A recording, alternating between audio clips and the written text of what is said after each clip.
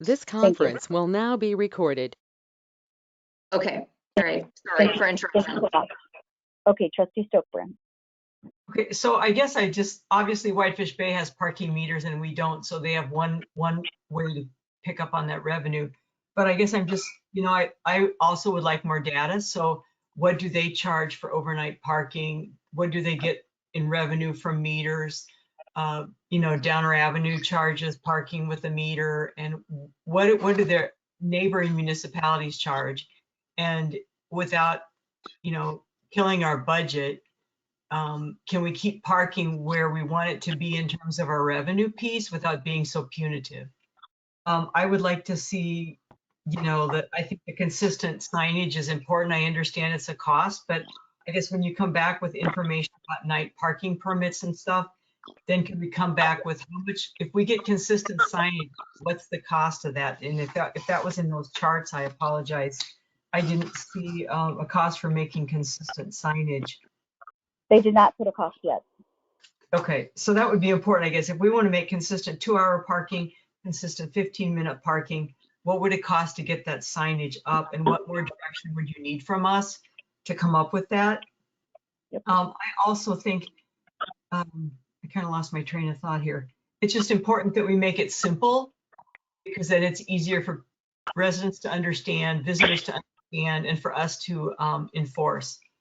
And I guess, as long as we're competitive with the municipalities around us, and we can make up for that revenue with the monthly parking permits, I'm good with that. I would echo what David, if there's a way to move forward with some of the simple things. I know on Lake Drive, if Atwater Beach opens up to something more than just walking, and we have the lifeguards this summer again, I would really want to have, I don't expect the bump outs were expensive, $150,000 or something, 20 to 40 for the bump out. Could we at least get the RRFBs at Menlo and Jarvis? That would be the flashing lights, right? That'd be my only, I didn't see that separated. I just saw it with the bump out, and I'm assuming that a bump out is going to be really expensive, but what about just getting those lights up on Lake Drive for the summer? And I would echo what David has said about Metro Market. If we can eliminate one of those crosswalks, I think it'll make it less busy and safer. And I'm just trying to pick out things that I think are more safety oriented. Okay, that's it. Thank you. Thank you, Trustee Stokebrand. Yes. I just wanted to note that with the reconstruction of Lake Drive being planned, we have provided this study to the DOT who's doing the design for Lake Drive, and specifically called out some of those improvements relative to crossing Lake Drive that Trustee Stokebrand had mentioned. Okay, thank you. Bart, do you have any questions for Trustee Stokebrand? Nope, I think I've captured that clearly. All right. Trustee Bockhorst. Oh, she's not at the meeting tonight, correct? Okay, Trustee Ursing. Thank you, President Rozek. I think I, echo what everybody else is saying here. I've had a couple of days since this came out to really just jump in here and do as much research as possible. These weren't meetings that I was a part of as kind of this analysis was going on, so I'm really just kind of jumping into it now. There's many high ticket items in this proposal that I really like, with biking, with the bike boulevards, with the bike lanes. I think those are really great proposals. They look very expensive, so I'm not quite sure where the room in the budget for those ideas fall, but they're something that I really support and would love to eventually see happen here in Shorewood. I love the idea of the complete street initiative. As we start to rebuild a lot of our streets, I think it's something that it's worth thinking about and worth talking about. Outside of that, there's several quick action items here, like the ADA. I think that's a no-brainer. Creating those spaces in the village would be fantastic.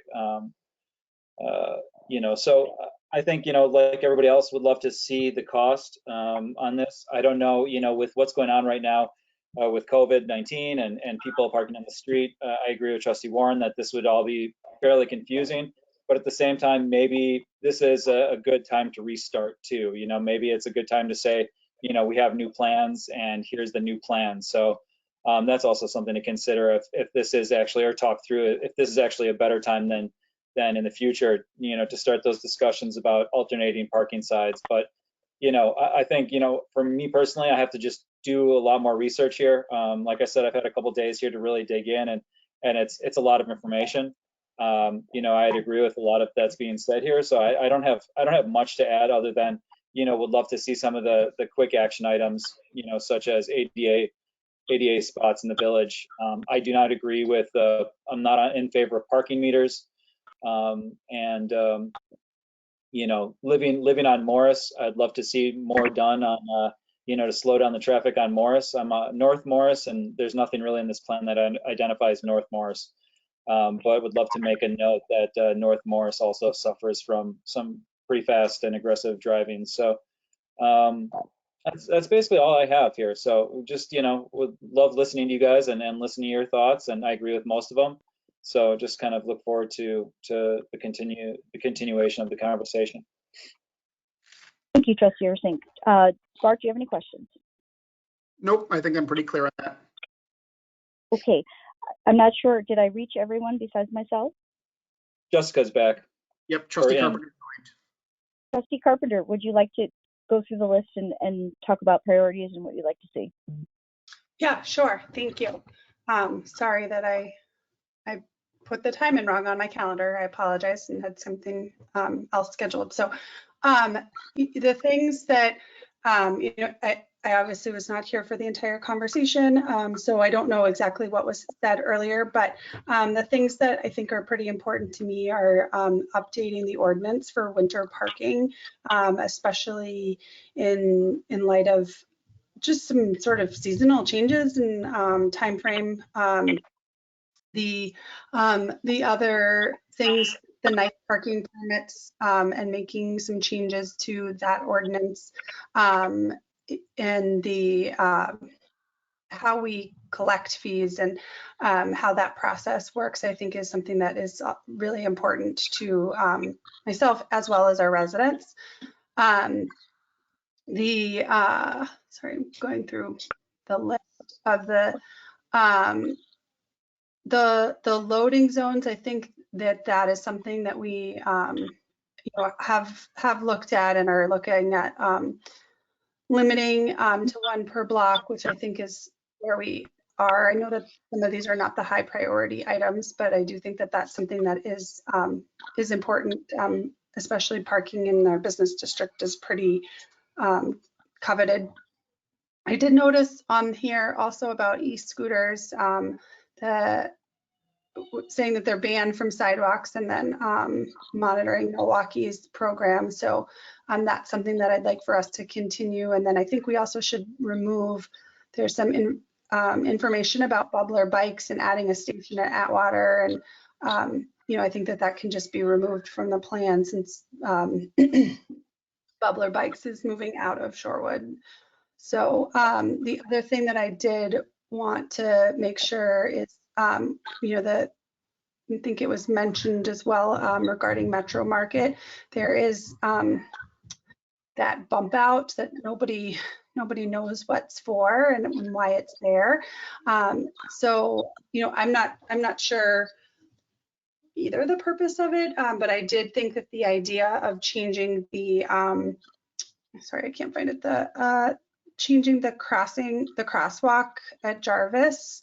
I think somebody had already mentioned that too, but that one was also really important to me. So that was just kind of my feedback, sort of in general. So hopefully that's helpful to you, Bart. Any questions, Bart? Nope, that's pretty much in line with what we've heard elsewhere, and I've got a few specifics pulled out, so that's what I was looking for. President Rozek? Oh, sorry. President Yeah. Rozek? Is there a question Yeah. on something? Go ahead. May I have one minute? Sure, go ahead. Sorry, I didn't go through the pick list like everyone else. I'm trying to make Bart's life a little easier.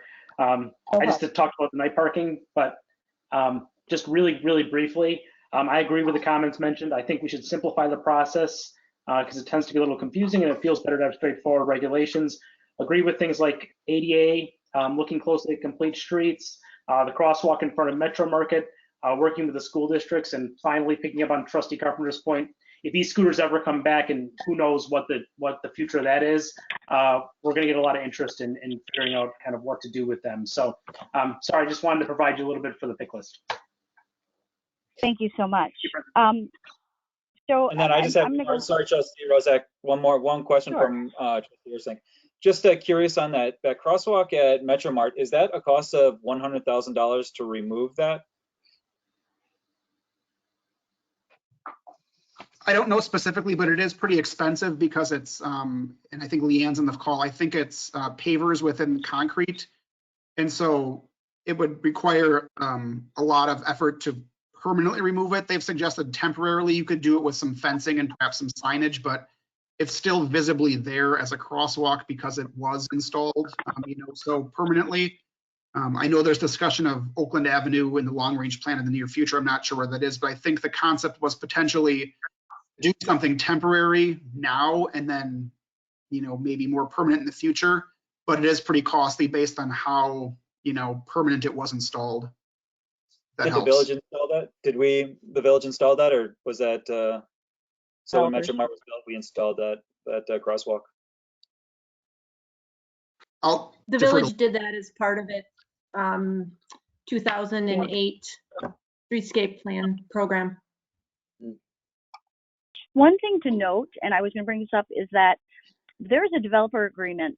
Now, granted, the past city manager or village manager, I believe, I was told, and Mark can correct me, but signed off and said all improvements related to the development in regard to the street and public works was done. But the way I read the developer's agreement for the Metro Market, it says that until we were supposed to do the study, and whatever recommendations come from internal circulation in that study, and I believe any public works improvements to the streetscape, meaning like if there were changes to be made, that they financially participate. So I would ask that Bart look at that developer's agreement again and come back at the next meeting and let us know if that is the case, because that would be time sensitive and financially, have a financial impact. I would want, if it does say that indeed, and that's how our attorney or whoever is interpreting it, then we would want to share in those costs or pass those costs along to the developer. Thank you so much. I'm going to go ahead and do my list. Were you all finished, Trustee Ursink? I am finished. Thank you so much. President Rozak, I did have one more comment. So Sure. I wonder, is Bart, because we are so seasonal here, is Bart looking for input as to whether we can put off the big things, which in my view is the night parking permit and the alternate side parking, to put those off until 2021 and consider everything? Okay, so I would be in favor of something like that. To Trustee Warren's point. He's not going to, staff has no recommendation from my conversations of which ones to put off. Bart, do you have, there's so when I spoke with Rebecca, correct me if I'm wrong, some of the bigger transportation items, like if you want to change a street, those we're in long range planning right now. And like I said, we can't even find the money for an alley. We're putting that as conditional. So I would assume that those would be discussed because they're larger projects. Parking we've discussed for 5 years now. And we're waiting for the financial analysis. The good thing is that we have COVID data now. We have 2 months worth of data of expenses. So there are ways you can stretch. So I think that is something that can be discussed for this budget season. It's a permitting process. Now, granted, if there's a new system in place that needs to be, like a Duncan system to change, the implementation, I'm sure, would be longer. But the budgetary impact, I'm hoping for this budget season to know what it could be, the projection. Okay, my question was just about staff time for the year, considering everything that's going on. Okay. Rebecca, start. Yeah, and to answer that, if it was the board's majority opinion that things could wait, that's what I would like to hear tonight, because if I hear that they can't wait, we'll try to put them into our work plans, which might mean that we would defer other things. So if some of these things are not as high priority, in anyone's mind, I thought I was hearing that night parking alternate in winter was at least high priority enough to work on. Whether to be implemented or not is a good question. But in my mind, I heard that it was important enough that we bring something back to you, ideally, with the budgeting season, so that you know what the cost of that might be. But if it's not important to you and it could wait, then we would, place it later into our work calendars. Obviously, we've got other things in there. So I appreciate the question, and I'm reiterating my opinion on that, that if you think it could or should wait, I'd like to hear it. But to me, I thought I was hearing that the desire was to bring it back, within budgeting for this year. Let me just do it this way. Let me say my comments to finish off the first round around the table, and then Trustee Stokebrand will go ahead and go back around just to answer that question once everybody's comments are given. And then we can talk about whether or not we think adoption of a change and or implementation can wait. Is that okay with you? Sure. Stokeberg? Okay. I'm just going to go ahead and give mine. I'm the last person, and then we'll ask staff for any comments. Then we'll go back around the table one more time. I'd like to address overnight parking. I'm probably the one that's worked on it the longest and has the longest duration with the background, besides probably Mark, because Mark and Tyler were around for longer than I. For myself, I've waited 4 years, and the financial impact is what I'm waiting for. I believe, and I've stated it multiple times at board meetings, as well as, I'm 100% for changing the overnight parking regulations. I think we penalize renters. I think it's unjust and unfair. And I certainly would not want to change overnight parking just for homeowners. And so that has been brought up in the past, and I want to make it clear that when we change regulations, if we do and we get the vote, one way or another, that there should be the multifamily apartments addressed as well, the parkers. So it's unfair. That's who's being punished the most. I think 500,000 in a revenue stream from parking citations, because we don't offer overnight parking, is harassment. And I've said that out loud many times. I feel it's important and time sensitive that we get this done after 4 years of looking at it. So that's my own opinion. Implementation can come at a later time if there needs to be Duncan changes, but I do think the vote should come within the next year. It's okay, to vote for something as a policy direction, but then if there's multiple phases that have to be implemented, that would be fine as well. That's for night parking. I think night parking and winter parking go together. So you need alternate side parking, and you need, one of the things went through our conversations over the last 4 years with the interim village manager here, and as well as the past village manager, is winter regulations, alternative side regulations, and night parking permits are the three things that go together, because you can't have people parking on the street in the winter on both sides. And then the residents would always bring up, and also when we talk about it, they would say, can we get rid of that December to March, because sometimes it snows in April. So staff in the past have agreed with that as well. So I would lump those three together for implementation purposes.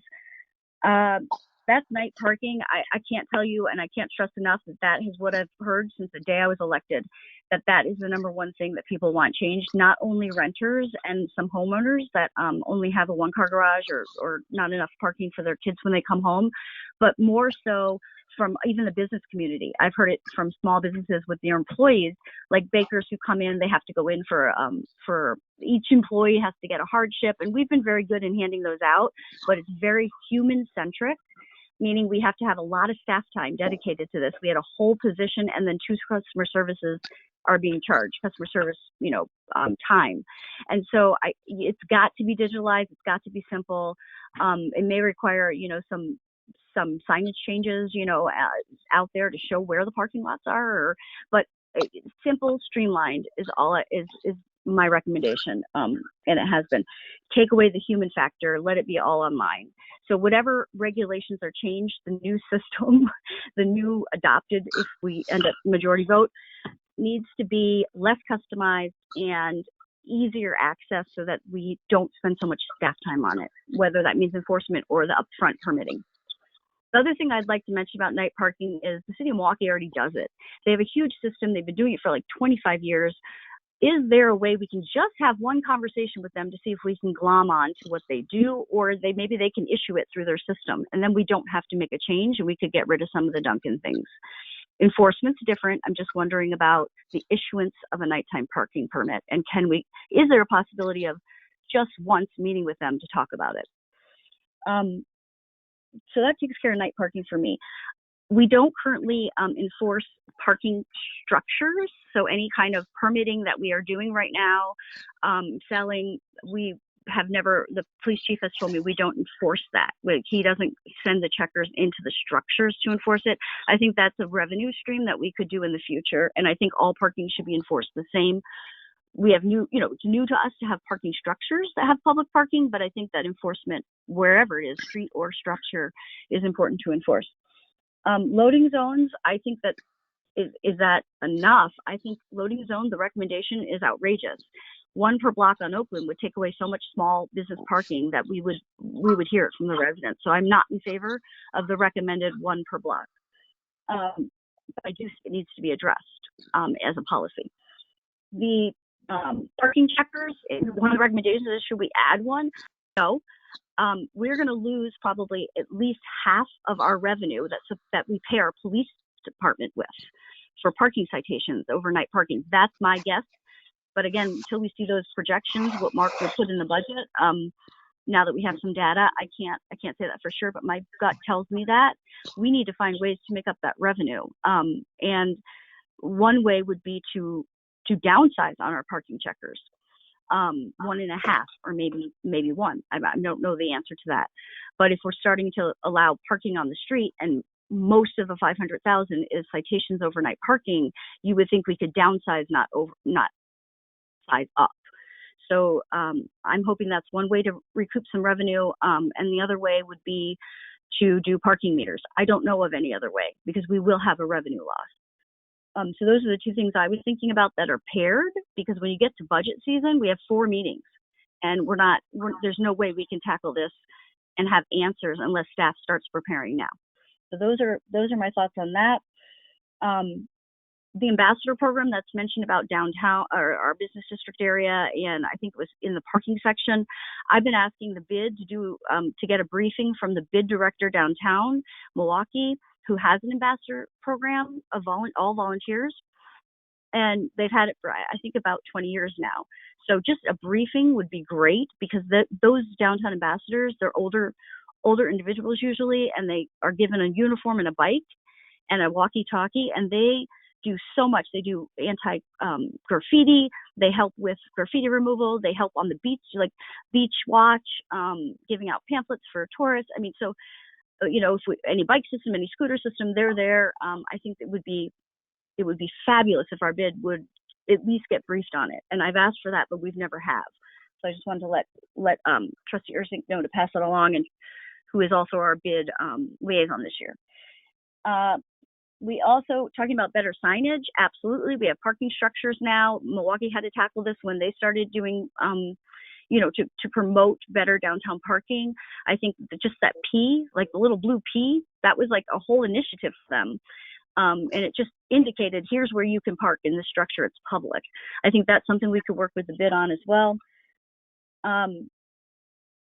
Stop signs, when I was a public safety chair, we talked about the excessive stop signs, and the chief was on board who usually does these recommendations, and he had mentioned it was actually a safety hazard to have so many, because our policy has always been in the past, when someone asks, rather than actually looking at a comprehensive system of stop signs, we do it one by one based on resident requests. And so over time, Trustee Maher and the police chief has said, we really need to look at this comprehensively. And so I agree with that is a priority. And I think that we will downsize our stop signs is my guess. Lastly, e-scooters, 2 things, e-scooters and bike lanes. E-scooters, we need a policy and an ordinance on that. We should be following Milwaukee. They're gonna come and we should be prepared for it when they do.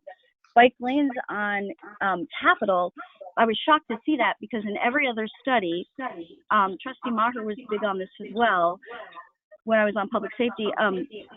it was always mentioned for Kensington and Murray as the bike thoroughfares. So taking away one side parking and putting a bike lane. So I thought that was going to be studied. I guess it wasn't, but that certainly makes sense to me. Capitol Drive is, you know, a state highway. Sure, we can look at it there when it's redone, but in the short term, I think it's more of commuting down of Village Street rather than a state highway. So that's my thoughts on bike lane. And then I think any type of road, like bike lane, all that stuff should be coordinated when we do long range planning for future years. Because this year we already looked at it and there's nowhere to put it and find some money at this moment, and we're almost done. So that was all I had. Do you have any questions for me, Bart or Rebecca? Nope, I got it. Okay, and my number one, I've been saying this for years, night parking. I can't tell you that the residents are most interested in that, and I also think it's the most punitive and unequitable in our, ordinance in our books. Also, night parking, if we do not make a change this year, the ordinances conflict with each other and the policies, so something has to be done to at least make them consistent. With that, I like Trustee Stokebrand's idea of going around the table and letting Trustee Stokebrand, can you repeat yourself? I guess I thought if staff was looking for direction, we need to tell them how much we want done this year, considering that we're in a global recession and a pandemic, and there's a lot of things on the plate that wouldn't have been on the plate otherwise. How much do we feel we want to ask them to do before the budget site, this year? And, I guess I understand the urgency for the parking permit, the night parking and the alternate side.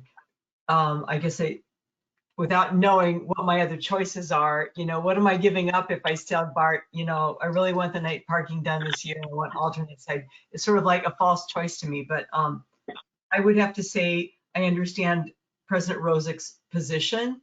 I just think that we are in crisis mode. And if we can't afford the signs this year, and I can just ask you feasibly, could you get the data analysis so we'd be ready to hit the ground running next year with the changes to the night parking permit? Or could, I just, without knowing what the signs would cost and without the data on the numbers, it's hard for me to tell you what I want you to prioritize. And I'm sorry, so I'm being vague. Can I ask a question about the signage? I mean, it's going to sound silly, but we know how many signs are out there, and we know how much a sign costs. So I don't know how much time intensive that would take. Can you address that part? I'm happy to wait if Leanna's still here. I don't know the number of signs out there. I don't know how many signs we have that say what. The study, the analysis implied that it'd be $300 per sign to change those, but we don't know which signs need to change. So to your point, I think it's a relatively easy thing to calculate once we know the data, and maybe Leanne can weigh in. I don't know if we know the specifics of each sign and where they're placed. So if you had to change, Leanne, winter parking, so you needed to change it from December to March and to say 2 inches or whatever the board may decide. And so that alternative side parking and making, overnight parking changes to signage. Those 3 things go hand in hand. I can tell you that. Could we count those signs? We would have to, yes, but we don't currently have that data. And we're 1.5 square miles. So how long would that take to count those signs? I would guess at least a week with one person dedicated to that only. A whole week for one person to count the signs. Okay, thank you. Any other questions for Leanne on that? So Kathy, our Trustee Stokebrand, knowing that, would it still be a priority for you or not? I guess I would err on the side with Trustee Warren. I think our plates are full. If there's a way we can do all the work so that we can hit the ground running with a new parking plan after the winter season is over next March, I guess I would go conservatively then because of staff time and COVID. Thank you so much. Trustee Carpenter.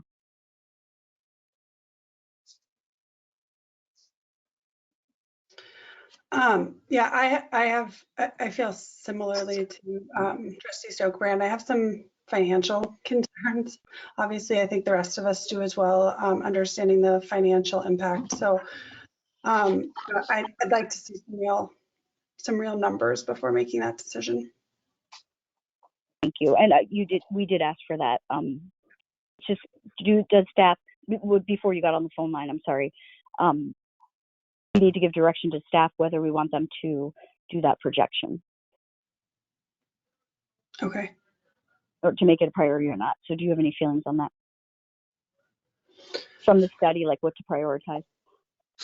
I mean, I think the thing, I mean, that was sort of what I went through, like what to prioritize. I thought that was what we were already discussing. You know, I think the nighttime parking is like the number one thing that we hear from residents over and over and over again. So, but I also think like we can't make that decision and in a vacuum. We have to know what that costs, and we have to also weigh that with the global crisis that's happening right now. And so, yeah. Okay, thank you so much. Trustee Amenta. Yeah, I mean, the parking study was our top priority, I believe, for this year. It was either last year or this year, but you know, we have identified it as a top priority for quite a while. So I feel we need to keep moving ahead. I'm not sure, you know, I'm not sure what the changes are really going to be for us in terms of COVID. I mean, our report from last week was that, or last meeting was that because we had that additional permit revenue, we were actually, you know, ahead of the game. So, I mean, I don't know. I'm not seeing that there's going to be extra costs involved for us with COVID at this point. I mean, I may be buying some PPE or something like that. But so yeah, no, I think we have to move forward. I think we need to get the financial data that we need and start talking about the overnight parking and the things that we all agree on about the making the 15-minute and 2-hour parking consistent. I think we should just go ahead and do. And yeah, that's my opinion. Thank you so much. Trustee Ursink.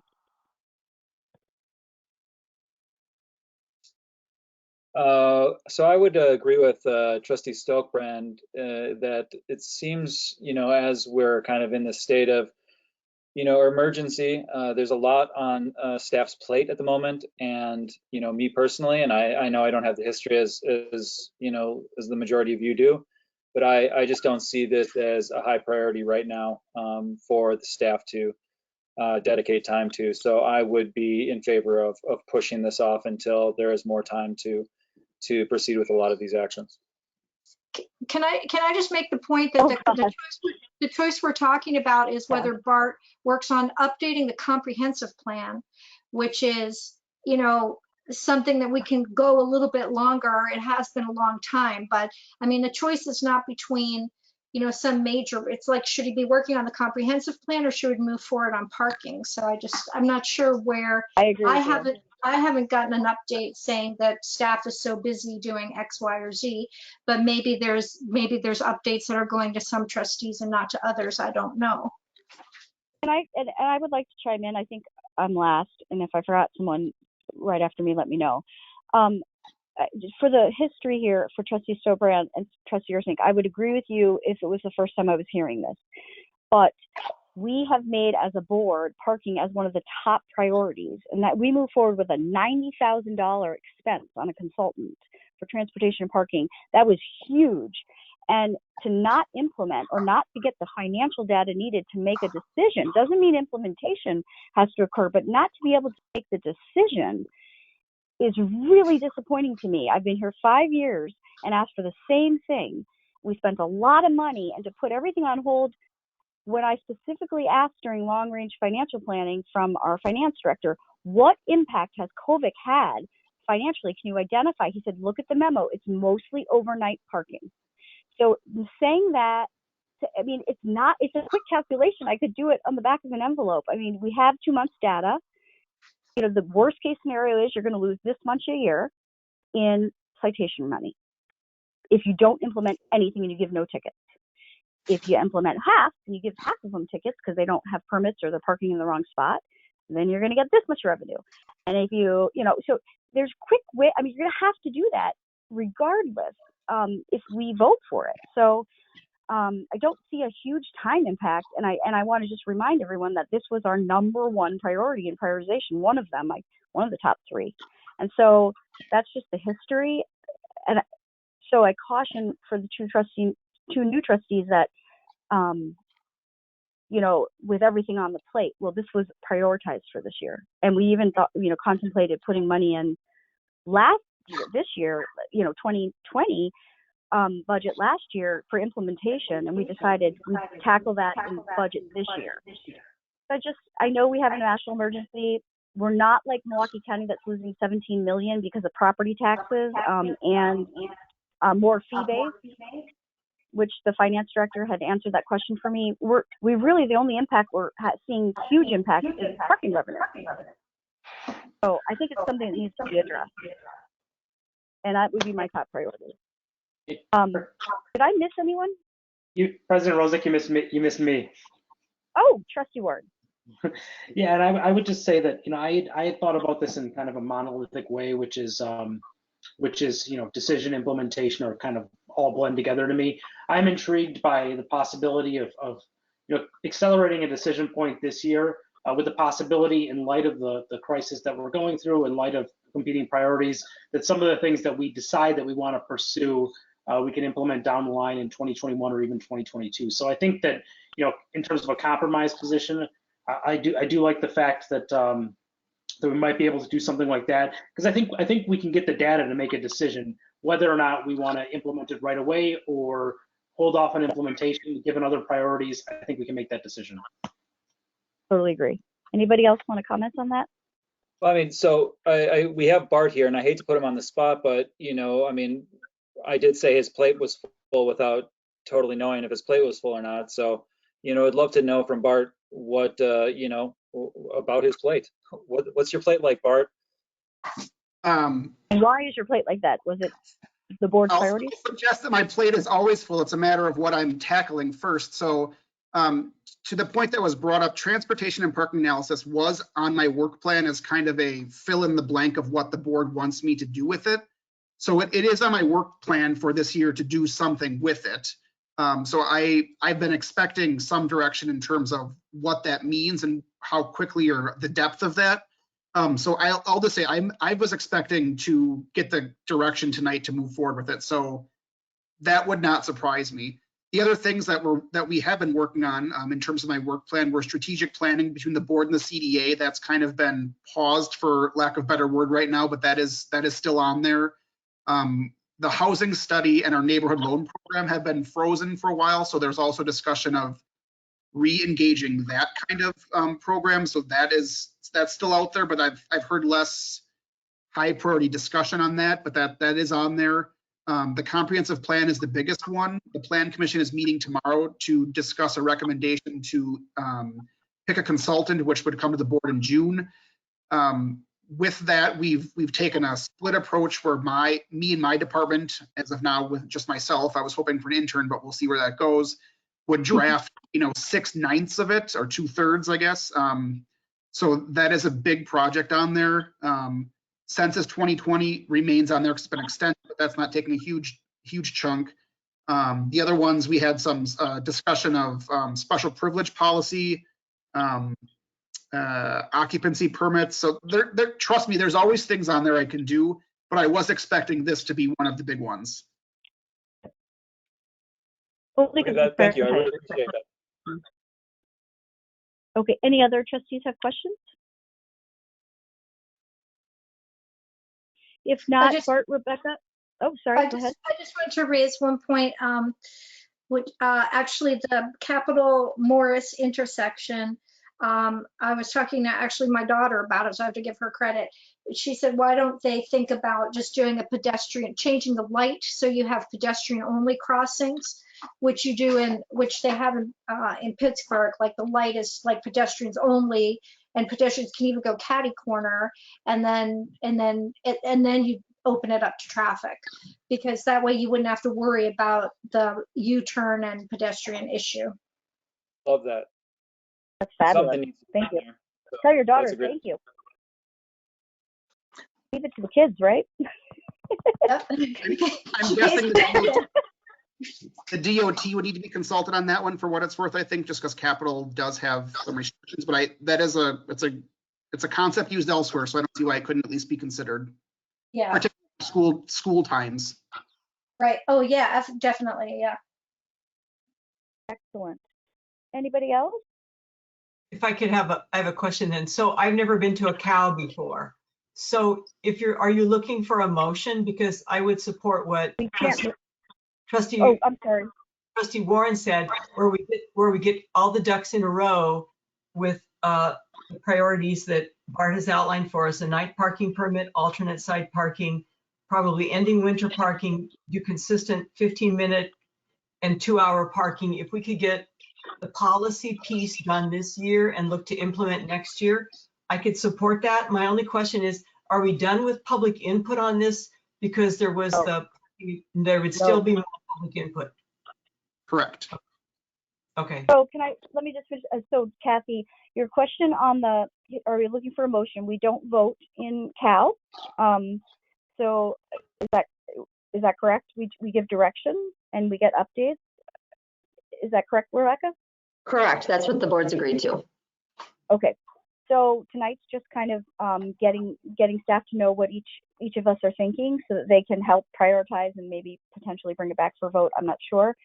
I think with respect to Trustee Warren and Trustee Stokbrand's comment on the compromise of policy, I just want to stress that if we don't have the data for budget, you're going to wait a whole other year to make that policy decision, because no one can make a policy decision without budgeting for it the following year. So it's not, I know it's work, but I can tell you I could do it. It's not, now that we have data, it's not as laborious as everyone seems to think it is to just give us financial projections, like a five, just make a few worst case assessments. So anyways, we'd have to do it anyways, but to wait a whole year for another budget season is really troubling for me. So I totally agree with Trustee Warren and the compromise. I'm fine with implementation being multi-phases, because it's going to be a lot. But to just be able to say, yes, move forward and let's start working on it, you're going to need some money. And last budget season, we had hard time even putting a dollar amount there. We said we tackle it this year for parking. And without that data, without that projection, once again, we're going to be in the same position. So I strongly recommend, from my own personal opinion, that staff come back before budget and give us some projections that we can look at. If no other trustees have follow-up questions, does staff have anything for us? Any questions or? But I think we have the direction that we need. At least I believe we do. And I see you nodding at me. There's really bad feedback. Everyone needs to mute their phones who's on the call. So as we've just had the last couple of minutes, we've had some callers just recently join in, I believe, for the regularly scheduled village board meeting at 7:30. So if I could ask the callers who have called in to please mute your phone for the time being, so that we don't have negative feedback. And then yes. what I would say. Yep, at the beginning of the board meeting, go ahead. What I would suggest we do right now is that there be a motion to adjourn the CAL so that we can begin the regularly scheduled board meeting at 7:30. I'll move to adjourn. I have a Second. motion by trustee Warren. Second. Trustee Amenta. Is that trustee Amenta? Yes. Okay, second by trustee Amenta. Any further discussion? All those in favor say aye. Aye. Aye. Any opposed? Motion carries 5-0. Is that right, clerk? Or Correct. 5-0? 6-0. Okay, thank you so much. We're now adjourned, and we will, Rebecca, is this the same line? Yes. Okay, so would you like me to start the village board meeting? Yes, Can we we take are. just like 2 minutes or a minute? Can we take a minute before we get started? Is that possible? Just a Yes, quick we can. break. So we're going to take Okay, thank we'll take a quick break. It's 7:33 on my phone. We will come back at 7:37. So we'll take about a 5-minute break.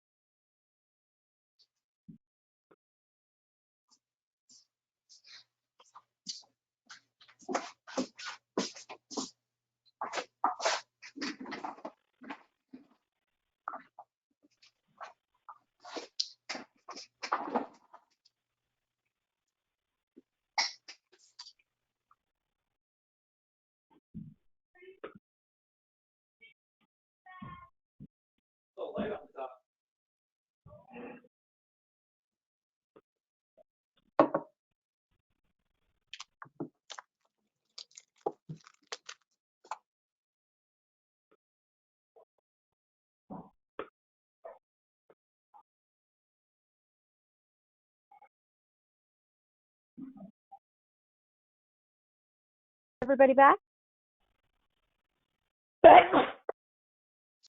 I said 7:37, right? Or did I say a different time? You did say Nope, 7:30. 7:37.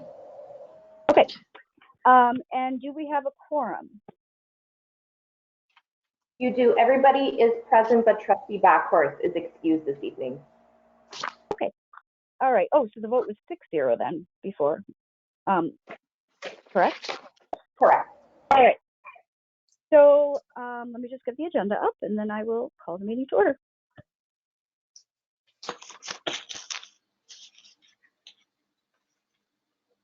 Sorry, hold on for 1 second. Here,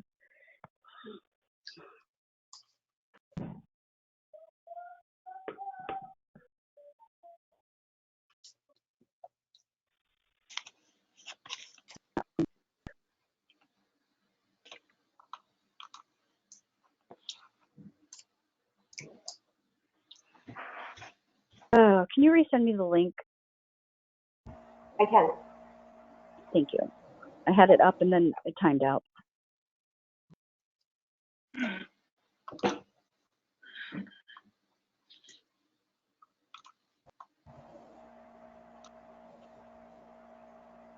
Just let me know when.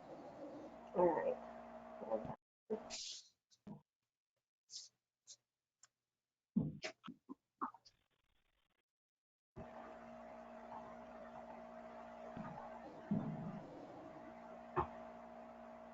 Did you send? Not quite. Sorry. Working with one screen. Okay. Yeah, I haven't gotten it yet.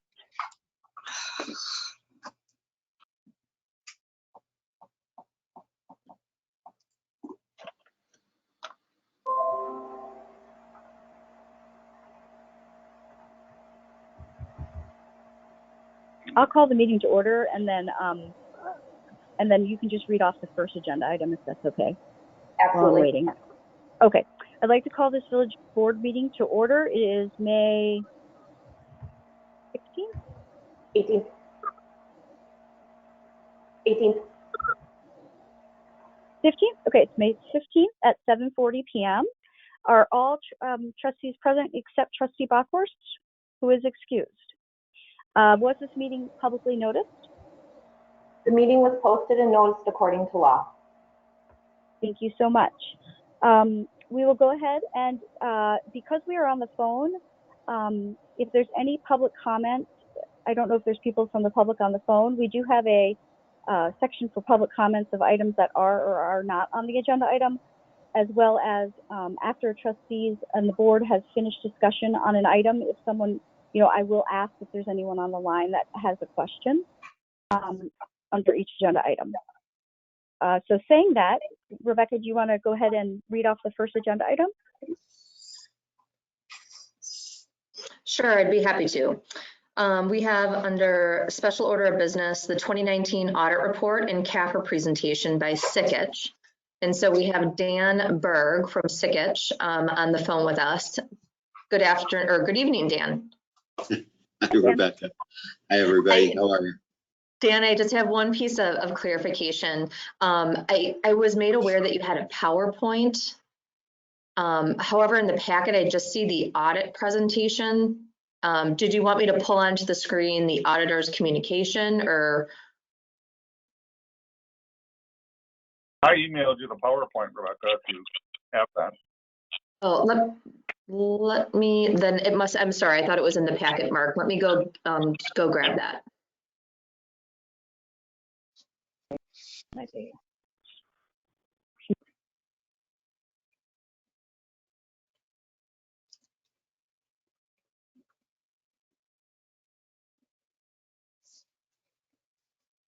Just let me know if I need to do anything.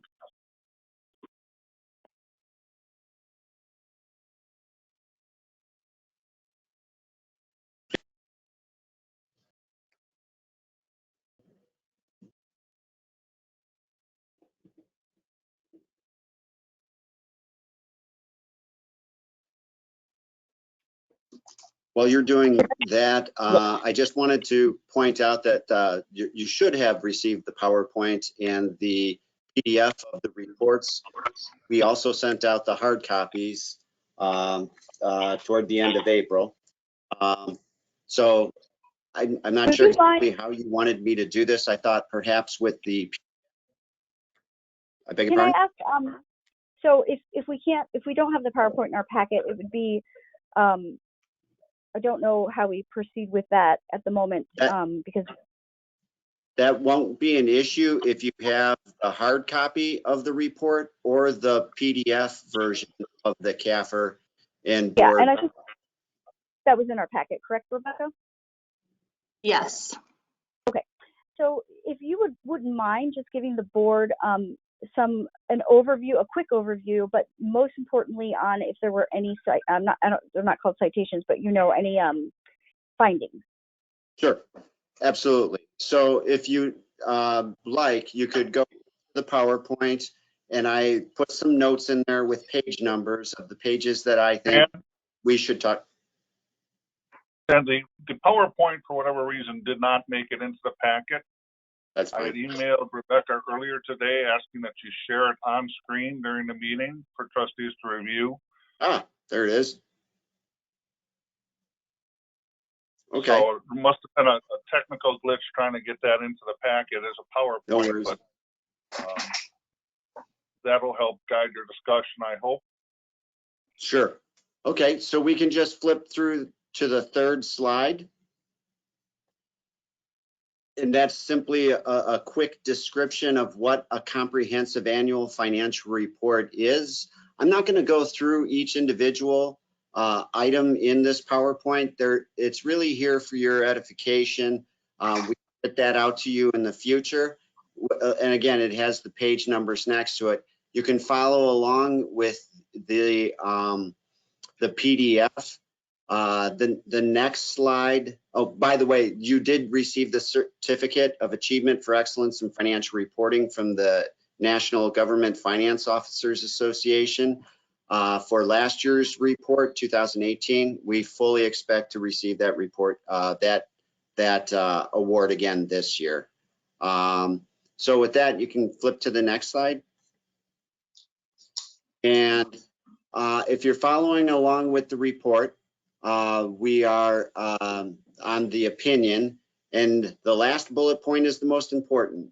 It's a clean opinion it's commonly referred to as a clean opinion. We call it an unmodified opinion. It's the best opinion we're allowed to give, and the opinion that you are accustomed to receiving with each of your past audits. The next slide talks a little bit about some of the components of the report. A comprehensive annual financial report includes a transmittal letter, certificate, opinion. If you haven't had a chance to go through the report, I would strongly suggest you start with the management discussion and analysis that begins on page 11, goes to page 25. It has last year's and this year's information side by side in several tables. It gives management the ability to explain to the reader why things changed between the last 2 years. Very, very important that you begin with that. On the next PowerPoint slide, we talk a little bit about the components of the financial statements themselves, the statement of net position, statement of activities. If you want to flip to the next slide. And simply, you can follow along again with the PDF where I've bookmarked it, the statement of net position, the statement of activities. On the statement of activities, it shows that each of the areas went up in net position. The change in net position for the governmental activities went up $3.4 million, and the business type activities went up about $250,000. So that will tell you that economically, the village was better off at the end of 2019 than it was at the end of 2018. There's a few more slides that kind of lead you through the CAFR, key sections of the CAFR. The fund balance for the general fund was about 43% of 2019 expenditures, which is above what the village's fund balance policy is. On page 34, there's the business income, the business type activity income. like I said, in total, went up about $250,000. Each of the funds went up. The parking went up a little bit, 16,000. The water went up much more substantially, 342,000, and the sewer utilities went down in that position by about $111,000. On the next slide, I just talk about on the PowerPoint. I don't see the, I don't think I've seen the slide.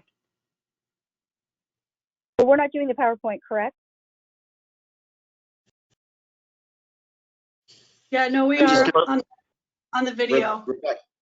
Yeah, Rebecca's kind of flipping through it, and I'm kind of alluding to both the PowerPoint and the PDF. Okay. I don't have either, but that's okay. Okay. Some of the other key sections in the notes to the financial statements, the capital assets, long-term debt activity. There's a few other pages that I've bookmarked and note here on the PDF that you find intriguing to look at, especially the statistical section that's in the back of the report. It shows trend data over a 10-year period. And so on the PDF, what page would you be on the PDF? So on the PDF, the capital assets, it's kind of noted there in the PowerPoint. The capital assets are on pages 59 and 60. Long-term debt changes are on page 63. The general fund budget to actuals on page 83 and 84. The WR last 5 years of trend data on page 85. The non-major funds, in case you're looking for them, are on page 88. And then the statistical section begins on page 115. I'm sorry, 96 and goes through 117. The other document that did anyone have any questions on the comprehensive annual financial report? We really didn't have any findings there. That the findings would be in the board communication. We can just hit that if you'd like, or we can answer any questions you might have about the financial activity position. I have a question. Does any trustee have a question before we move on to the memo that they've provided? I have 2 questions. Okay, Trustee Amenta. I had a question about the changes in our OPEB liability. This is on page 78. I just, if you could walk us through that, like difference between expected and actual experience. That looks like it was to the good, but then changes in assumption was almost $400,000. So can you just give us a little more explanation of what these changes are? Sure. The actuarial report that we received through the WRS actually supplies us with the Shorewood portion of the total OPEB liability that they calculate. That's going to fluctuate annually based on what the assumptions were for the prior year and what the actual results were for the current year, somewhat, as well as, you know, number of employees changing or age of the employees changing and actual use of other post-employment benefits. When there's a change in assumptions, and I don't have those footnoted, so I'd have to look those up, that impact is they try to defer the impact over a period of time rather than changing them and having the impact hit the liability in the balance sheet in the first year. So that 300,000 to the bad, as you said, that will be amortized over. Actually, that's to the good. That'll be an expense that will be deferred for a few years and recognized, according to the table down below, a few $1,000s at a time. I think it's $2,000 at a time. And then the other ones, the difference between actual experience and expected experience, That's going to be the change, exactly what it says. Things didn't happen exactly the way the actuary said. Here's the financial impact of that, and let's spread that over time as well. And the net of those two is what's being amortized in the table below $2,000 per year. Does that make it? So our OPEB liability, that's handled through WRS. We don't handle that on our own as a village. Correct. Okay. You don't have your own plan that you're accounting for and have a trust to pay off this liability. Okay. So the other question I had is on our debt. I mean, our overall debt is down from by like 42 to 38 or something like that. But then I noticed that our debt service as a percentage of our operating expense is up. So I didn't quite understand. I mean, I guess it could be higher interest rates of the debt that's left, but it just seemed counterintuitive that they seem to be going in opposite directions, right? Right. The debt did go down by over $4 million, nearly $5 million actually. Where did you compare that 42 million to the operating expenses? Okay, I put on my notes page 103.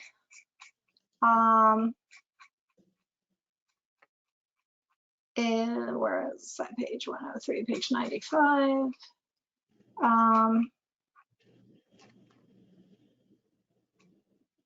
And there at the very bottom, it says debt service as a percentage of non-capital expenditures. So Maybe I had that's to the do amount of payments that were made. If you see in the 2019 column where it says debt service principal was $4.9 million. The year before it was 3.7. So we're mixing apples and oranges a little bit. The reason the debt went down by over 4 million was due to this $4.9 million payment there. And that's payment went up substantially from the prior year. That's why that percentage at the bottom went up. It's a percentage of expenditures, not a percentage of outstanding debt. And if I could add, that was due to the refunding that we called those bonds for TIF 1 early in 2019. So our expenditures for debt actually went up as a result of that, but it retired the debt.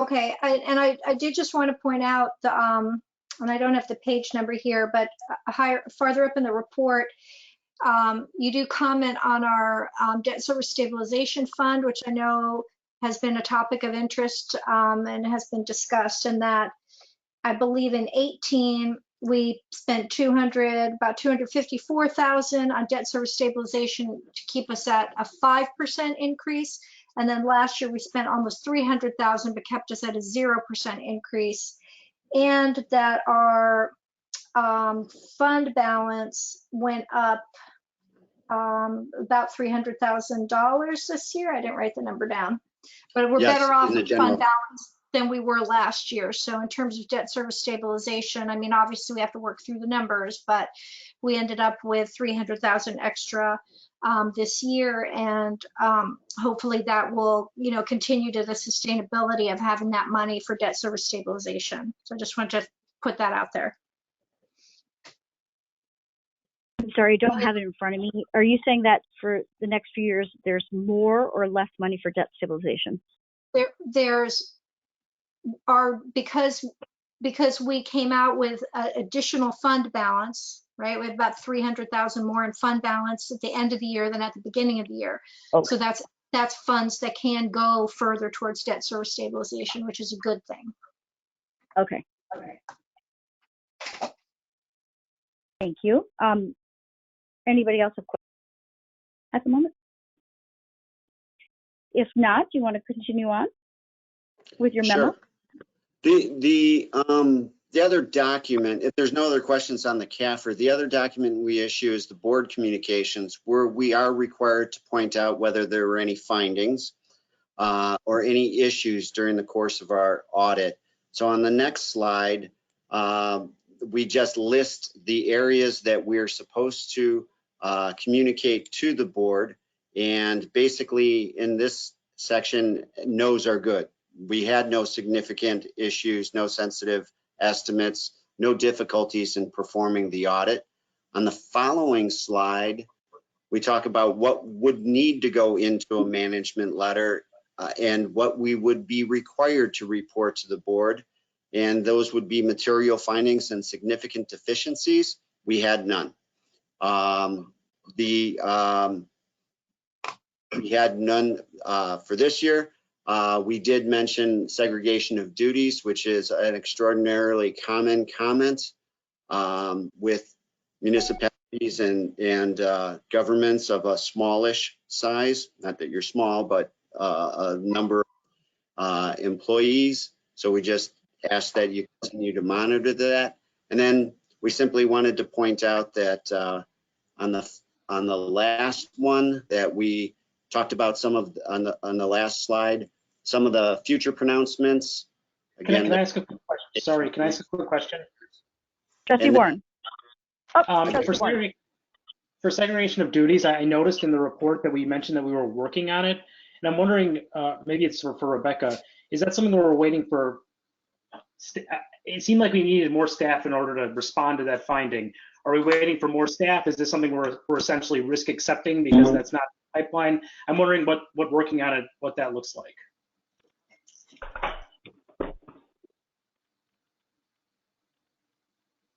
I can respond to that if you'd like, Rebecca. Sure. Sorry, I was. There are a number of cross-check, cross-verification things that staff is doing in the background to help mitigate the fact that we don't have enough staff to fully separate some key duties.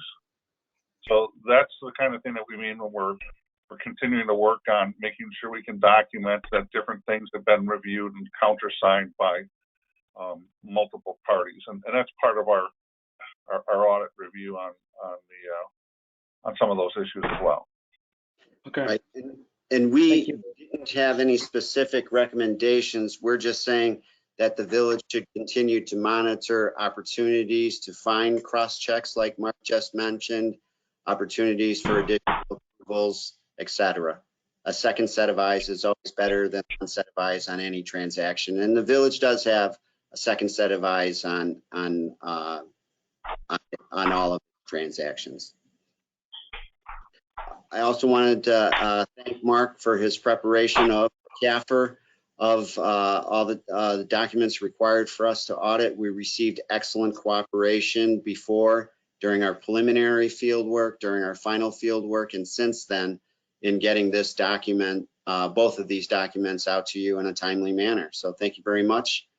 And we enjoyed working with the village this past year. We did have that internal control document that we issued separate and apart, separate engagement back in February. I wanted to point that out, that wasn't part of these two documents. Thank you.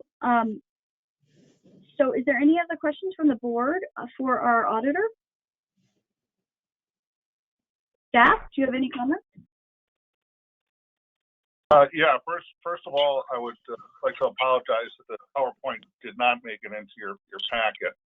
I'm certainly going to, again, I believe the PDF version of the CAFR in the board packet does have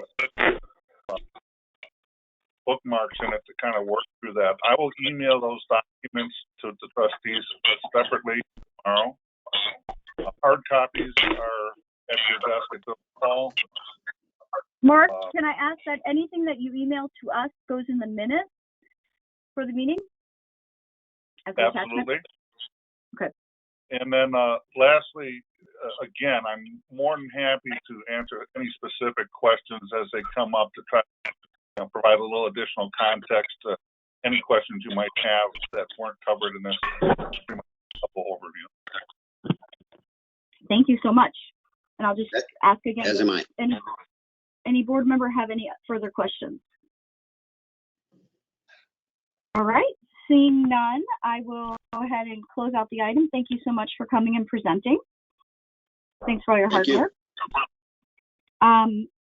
And Rebecca, do you want to read the next agenda item? Sure. Next agenda item under special order of business is consider ordinance 3011, amending section 10, smoking prohibited in certain places of Article 2, general regulations of Chapter 319, health and sanitation of the Shorewood Municipal Code and associated communications. Thank you so much. And who's here? Overview. Anybody? This is Ann Christensen from the North Shore Health Department. This has been brought before you, and we've had numerous discussions over the past year plus about moving forward with an ordinance around smoke-free parklands, including beaches and the parkway in the village of Shorewood. At our meeting on May 4th, the village board approved let me just get the right language here, that approved implementation of a smoke-free policy with the exception of leased premises such as Harbor Park Lodge and River Park, and asked the staff to return with a proposed ordinance, communication plan, and other administrative actions. And that is what's before you tonight for your consideration. Director Christensen, is there anything different? I mean, can you just so for the public that may not have read it, what is the changes between, you know, in the language that you put before us? Or what, any significant changes between what you were recommending and what we asked you to bring back? No, in terms of this is the ordinance that we would recommend, as it's fairly comprehensive. It includes the beaches and the parkland in the village of Shorewood, and we feel like from a public health standpoint, this is a really important step for the village to be taking. Okay, so it includes the beaches for Atwater or one beach. The only parts that it excludes per board direction was the Hubbard Park and the Estabrook Park smoking area. Correct?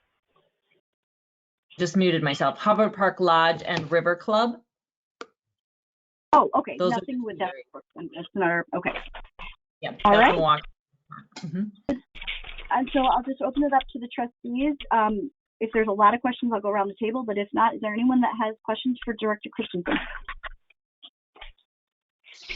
Well, there's a quick silence. I'll just to jump in to remind people to mute their phones. I know I see caller 17. We can hear you moving around your house. So it's appreciated if everybody can mute if they're not a part of this discussion. Thank you.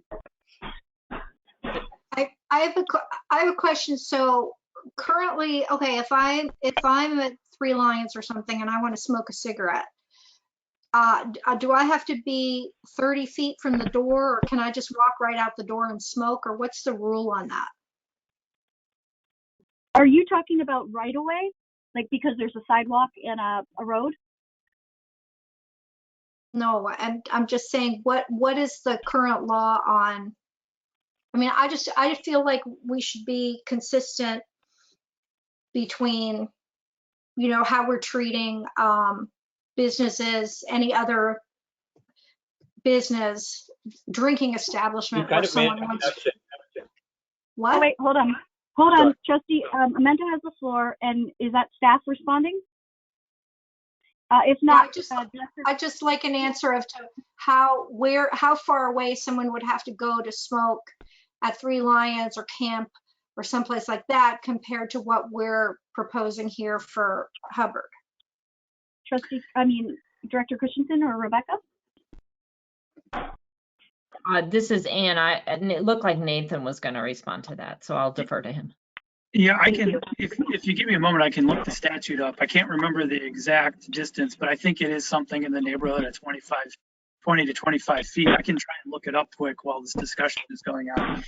But alternatively, the proposal that's in the packet is to ban the smoking in all of the park areas, except the areas that are subject to the commercial lease in Hubbard Park. And can someone in Estabrook Beer Garden, can someone sit and drink a beer and smoke there, or do they have to? No. This is Ann.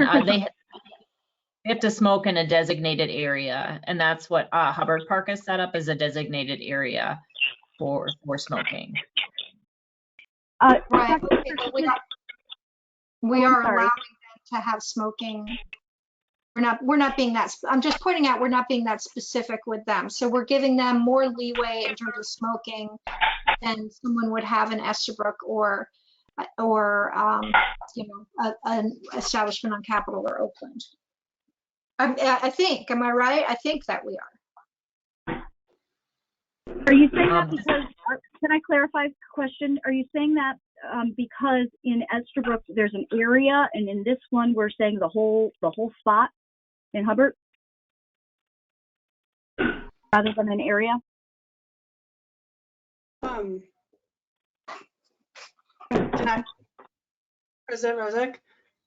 Yes. Trustee, I thought it was, maybe I'm understanding that incorrectly, but I thought that the smoking area in Hubbard is just for the Hubbard Lodge or the River Club. It's not for the entire Hubbard Park. So and that is, I believe, the same, and Director Christensen, tell me if I'm wrong, but I thought that that was the same as it would be for Estabrook. In Estabrook, it is just at the beer garden. Is that, so I thought that would be like what we were doing for Hubbard Lodge was what, like in line with what is done at Estabrook, if that makes sense. Right, Estabrook, yeah, so I think the confusion is that in the Milwaukee County Code, Estabrook Park has specific, and I'm looking it up here, but specific designations for smoking areas that that only permit smoking in those areas versus the ordinance in front of you does not, as far as I can recall, does not specify that smoking on those premises needs to be in a designated area. Nathan, correct me if I'm misremembering that. Director Christensen, it does specify an area around, it's not the whole Hubbard Park, it's just next to the lodge. Is that, you know, in between the lodge and from our discussions last time, it was supposed to be written as in between, I think Rebecca defined it, but it was like in between the lodge and the river, whatever that thing's called. Right. Well, what it says is excluding the areas of Hubbard Park that are subject to private lease. So that's yes. That's the whole area. Is you're allowed to smoke in that whole. So if you wanted to smoke in Hubbard Park, you could stand right outside the lodge and smoke a cigarette. You can't stand right outside Three Lions or any other place. I'm not going to make a big deal about it. I think we should move on. I just want to point out that this is going to be the least restrictive smoking between Estabrook, Hubbard, and any other drinking establishment. So I just want to point that out. And I don't really want to move on because I didn't realize that, and I do agree with that if there is, and I don't know the answer, and so I'll glom onto their two questions, but if there is a distance requirement from an establishment privately, why wouldn't we do the same? It won't make any difference because that when it's being used as a restaurant or being used as a bar, or if there's an event going on, Wisconsin statute 101.123 would apply to that area, and any of the other restrictions would apply because it's being used in that manner. So the state statute is gonna define where you can and can't smoke if you're a customer in that leased area, that commercial leased area. So you're saying the state building code? Well, just the state statute, right? That would otherwise prohibit it in a bar or a restaurant or however else. Bart around? Because that review comes during, isn't it plan proposal? Isn't it the building code? This is the Wisconsin state statute smoking. It's for governing smoking, so it's different than the building code.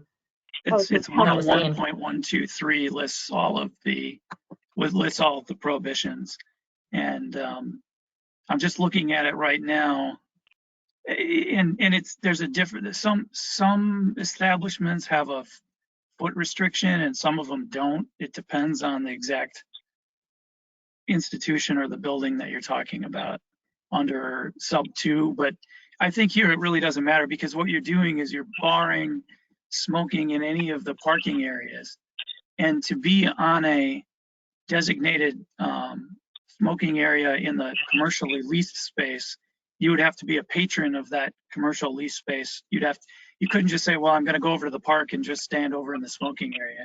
You'd have to otherwise be a patron of the Why? It's establishment. outside. anyways. I don't know if I agree with that. Because I mean, you don't have to buy something. You can be there. I guess It's outside. if the same state statute applies, and I don't know what state statute applies to outdoor beer gardens, but I mean, I guess my question is this less restrictive in terms of smoking than Estabrook or than, would be for Three Lions? I don't know I don't know what the county does in the county park at Estabrook. Pam? Yeah, I'm looking it up. My understanding, and I'm sorry, I haven't reviewed the county park regulations in some time, but that there was, that they only allowed smoking in those beer gardens in designated areas. What about private sector? I mean, outside of Estabrook Park or on the, like, Three Lions on the sidewalk? Because you can smoke on the sidewalk. You cannot, or you can? You can, yeah. So, Trustee, what do you think? I just brought that up. I mean, I don't want to take any more time on this. I don't want to make the motion because I'm not particularly in favor of this, but I don't think we need to talk too much more about it. Okay. I would like park to park. That would help me a little bit. I don't care about the private part then. They're allowed to smoke on the sidewalk. As long as it's the same restriction or not less restricted than what the county does.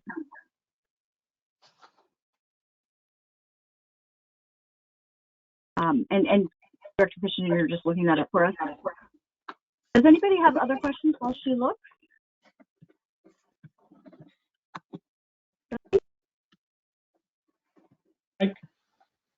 Yeah. Oh, can you hear me? I'm totally in and out right now.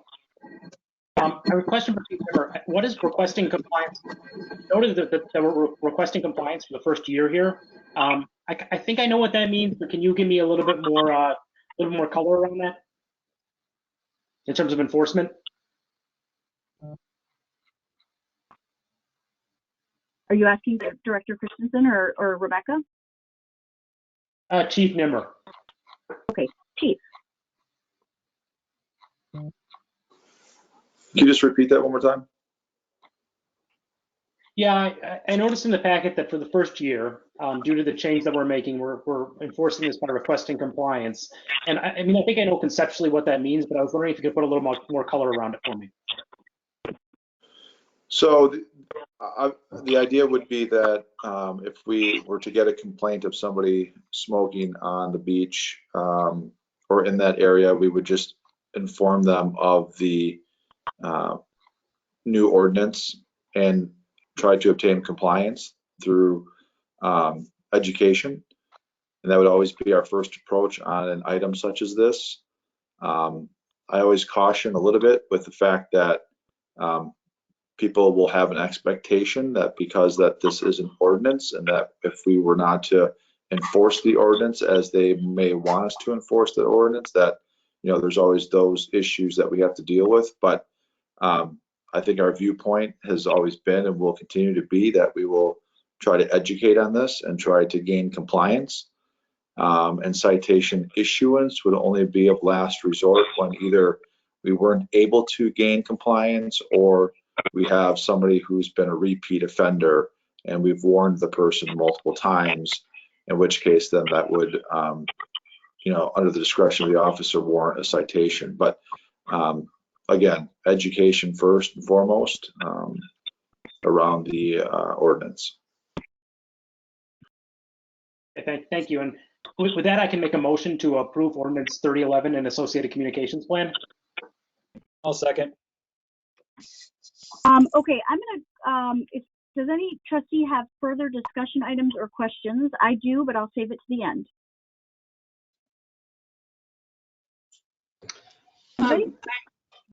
Trustee Carpenter. Yep, thank you. I just want to say that I am in full support of moving forward with this. I think that this is something that is really important for the health and well-being of our residents, as well as the cleanliness of our community. And I'm excited that we are moving forward with this. Thank you. Anybody else? So, President Rosick, this is Kathy Stoker. I just wanted to clarify the variation. It's judicial discretion. The penalty is between $100 and $250. So our municipal judge will be able to decide. Is that correct? Based upon the circumstances, what the penalty would be? That's correct. If there's not anything specifically listed in the forfeiture schedule, if it's just a range, that's how it works. That's absolutely correct. Thank you. Is that typical, Attorney Bear, that there would be a range like that for a citation? And why? You'd have to look individually in the forfeiture schedule. Some have ranges, some have specific amounts. Director Christensen, can you go ahead? I'm sorry. No, go ahead, Nathan. I'm sorry. Some have ranges, some have specific amounts, and some have, for example, first offense is X amount, second offense is X amount, and so on, and then third or subsequent. If there is a range, the officer that's issuing the citation, when they fill the citation out, it has to say must appear in court, as opposed to having the option of just pay and not appear on it and not contest it. And the reason they have to appear is because the officer doesn't have a number to put in there. So that's Why another. are we doing that? Okay, Director Christensen, are you the one that drafted this? I did not. Nathan and Rebecca did. And you're talking about the ordinance. If I can quickly explain that, there already is that range already exists for violating any provision in the existing ordinance. We're just adding parks to the violations. So in other words, where smoking is prohibited in other areas, such as in municipal buildings or other municipal property, we're simply adding parks to the list of items, the list of areas. So the existing forfeiture is that range. And I added to the memo that if the board saw fit to, designate a different amount for the park that would be different than, say, smoking in another municipal area or a bar or a restaurant or what have you, then they would have to change the forfeiture schedule as well. Got it. Rebecca, every time we open an ordinance, I always say, I've said it since I got elected, this board should consider, if there are any other changes. It's a great point for fines and forfeitures. Can you tell us why you would recommend keeping it that way and making everyone go to court rather than specifying the fine amount and avoiding that? We didn't make a specific recommendation on it. We provided the information of what it would correlate to for other smoking ordinances, and had specified within the memo that should the board decide to elect a different amount other than the same amount for smoking. I'm sorry, I apologize. I don't think I was clear. I'm not asking, I would have as a board member, no idea what the fine should be. I mean, that's what you guys are recommending from the research. But the question I have is, do you recommend, that process of making everyone go to court rather than specifying a fine amount? I mean, I can see with drug use, but is there a reason for cigarette use? Again, we have not made, or staff has not made a specific recommendation on this. We provided the information of what the forfeiture and the range would be, and provided to you what the current process was. If you wanted to change that process, we're happy to receive that guidance and then come back to you with modifications to the forfeiture schedule at a future date. Okay, maybe I should say it differently. When you did your research, was the other municipalities or whatever research you did they have a range? Was this the typical range, or did they have a set amount? I have not specifically done research on a range for a forfeiture for smoking within parks. or the beach. That would be something that I would, request the assistance of North Shore Health Department or the police department. I'm not aware of what other ranges there are. If I could just make a suggestion, there's a collaborative process in the statutes that it also involves the municipal judge as well, and there's some back and forth. The municipal judge can make proposals and then they have to be reviewed by the board, but it would make logical sense that if you currently have a set forfeiture or a range for smoking in, say, a municipal building or a restaurant or a bar, that the forfeiture essentially remain the same. So my suggestion would be, if you're considering setting a specific amount, that it would be uniform across the board. But my recommendation would be, as part of a comprehensive review of, of that forfeiture process, you may want to take that up when you're looking at the forfeiture, when you're reviewing the whole as a comprehensive thing, the forfeiture schedule. I understand. Let me just, I brought this up many times, so I'll just bring it up again. Whenever we open up an ordinance, my request, until I'm no longer president, is just that we look at the items within that, because we have a lot of outdated things on the books. And so if staff, our professionals feel that that is something that doesn't make sense, rather than hiring a consultant now to go look back at all our ordinances, one by one makes the most sense as of right now. Whenever we open an ordinance, we look at the entire ordinance and see if there's other changes that should be made or could be made or recommended. And we can do that if, Bart, you want to make a note of that to the budget process and fines and forfeitures, or Mark. But then you're gonna have to do the research then, and I don't want to overload you in budget. So I'm just, in the future, the request is, as it always has been, if we're opening it up, why send everyone, does that make sense? I don't know where it originated, and if you had a different opinion at that time, it would have been great to know. This is Ann. I can add a little insight into the forfeiture. That came from the Wisconsin State Statute 101 when the smoking ban went into effect in 2009, that the recommendation was the forfeiture from 100 to 250. So my best guess is that was adopted at that time to be consistent with those state recommendations. And is it still consistent? Like, it still makes sense, yes. Correct?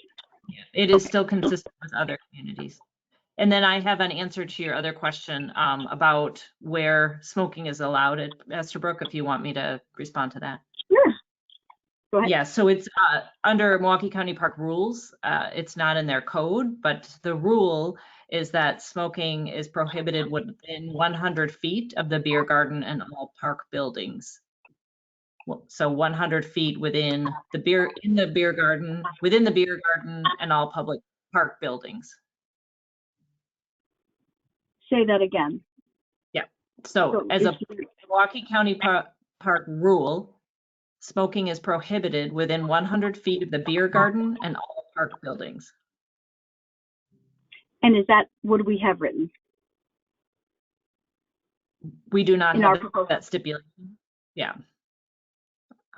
Trustee Amento, is that something you would like to insert to be consistent?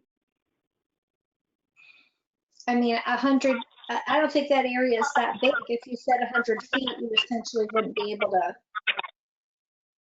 I don't think there'd be an area for smoking at all. I just want to point out that we're being more liberal on this than many other places are in terms of smoking. Okay. And can I just ask, because I don't know, would it not make sense to insert that, Director Christensen? Like, would that take away the whole smoking area?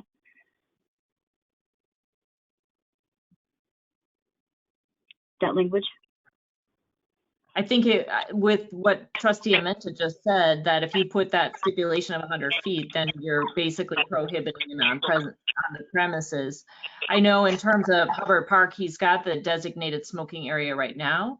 I'm not sure how many feet away from that area it is, but he does have a designated area that we are that we're neutral on. I don't want to say we'll support it, but if that's where smoking is most logically done, then that would be still allowable. And is that won't- included in the, or is that what's written into the ordinance, that area? No, the ordinance doesn't specify where smoking is allowed. Oh, it just says designated. Yeah, it does. It says on the leased property. The site of the Well, property owner. President So- Rosa, this is Kathy Yes. Stoker. Yes. If I could just say something here, my understanding of this, adding the exclusion for the Hubbard Park Lodge and the River Club was so that we do not, clearly his biggest deal is events, weddings and stuff. And we don't want to leave him at a competitive disadvantage for getting weddings and such. Almost every place you go to have a wedding or something, a restaurant, if you want to smoke, there's a place to stand outside and smoke. And so my understanding was we were adding that little area so that he would not be at a disadvantage as a business. Okay, but my question for the director is a little different. Does he currently have a smoking area designated? Yes. Okay, and is this bigger than the currently, if it's the entire leased property, is that larger in space than what is currently designated as a smoking area?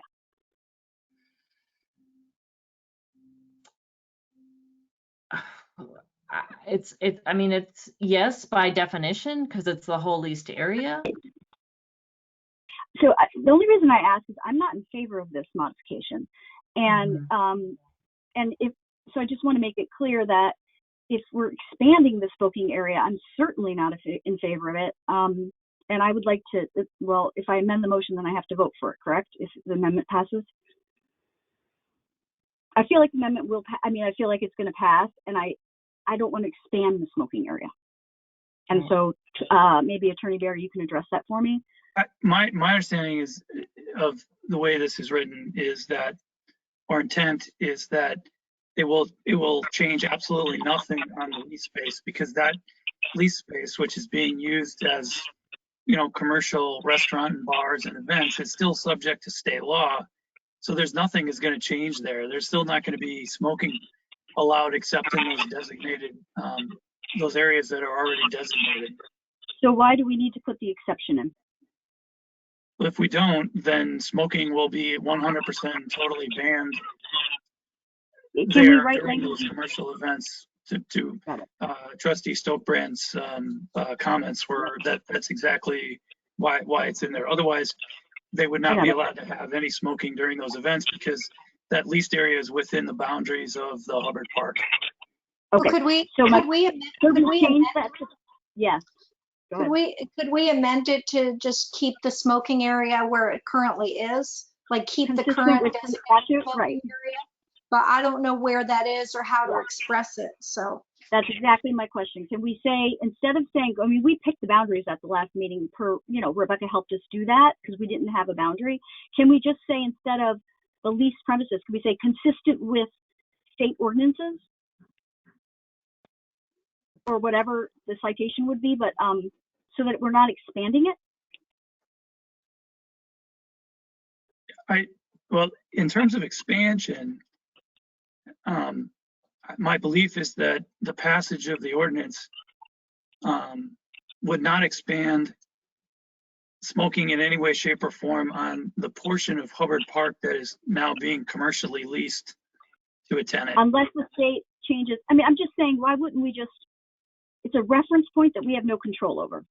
So, and rather than if they ever change it, or they have two numbers, you're just always saying you're referencing that standard without putting a number or a boundary. You're just being consistent with state statute. Whatever the. So the concern is if the state decides to just repeal the smoking ban and allow smoking on any restaurants or bars or commercial premises, then there would be more smoking. Is that?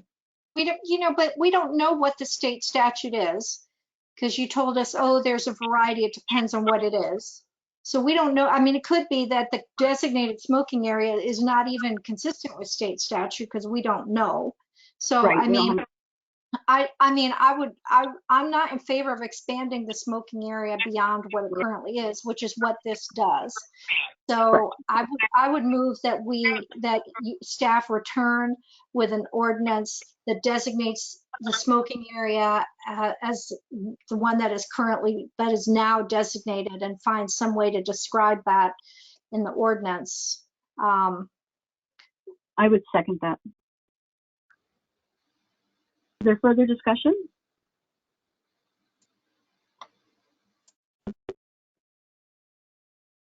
Okay, with no further discussion, we have a motion. Can someone read the motion and the seconded motion back?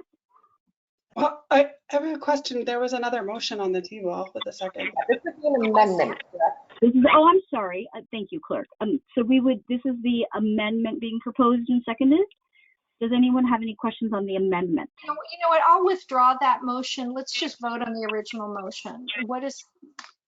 I'm in favor of just voting on the original motion, whatever it is. Before we do that, if the trustees would like some assurance from the commercial tenant as to where exactly the designated smoking areas are and that they will remain, Right. we have a good relationship with the tenant. I'm sure we could ask them to put in a codicil or an amendment to the existing commercial lease that will forever define the defined area moving forward, which might be cleaner and more efficient than actually putting something into the actual ordinance. But Nathan, I have a question on that. So if you did that, though, the ordinance would trump.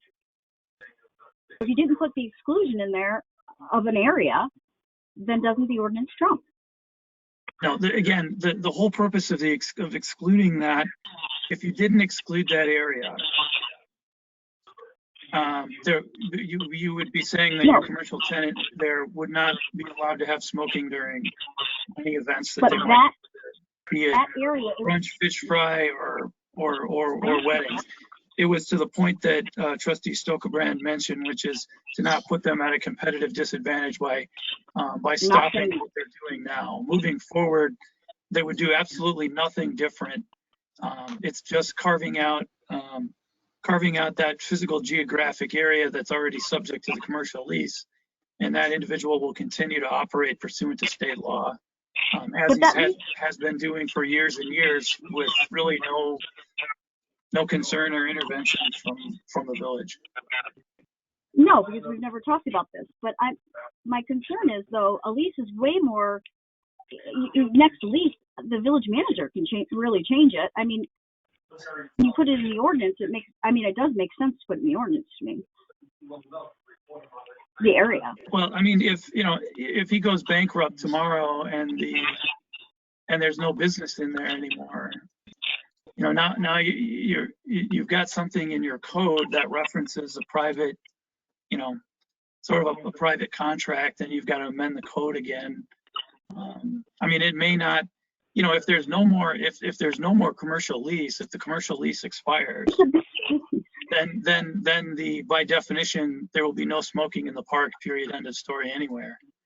My guess is that they're doing another commercial lease. I mean, it's a built space, so I don't know why it would just disappear. I'm going to move to call the question just because we have so much agenda ahead of us. Okay. There is a motion to call the question. Do we need a second, Nathan?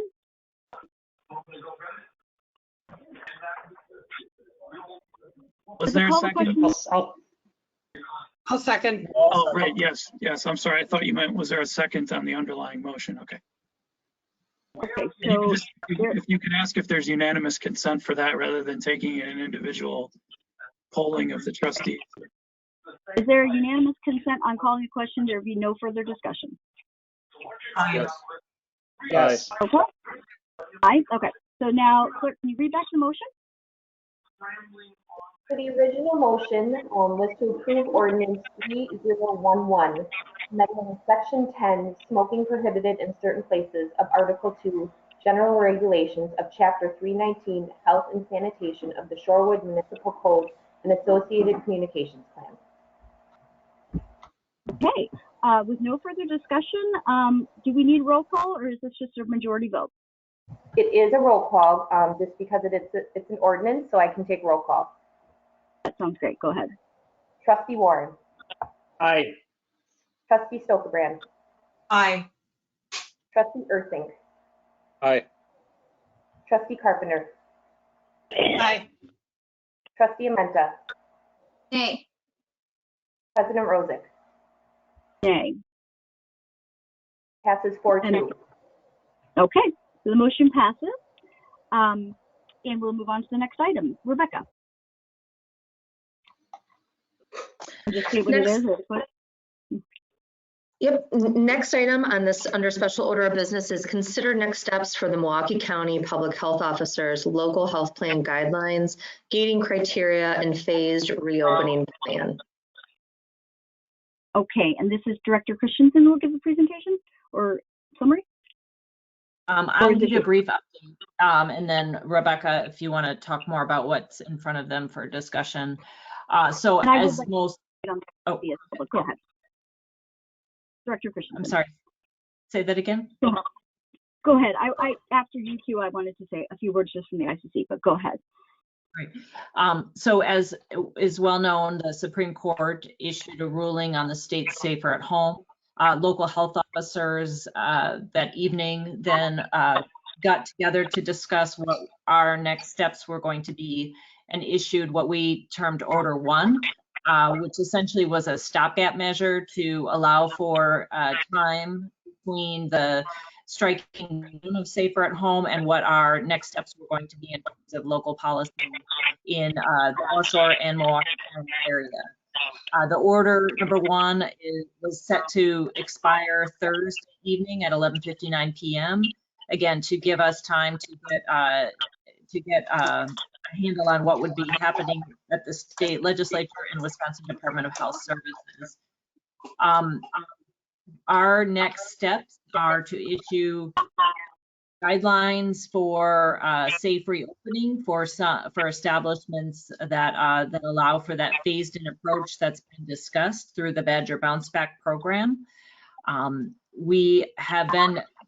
have been directed specifically by the village or by the attorney for the North Shore Health Department, which is also the attorney for the village of Brown Deer, that his legal guidance is that we proceed with not through an order for our next phase, but through guidelines and directives from the health department. And his concern with regard to moving forward with continued orders are that there is a lack of clarity around local health officials' authority to issue orders based on the ruling by the Supreme Court. Who would be the proper party? What was the guidance by the attorneys of if it's not the public health officials? I asked this of Nathan too, but did they say who it would be to give an order? Did they reference? No, not for me. Finish your statements, please. My assumption was the legislature, but I don't know if that is correct. I mean, there's got to be they must have said something. Well, for the local health, I'm only speaking of the authority issued for me under 252.03, which was again, our legal attorney, or our department's attorney that said that an order under that state statute would be difficult to defend in court based on the ruling of the Supreme Court. Okay, did he say though, did he give any advice on if it's not the public health official and the order needs to be given for an emergency health, who would it be? Yeah, that he didn't give me guidance on because that's not my statute. So I would leave it to Nathan to advise the village on. Yeah, thank you. This is a rapidly moving target here. We had a conference call with the league on Friday afternoon. And subsequent to that, there was a question certified to the State Department of Justice, and the Attorney General issued a advisory opinion, Attorney General opinion, early Friday evening. And his opinion was that And again, there's different opinions on this, but his opinion was that local health officials under 25203 still had authority to issue directives and make restrictions. But the one thing that everyone is generally with the opinion of is if you do that, you can't attach criminal penalties to it, because that was one of the main issues that the Supreme Court focused on in their decision. So it would be civil forfeitures.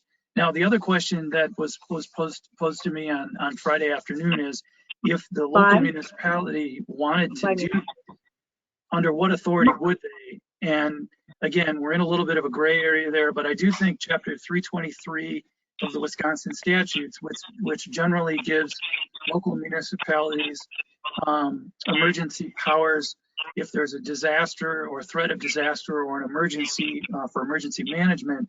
I think that there is some authority there, and there's some cases under that section that would suggest that the local municipality could extend these guidelines past, the deadlines of the North Shore Fire or the North Shore Health Department. However, the issue with that is. Do you mean guidance, or do you mean a law, like an order? Well, again, there is some authority under Chapter 323 that suggests that the local municipality may have the power to do that.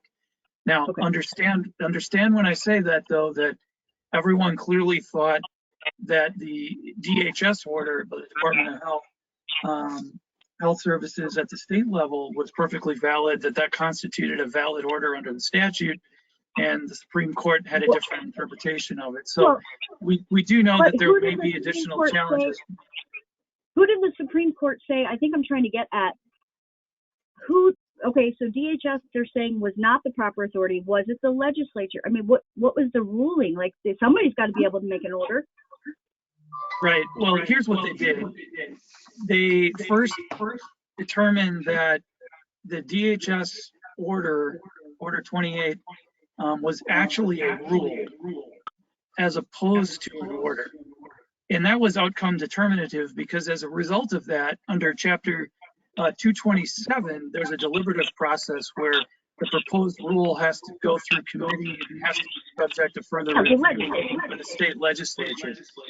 Right. But the local health departments actually operate and issue orders under a different statute, but under the same chapter of the statute that was invalidated by the Supreme Court. That's why there was this discussion ever since the decision came down. What if the local health departments issued the orders and they were extended on a piecemeal basis across the state? And again, there's, and I respect, there's differing opinions on that based upon what the Supreme Court did, and none of us have a crystal ball that can predict with 100% certainty. But here's what I do believe, though. If a local municipality acted differently than the health department in that county or the local health department that had jurisdiction, I do think that there would have to be a record. There would have to be a substantial evidence or a substantial basis upon which that we could defend any further restrictions that would extend beyond those either imposed by the DHS order or the local health department. And they would have to be based on substantial evidence to demonstrate why the particular restriction in this area, may assist in reducing spread of the disease or what have you. And I think we would need some specific evidence to demonstrate how it would impact, we would have an impact in Shorewood as opposed to just generally around the state, because now we're unfortunately looking at a piecemeal approach all across the state of Wisconsin, unfortunately, as a result of what the Supreme Court did. So because it's piecemeal, you're saying they would invalidate it? You think they would invalidate it for one community doing it, not the other? Not necessarily, but I do think it becomes more important to have a rational basis upon which to, we have to point to some evidence to say that, given our situation in Shorewood, our 1.5 square mile, that we believe that these continuation of these restrictions are warranted to protect our citizens, the health and safety of our citizens, for these reasons. And the court, if there was a challenge to these piecemeal approach across the state, I anticipate that the challenge would include saying, well, you're just relying upon generalized data to show, spreads, but how does, how does keeping Shorewood, with these restrictions, how does that advance, the Help of the agenda state? to when our neighbors aren't necessarily doing that now that the statewide restrictions have been lifted. So it's certainly I not appreciate that. impossible, but I want to make sure that we have the proper paper trail and we're doing our homework so that if there is a challenge, we can say, hey, look, here's the evidence and here's the data with respect to Shorewood, and here's the collaboration with our health departments, and we just have a rational basis upon which to move forward. And with that, I want to provide the ICC update and then ask Director Christensen her opinion. So I wasn't on the call today, so Rebecca, if there's anything new, please chime in. But I do want to brief the board. We were scheduled to brief the board about the ICC's activities over the last, since this COVID national pandemic came about. And we were scheduled to do that tonight, and then the Supreme Court ruling came down. So the timing was off a tad, unexpectedly.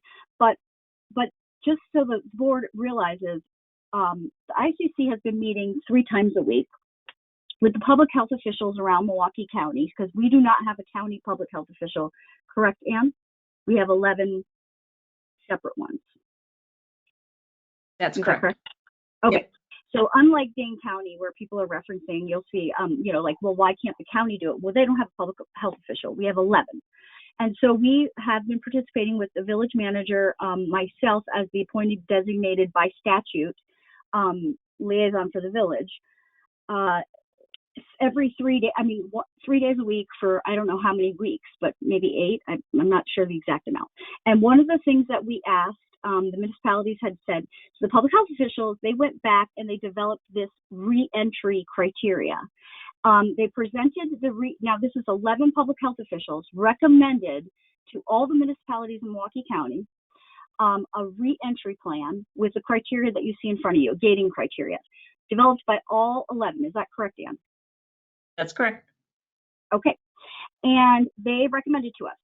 We asked, we took a vote. It wasn't unanimous consent. There were some Southside mayors, I believe one in the North Shore, the chief exec that had wanted to talk to the boards first. And so that's exactly why we were coming on Monday, to talk to our boards.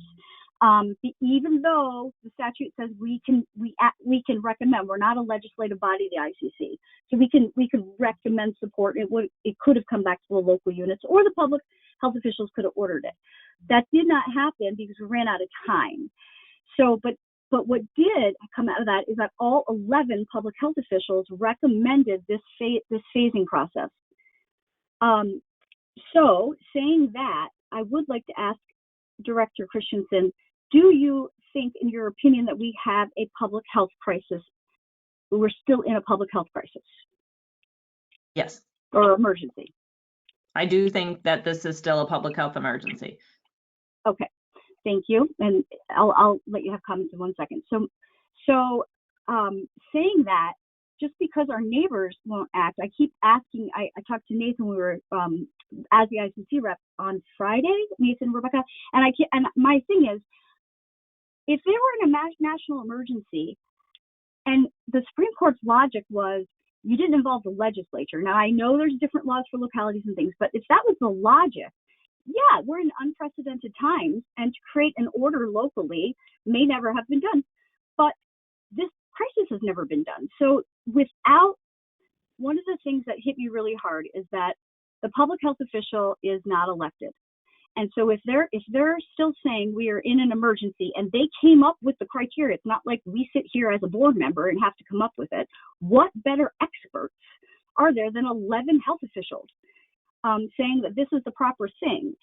Just because the Supreme Court saying you need to involve the legislature. So if they can't act or they don't act, the elected officials can appeal it or override it based on their input. So I understand what Nathan, his opinion is, well, we may get sued. So if we do, I asked, is there monetary penalty? And the answer was no, more than likely it would just be an injunction of the order, local order. Is that correct, Nathan? That's what I'm Yeah, saying. I mean, depending on what theory they sued under, I mean, there could be there could be costs or fees involved to the losing party, but I wouldn't anticipate that this would involve attorney's fees. Okay, so saying that, if our health officials are saying we're still in an emergency, we need to slowly re-enter. If they're the ones that came up with the criteria, I don't know a better expert than to listen to them. So is piecemeal ideal? Never. We absolutely want to do this on a countywide basis. We ran out of time. So I just wanted to make that point. Director Christensen, do you have anything else you want to add based on that question I posed to you?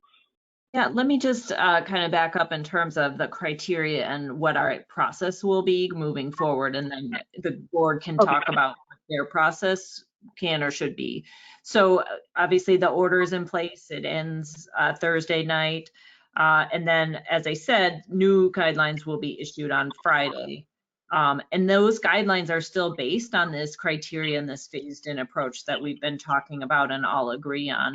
The difference that we're struggling with legally is whether those guidelines are deemed an order, which means that there's an enforcement component, or whether they're guidelines, meaning the health department recommends that businesses operate under these parameters.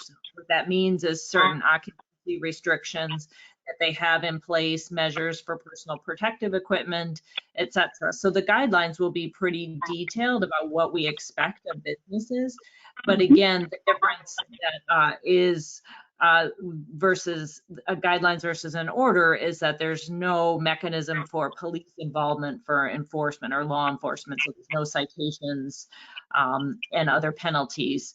Right. And the perception is different as well, correct? I mean, in the community, the perception. Yeah, there's no doubt that that order language is stronger in terms of people understanding that the laws and the rules.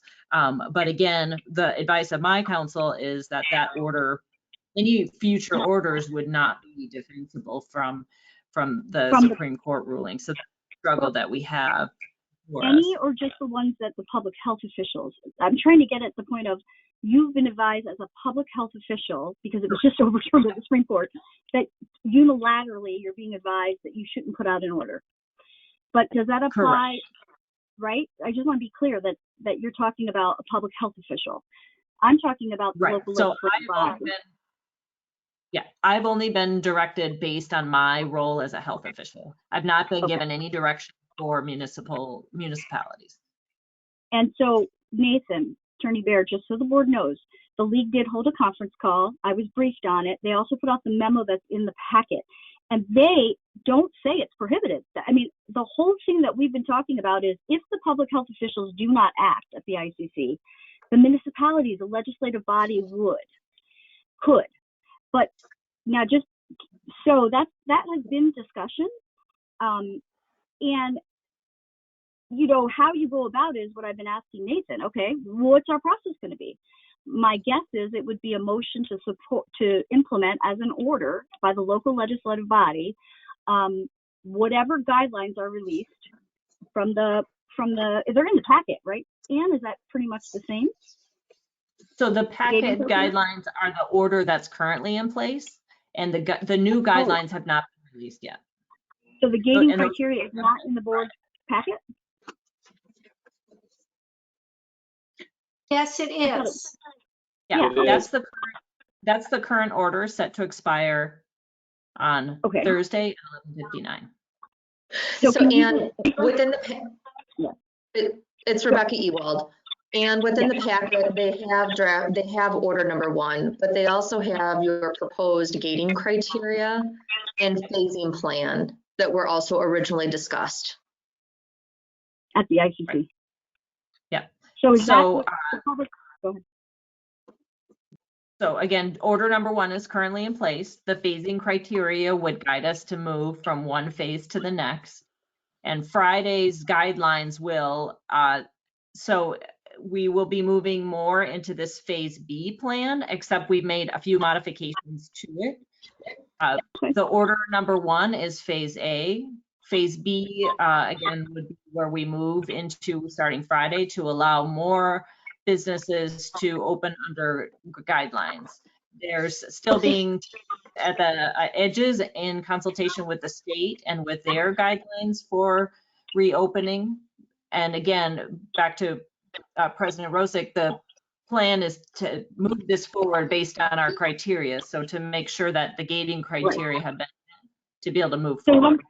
Let me ask one more clarifying question on that. Regardless of what you decide, it doesn't sound like it's just moving between phases. It doesn't sound like there's much difference in the criteria you're recommending. If for any reason the board wanted to act locally and referenced whatever guidelines are issued, correct? Because they may slightly change, then whatever the public health officials modify will be what, you know what I'm saying? Like it's just placing it into a stronger document, like an order referencing your guidelines. I believe that's what I'm hearing you say, yes. So I will issue guidelines and the local community can determine what they do with those. Okay. And President just to be Rosick? clear for the timeline, wait a minute, just one second, last question. Thursday, the order is to expire from the public health officials.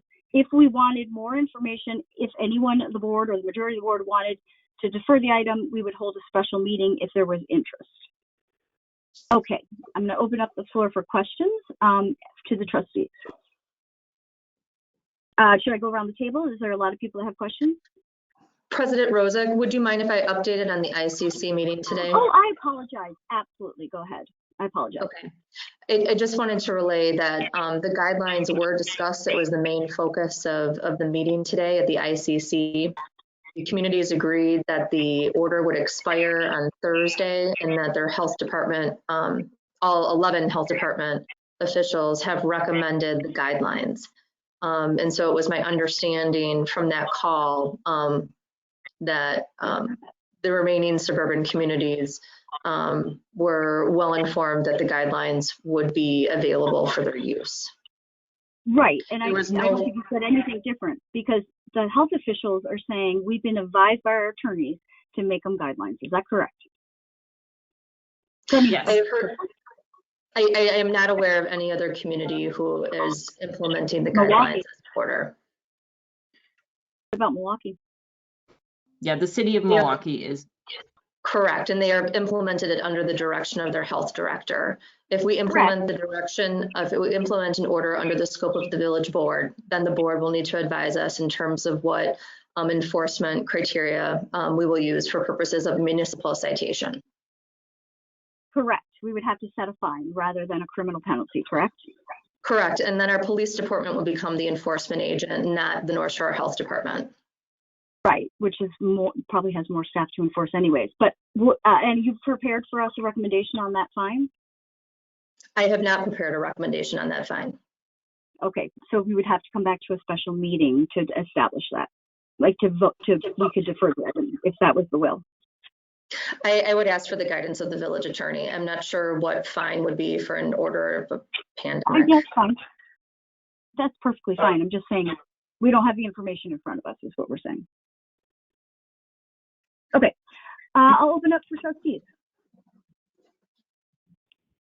I have a couple questions. And did you say that we would be on the 21st going to phase B, or we're going to be in phase A? We'll be moving to a modified phase B.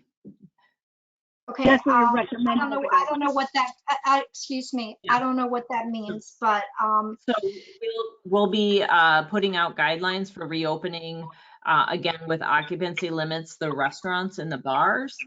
And then the modification or what continues to be phase A is that recommending that there be no mass gatherings above 10 people. So the mass gatherings are still limited in size.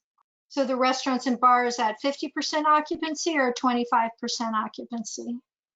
The discussion right now is 50, but that's not final yet. Okay, I have a question about playgrounds.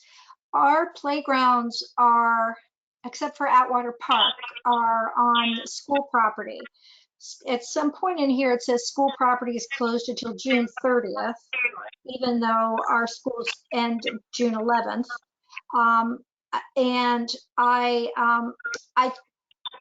so there's some confusion. I'm having some confusion about the playgrounds and the other things because they are shared resources between the village and the schools. The village has always cooperated in funding and supporting them.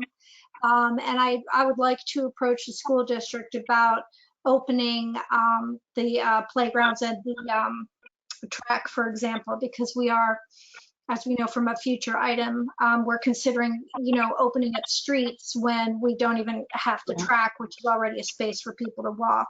So it says, I don't remember what it says exactly about playgrounds, but it says about school facilities June 30th. And I personally, I would like to see playgrounds and the track open just sooner than June 30th. So beaches. Yeah. Beaches, what is phase B for beaches is people can go in small groups, correct? Correct, yep. So we'd be in phase B for the beach. Yep. Okay, the other question I had was the gating criteria, and there's an item on there about the number of tests that are being done per day, and that if it's fewer than 2,000 tests per day, that we still wouldn't get to the yellow or green. And I'm like, but we have so little control over that, Isn't it percentage, Director Christensen? Yeah, there's two components of that testing. It's the absolute number of tests, and then it's percent positive. So it's an or statement, meaning we can have either 2,000 tests or that our percent of tests run being positive in the 5 to 10% range. And we are just about at the green for that criteria. In fact, actually the National Guard did do 2,000 tests over the last few days. So we are right at the point of hitting that criteria. And what percentage positive are we getting? From the county, I'm not sure. Our health department is well under 10% in the North Shore area. Okay, and I believe okay, the county. Okay, I just didn't want us to be hung up because of Yeah. a lack of tests or testing, because that's not really something we can control. Okay, and I don't support doing this as a board order. I think we should stay in line with the rest of the North Shore and do it as guidelines. Okay, thank you so much. Any other trustees? Yes. Oh, could I just clarify with Director Christensen? My understanding from the Supreme Court order is that the beaches and the playgrounds were open effective after that order. Yes.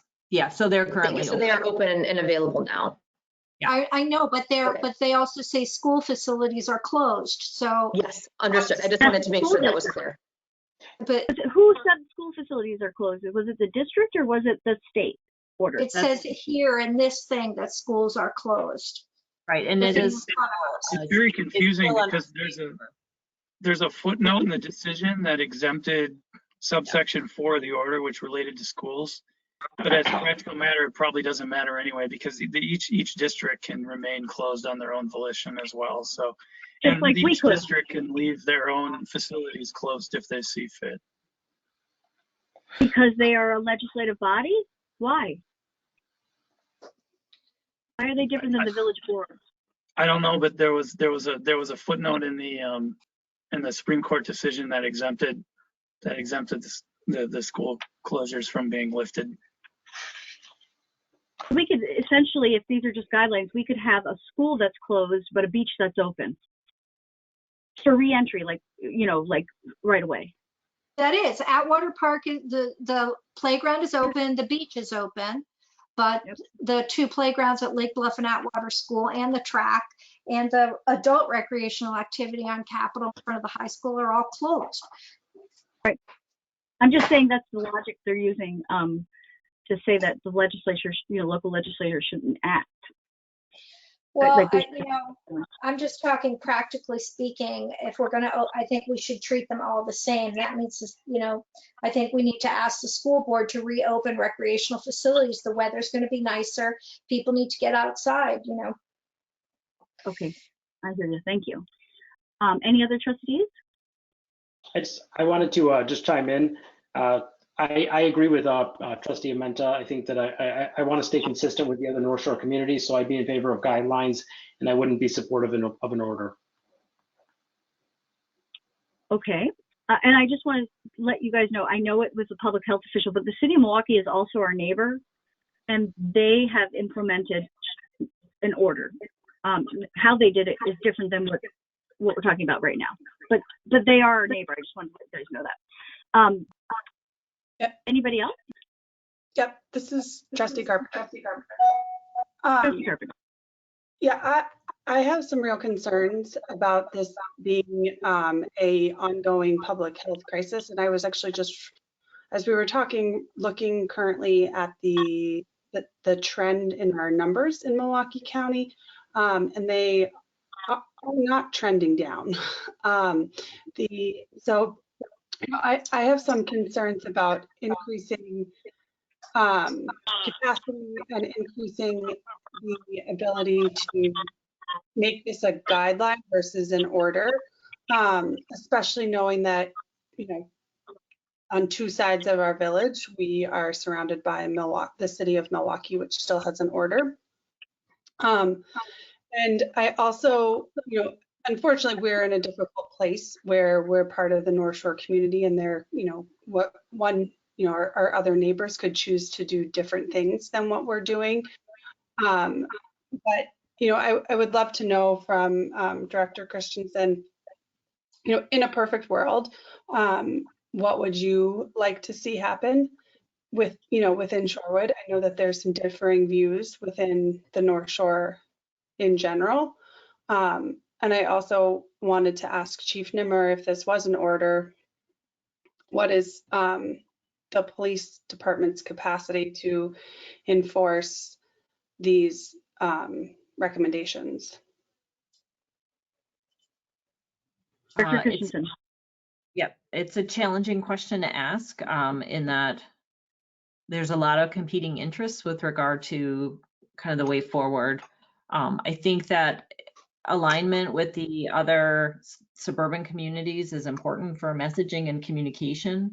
I think the challenge too is that we have counties bordering our North Shore more generally that are choosing to go in less restrictive ways. I think that in general, we do a really exceptional job of focusing on education and working with our business community to offer clear guidelines for moving forward. So while guidelines are not optimal in terms of messaging about laws, I think that they're the best strategy that is available to us now with regard to having people understand what the expectations are from public health about how their businesses are operating. Are you worried about it being inconsistent with Milwaukee?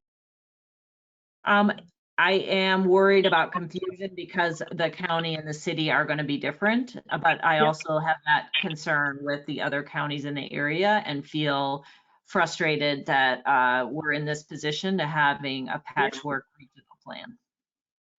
And I want to thank you for that, because that's the difference in the answer. None of us, I don't think this is ideal, because everybody would love consistency. At least I can speak for the ICC's conversations. Everybody was on that path. It wasn't our decision to overturn the thing that would make us consistent. But saying that, we're still going to be inconsistent with other counties and the city, and we have no control over that. So it's up to the local. My assumption is then the public health officials are not going to act, but if they're saying there's still a public health emergency, the local legislature should have that say.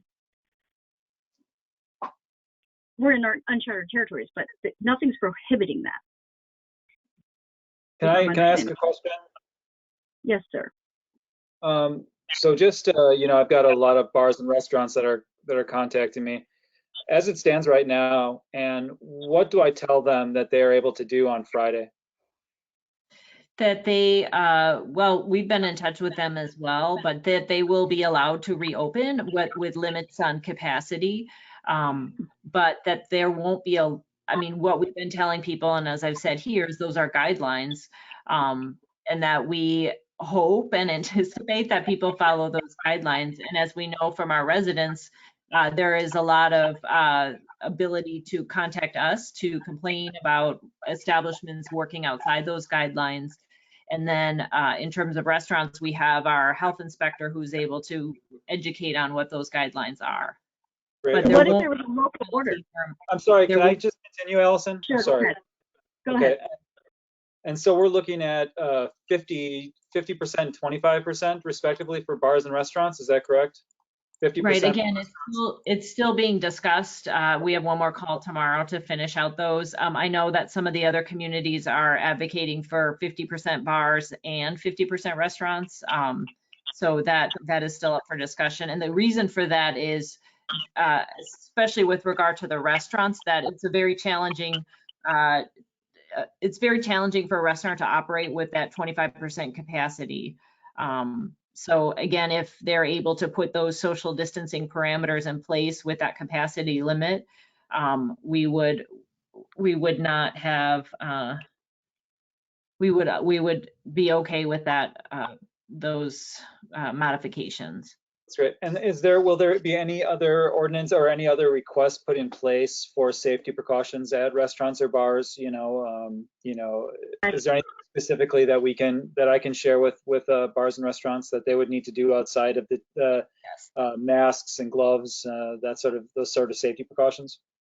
Yeah, we have a number of different agencies that have provided guidance for us to provide to those owners, including guidance from the FDA, from the Department of Agriculture and Consumer Protection, which is our agent. So restaurants and bars, especially restaurants, have a lot of different guidelines that will be out there for them, more so than other institutions. But guidelines, correct? Yeah. They're not enforceable. Okay. President Rosa. I'm sorry. It's really hard when you are talking right after each person. Is there any way that we can have them, each trustee could have a moment to speak, and then we can come back around? Because I didn't get to have my other question answered from Chief Nimmer about enforcement if it was an order. Oh, I apologize because I moved on. Okay. Yes, absolutely. Chief Nimmer, can you address that? She did ask. Yes, we can enforce it if it is an order from the board and Nathan indicates that it's enforceable. Okay, did that answer your question? All right. It did, and I had one other question, and then I'm done. I just have one other question for Director Christensen. In regards to mask guidelines, and from everything that I've read, the transmission of the virus, if both in a situation of two individuals are both wearing masks, the potential transmission is greatly reduced. So, I don't know in these guidelines and moving forward, what is our ability to guide residents to be wearing or to wear a mask, whenever they're outside, and or has there been a recommendation specifically from the North Shore Health Department? And that's my last question. So thank you. So we have recommended that people wear cloth masks when they're not able to be socially distant. That's in line with CDC's recommendations. For mask wearing outside exercising right now, again, CDC does not offer that as a recommendation that people wear masks universally. I think that there's a debate in science about the benefit of that, but again, our recommendation is for all people who are not otherwise able to be socially distant to wear cloth face coverings. As pointed out, that's not an order that's enforceable, but that is the recommendation. But the concern is that not everybody has access to a face covering. Obviously, they can make their own. There's lots of guidance about that, or use a bandana or some other material. But our other concern is that people will then try to find medical grade PPE masks, and then that would take away from our healthcare and first responders' ability to access those very limited supplies. Are they on Amazon? Can I just ask that question? Because I saw them the other day. Do they sell them on Amazon? Medical grade? Last time I looked on Amazon, they were very expensive and it was a very long delay to get them. Yeah, it was like July. Okay, thank you. Do you have any other further questions, Trustee Carpenter? No, thank you. Thanks for everything, Director Christensen. Okay. Thanks for. Oh. All right, Trustee Erzink, you were in the middle. Yeah, so is this the same as TOSA's? Are we following TOSA? Is TOSA on the same kind of ordinance as us with this? Yes, we will all be, the goal again is alignment with the other suburban communities. So we'll all be, we're operating from the same set of guidelines and criteria. And then just another quick question. So parks, are parks open like River Park and those other park areas? I assume those are open right now, correct? Yep. Village Park? Even under the temporary order? Yes, those parks are open. Okay. Anything further? Trustee Erzink? That's it, thank you. You're welcome. Trustee Warren, or anybody else that has a question? Say your name. As I've said, sorry, as I've said, I'm comfortable recommending this as a guideline. I'm not real comfortable with some of the legal questions around the order. So I'd prefer to move forward with the guidelines on this and maintain consistency with our North Shore neighbors. I understand Milwaukee's doing something a little differently, but my preference is to issue it as a guideline. So no action. Okay. Let's go to Trustee Stokebrand. I would just like to be clear then in the PDF, page 160, option 1, recommendation. So would that be a motion to say I would like the Village of Shorewood to utilize the gating criteria and phase re-entry plan as a guideline upon expiration of order number 1? Does that have a little more teeth than option number 2? What's option 2? Pass a resolution encouraging Shorewood and its businesses, blah, blah, blah, to operate in accordance with the gating criteria. I'm just wondering why we have option 1 and 2. I'm inferring that option 1 has a little more teeth. Rebecca or Ann? Essentially, there's not a large difference. One just comes with a resolution. So if you were option number 1 was satisfactory to you, you could move forward with that information. What I would just specify. I would just use language. I would authorize the Shorewood Village staff to utilize the so on and so forth. Could I jump in there? I think really there's really 2 options as you move forward. And if you're okay with the North Shore Health Department's criteria or recommendations beyond that, that turn into recommendations on Thursday, there's really no official action that the board would have to take. You could, I think the suggestion for the resolution was just to make a strong statement in support of the health department. But if you do want to extend, the real key question is, if you make a decision that you want to extend the existing restrictions past this Thursday when they expire and continue those restrictions in place as opposed to just guidelines, then what you need to do is to set a special meeting. And in the interim, we would have to work up a resolution under Chapter 323 of the Wisconsin statutes and define what those criteria are. And then you'd have to vote on whether to continue the restrictions that expire on Thursday.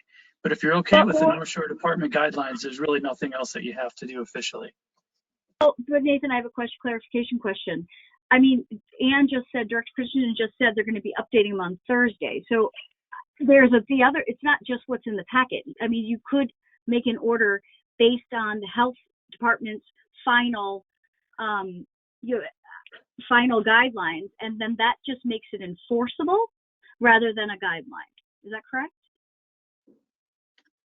Well, I think there you're also talking about the difference between a guideline and a regulation, because one is voluntary and the other one you're going to enforce with forfeitures, right?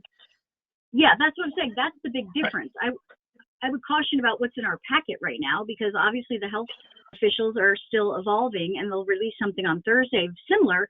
But again, if I was to make a motion, it would be to reference whatever guidelines come out, and as an order, and that way the phasing can be enforceable. If I wasn't quite done. Okay, go ahead. So I guess I'm not sure. Nathan, you say we don't need to do option 1 or 2. Only if we want to do number 3 do we need to take action tonight. Okay, so moving on. I have a question about, this enforcement thing. If we just want to continue on with what the North Shore Health Department is recommending, will the North Shore, could we self-enforce this with, like, if people knew, if the North Shore Health Department gets a complaint that, let's say, for example, a restaurant in Shorewood is not, they're over their 50% capacity, or they're not doing what they're supposed to with the gating criteria and the phase plans as a guideline. If they're not following those, will someone at the health department say that and say, we checked them out and it's true, and post that on a website so people know, and then people could self-regulate? You know what I'm saying? If the department posts that we went to bar A and they clearly weren't following what they were supposed to do, and they've got 24 hours to get it together or something, and people could look at those and make their own decision about whether or not they want. Is that something, Director Christensen, you could do? Well, we'll definitely investigate those complaints. I'd have to consider, I wouldn't be able to give an answer on the idea of posting those who are not in compliance, but I mean, we would certainly be investigating those complaints, and hoping, again, our role is to work with restaurant owners for compliance. But compliance with what? Ramifications. Okay, go ahead. Okay, and then I have one other question about locations. I'm just wondering, so the beach is open, and you don't even have to be moving, is that correct now? So previously you had to be in motion? Yeah. So now you don't have to be in motion, you can be sitting on the beach, is that correct? That would be after Friday. After Friday. And so, like we were asking before, like, here's the situation with the rec department. Will the swimming pool be open? Can we open the VHE and the high school pool? Churches, can we open churches on Sunday? Yeah, churches will be allowed to open, capacity limits. There's no order in place. But that means, okay. The pools, those guidelines are still based on mass gathering limits, based on Department of Health Services. So our recommendation for those, and I have to look, will be still to limit. I can't remember if it's prohibit or to limit pool to capacity limits. I'll have to relook at that. Pools but without was it enforceable? No, nothing's enforceable. It's all guidelines. Okay. Thank you. Yep. Okay. Does anybody else have questions? Just state your name for the trustees. Okay, if there's no other questions, I'm not going to make a motion because I can tell that I probably do not have the support for it, but I'm going to state that I am 100% for making a local order. 100%. We're in a public health emergency. The state Supreme Court has overturned, and all the attorneys have now advised the public health officials they're not the right agency to be doing this. That's why we are, as a local body, not prohibited from doing it, because in a health emergency, this is not a stop business plan. This is a re-entry. So in a phased approach, it was ideal if it was for the whole county, but instead it's just the city of Milwaukee and any community that wants to basically join on. I caution, if you did get to read the criteria, we've vetted it for weeks at the ICC, because we also talked about businesses, like I was a big advocate. You need to open up retail if you're going to let Walmart do it, like small businesses. So it has been debated about the criteria back and forth with public health officials. Anything that they come out with as guidelines, I would like to be able to enforce personally, and that's why I would vote for a special meeting and a resolution to create a local order. I don't know how effective guidelines are going to be. I mean, that's it. I mean, they're just, you know, you're going to have all your bars opening and everyone's going to be hugging each other. I mean, but you're allowed. You're just told that it's not necessary, you know, you shouldn't. Well, we all know how that goes. And yeah, Anne might go out and investigate, but to shame people on a website is worse than to have a local order where everyone's equal. You know, a ticket, this is not a criminal activity. You would just get a fine. And I think fines are perfectly acceptable to keep our residents healthy. And you know, our nation. So anyways, that's my logic. I spent a lot of time on this with elected officials. The Supreme Court threw a wrench in it, doesn't make it not an emergency, and doesn't make it that we should not be taking precautions as we re-enter into the economy. Thank you. Anybody else have any comments? President Rozek, I have a question. I mean, I would be in support of an order, just knowing that the city of Milwaukee has made it an order. I also, you know, as soon as the Supreme Court ruling happened and there were bars that opened throughout the state, you know, there immediately my personal concern, as well as commentary from, you know, all over the nation, was how, you know, that we are making a major mistake in helping to contain this. So I think anything that we can do to help mitigate the virus's impact on our community, as well as the surrounding communities, is beneficial. So I don't know what we need to do as far as a motion to defer. So I believe the motion, a meeting, or would we?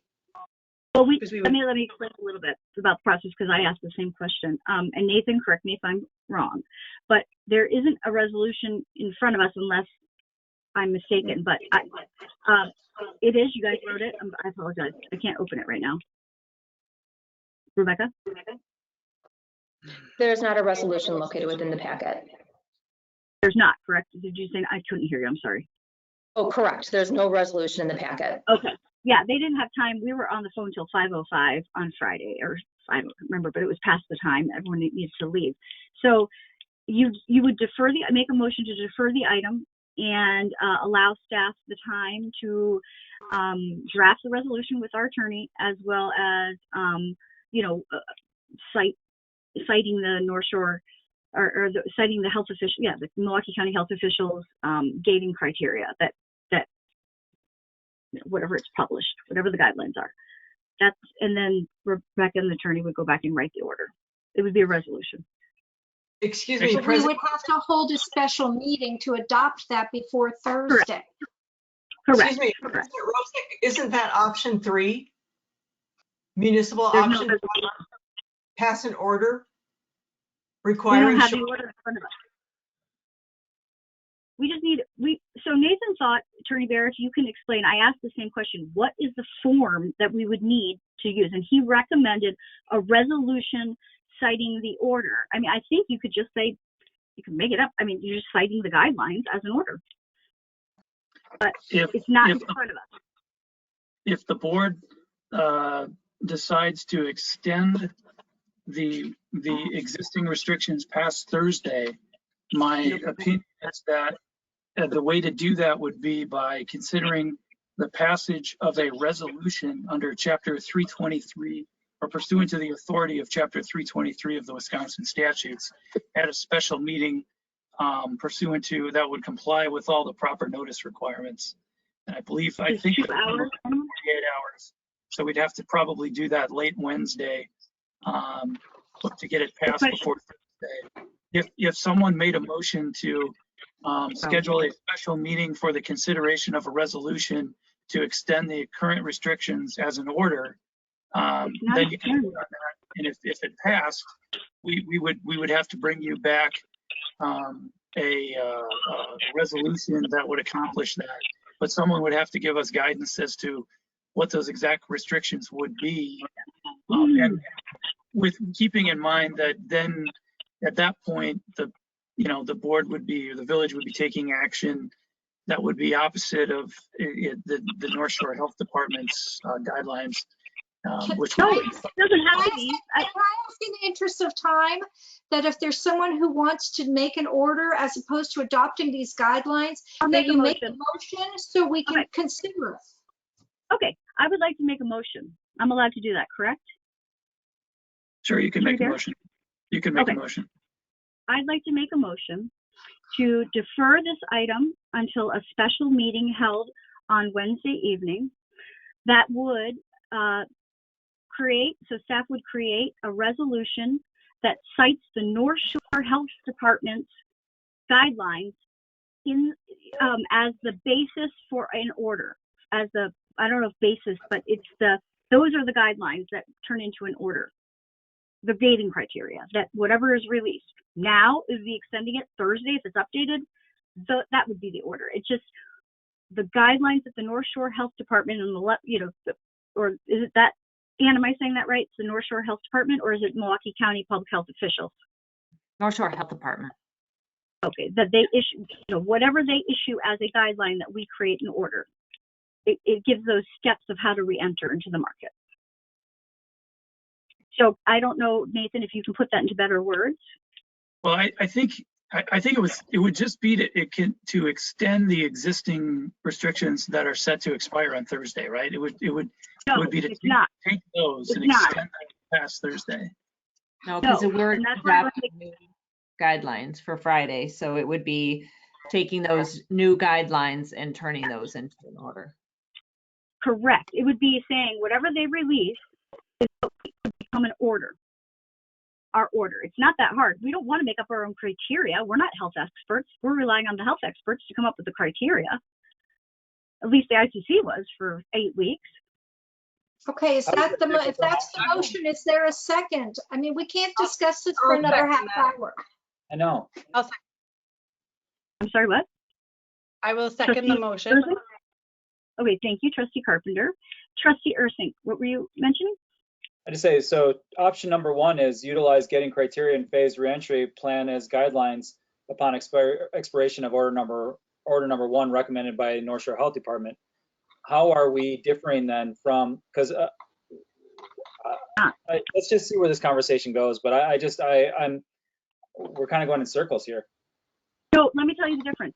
The motion that was made would make those same exact, every North Shore community is going to have these guidelines. It's taking those and making them enforceable so that we can actually ticket. The only reason we'd have to come back for this special meeting is we need to come up with a fine.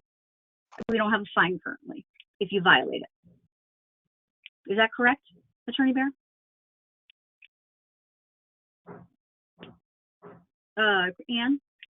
Sorry, there it is. You would actually also need to see the new guidelines. I couldn't hear that. I'm sorry. Part of it is to create the resolution as well.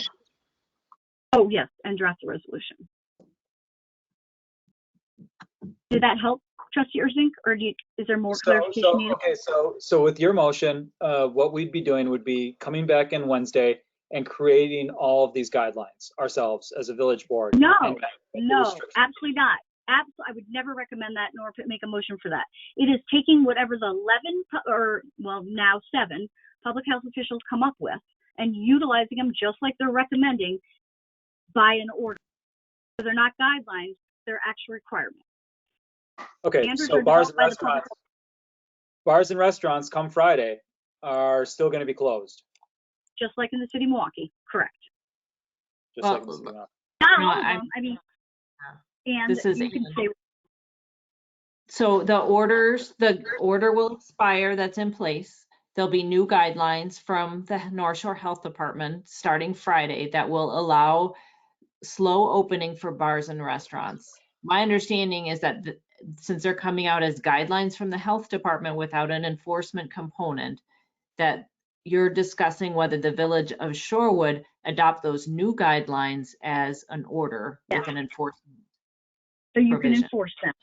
Correct. That's what I'm doing with the motion. I'm making them enforceable. Like the city of Milwaukee is making theirs enforceable. Okay. Did that help at all? Do you have further questions? I'm just, so talk about the enforcement of this as opposed to what is currently on the table versus what you're proposing as enforceable. So a police officer will be able to go into a bar and check on how many people are in that bar and write that bar owner a ticket. Is that what you're talking about? As opposed to just taking those bars and restaurants for their word, on their word? Mm-hmm. The health official, like Ann said, would you go out and check out a complaint? You would, even if it was guidelines, correct? Within reason, and with the limited staff that we have. Right. And then you would be issued a ticket if someone cited, hey, they're breaking the criteria, the law, the order. Someone would go out, whether police or Ann staff, and check it out. And then if it is indeed a fact, then they would issue a citation, or we would issue a citation through the police department. But would they be shut down? If they're not following the order, it's just like what is right this minute. It's just the criteria may be different based on whatever the North Shore, Health Department decides as the final criteria. I know it's really, I apologize. I've just been dealing with it for 8 weeks, so it's easier for me to understand. So then conceivably excuse me, may I speak? Yes, absolutely. Conceivably let's say Chief Nimmer goes in to Three Lions Pub and says, I count 70 people, you can only have 35. If you get 40 people to leave, no citation, I don't shut you down. What do we do now? Because what do we do? Ann is the enforcement agent, correct? The health department under this current stay order? Right, but these establishments are closed, so it's not an issue at this point? I mean, retail got opened up, right? But there's still a maximum capacity. If someone made a complaint, what would happen today?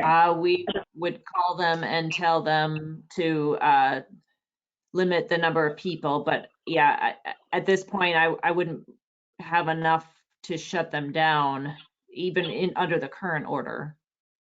Right, but so anyways, I think the big difference, in my opinion, is perception and the ability that when someone complains about something, there's, the ability to give a ticket and say we've taken action. Without that, I am similar to Trustee Carpenter in that I feel guidelines are guidelines. We know guidelines tell us not to eat sugar. I mean, can we please just vote? Thank you. Yes. Sure. I had a motion. Is there a second? Trustee Carpenter, is there any further discussion? So Okay. if I'm in favor of following North Shore Health Department's recommendations, would I be voting no? Yeah, because this would be to create an order, correct? I'd be leaning that It's direction. the same guidelines. It's just in the form of an order. Same exact guidelines, whatever they come up with. Okay. All right. So no further discussion. Is this a roll call? No. But did you say no? No roll call? Just. It's probably easier to do it as a roll call, so I'm happy to call roll. That would be great. Thank you. Okay, does anybody need the motion read back to them first? All right. Trustee Amenta. No. Trustee Ursing. No. Trustee Stokelbrand. No. Trustee Warren. No. Trustee Carpenter. Yes. President Rosick. Yes. The motion fails 4-2. All right. Thank you so much. Do you want to read the next agenda item? Yes. Thank you, Director Christensen, for all your hard work on this. I know it's been a long road, and it still will be. You're welcome. Thanks for your support, everybody. I do appreciate it, and have a good night. And can I just ask, are you going to have on your website these different criteria and the green and the yellow and the red, so somebody could go and reference like where are we or how close are we to moving to phase 3? Yep, we will have all of that. Great, thanks so much.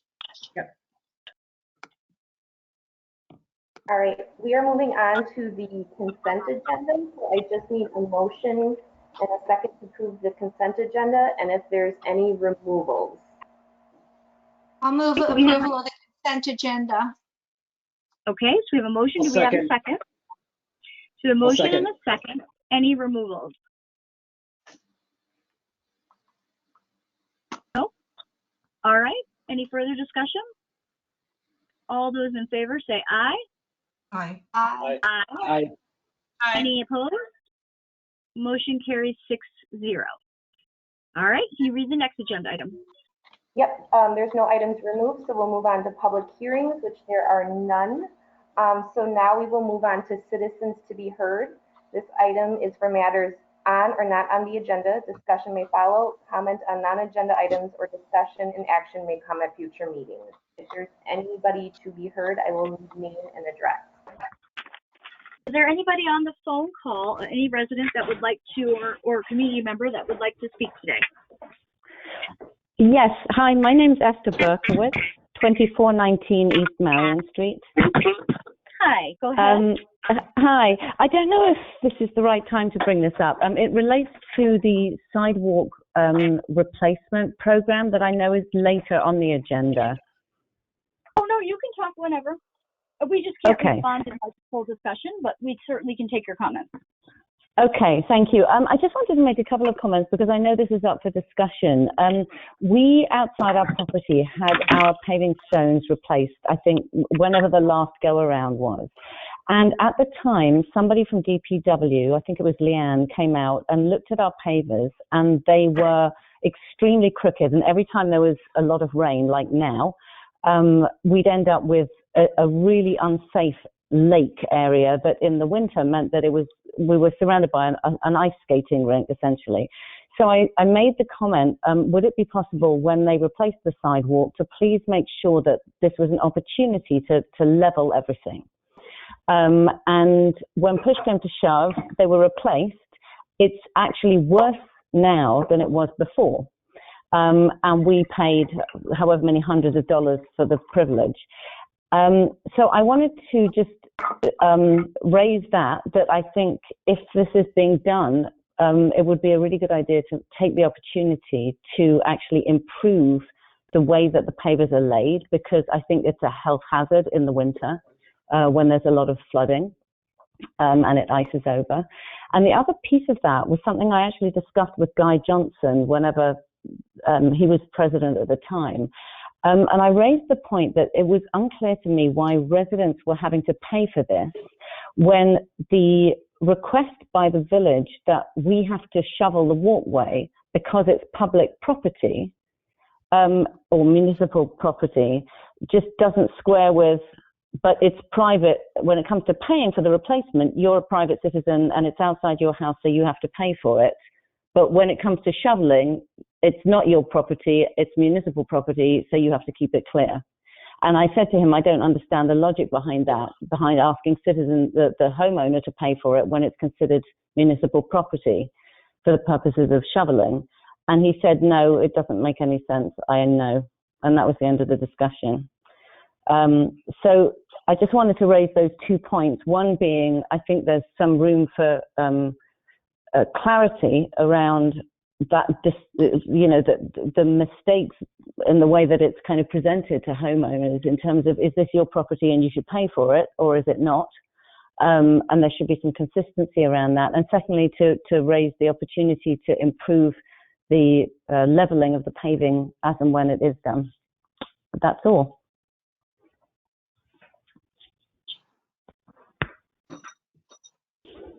Thank you. Thank you. Should I stay on the call, or I really just wanted to raise that. I hope it will get, it will spur some sort of discussion, but I don't know that I need to stay on the call, or how is it best for me to? We can't really respond at the moment during this. Okay. It's not a back and forth. But, however, we do have a long-range financial planning meeting in which we do discuss sidewalks, and we're also going to have it, Rebecca, correct me if I'm wrong, but on a village board agenda or on a special meeting agenda? Rebecca? We have on tonight's agenda a review of the biennial sidewalk program, Okay. in which these. Go ahead. Oh, in which these topics would be discussed. It's located under new business. Okay. So my suggestion would be that if you would like to stay on the line, and I will ask for public comment if you hear something that differs than what you've read, or spark something through discussion. Otherwise, it's really it's up to you. Okay, I'll see how long I can hold on. If I'm not there by the time you get to that point, you'll know why. It's just getting late, as you all know. But thank you for listening. I appreciate it. Thank you so much. Thank you, Esther. Is there any other citizen on the call that would like to make any comments at this time? Okay, seeing none, we'll move on to the next agenda item. We're on to new business. Consider resolution 2020-16, requesting Estes Parkway to be added to the Milwaukee County Parks Active Streets Program. Okay, Rebecca? Before we begin, I don't know if any of the callers who are on the phone, if everyone could just please mute their microphones. I'm hearing some beautiful violin music to whoever's playing it. Oh, okay. Thank you, Trustee Amenta.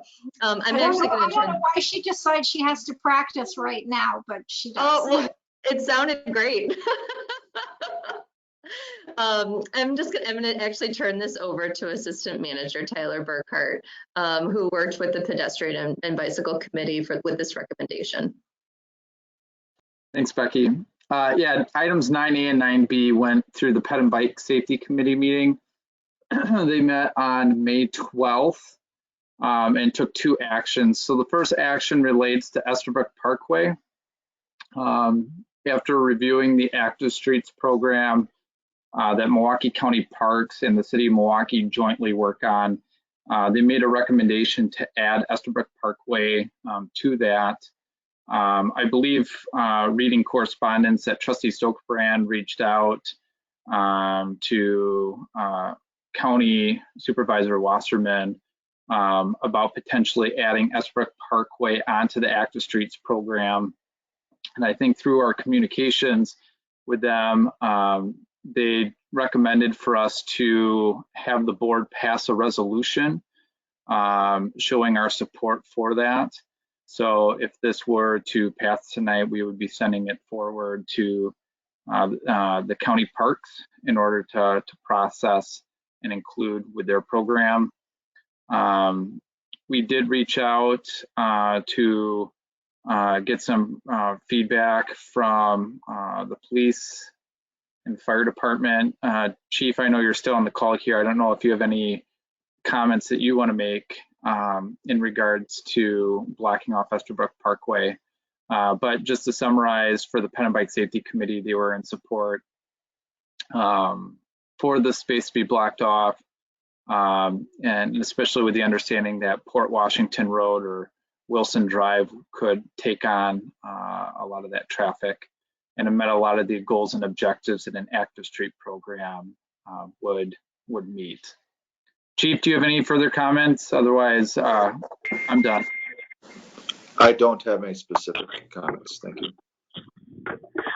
Thank you, Chief, and thank you, Tyler, for the update. I also had a message from Sheldon Wasserman. I had left him, we were playing phone tag, and he said, if the village, if I get local support for the closing of the road, which is county, he would 100% support it, and he needed the police chief, the fire chief, to be okay with it, as well as a local resolution urging the county to do so. And once he had all 3, he was going to be a very strong advocate for that closing. Does any of the board members have any questions or comments?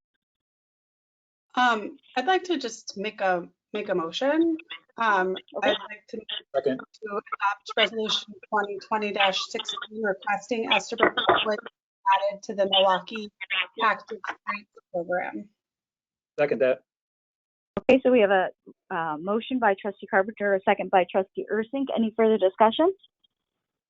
And just a point of clarity for everybody, I spoke to Jen Francis of the Milwaukee Park System, and this would be a 3/4 of Esterbrook Parkway. It would go up to the beer garden. So it'd go from Capitol to the beer garden, allowing access from Hampton down to Esterbrook Beer Garden and then back out. But it would be basically 3/4.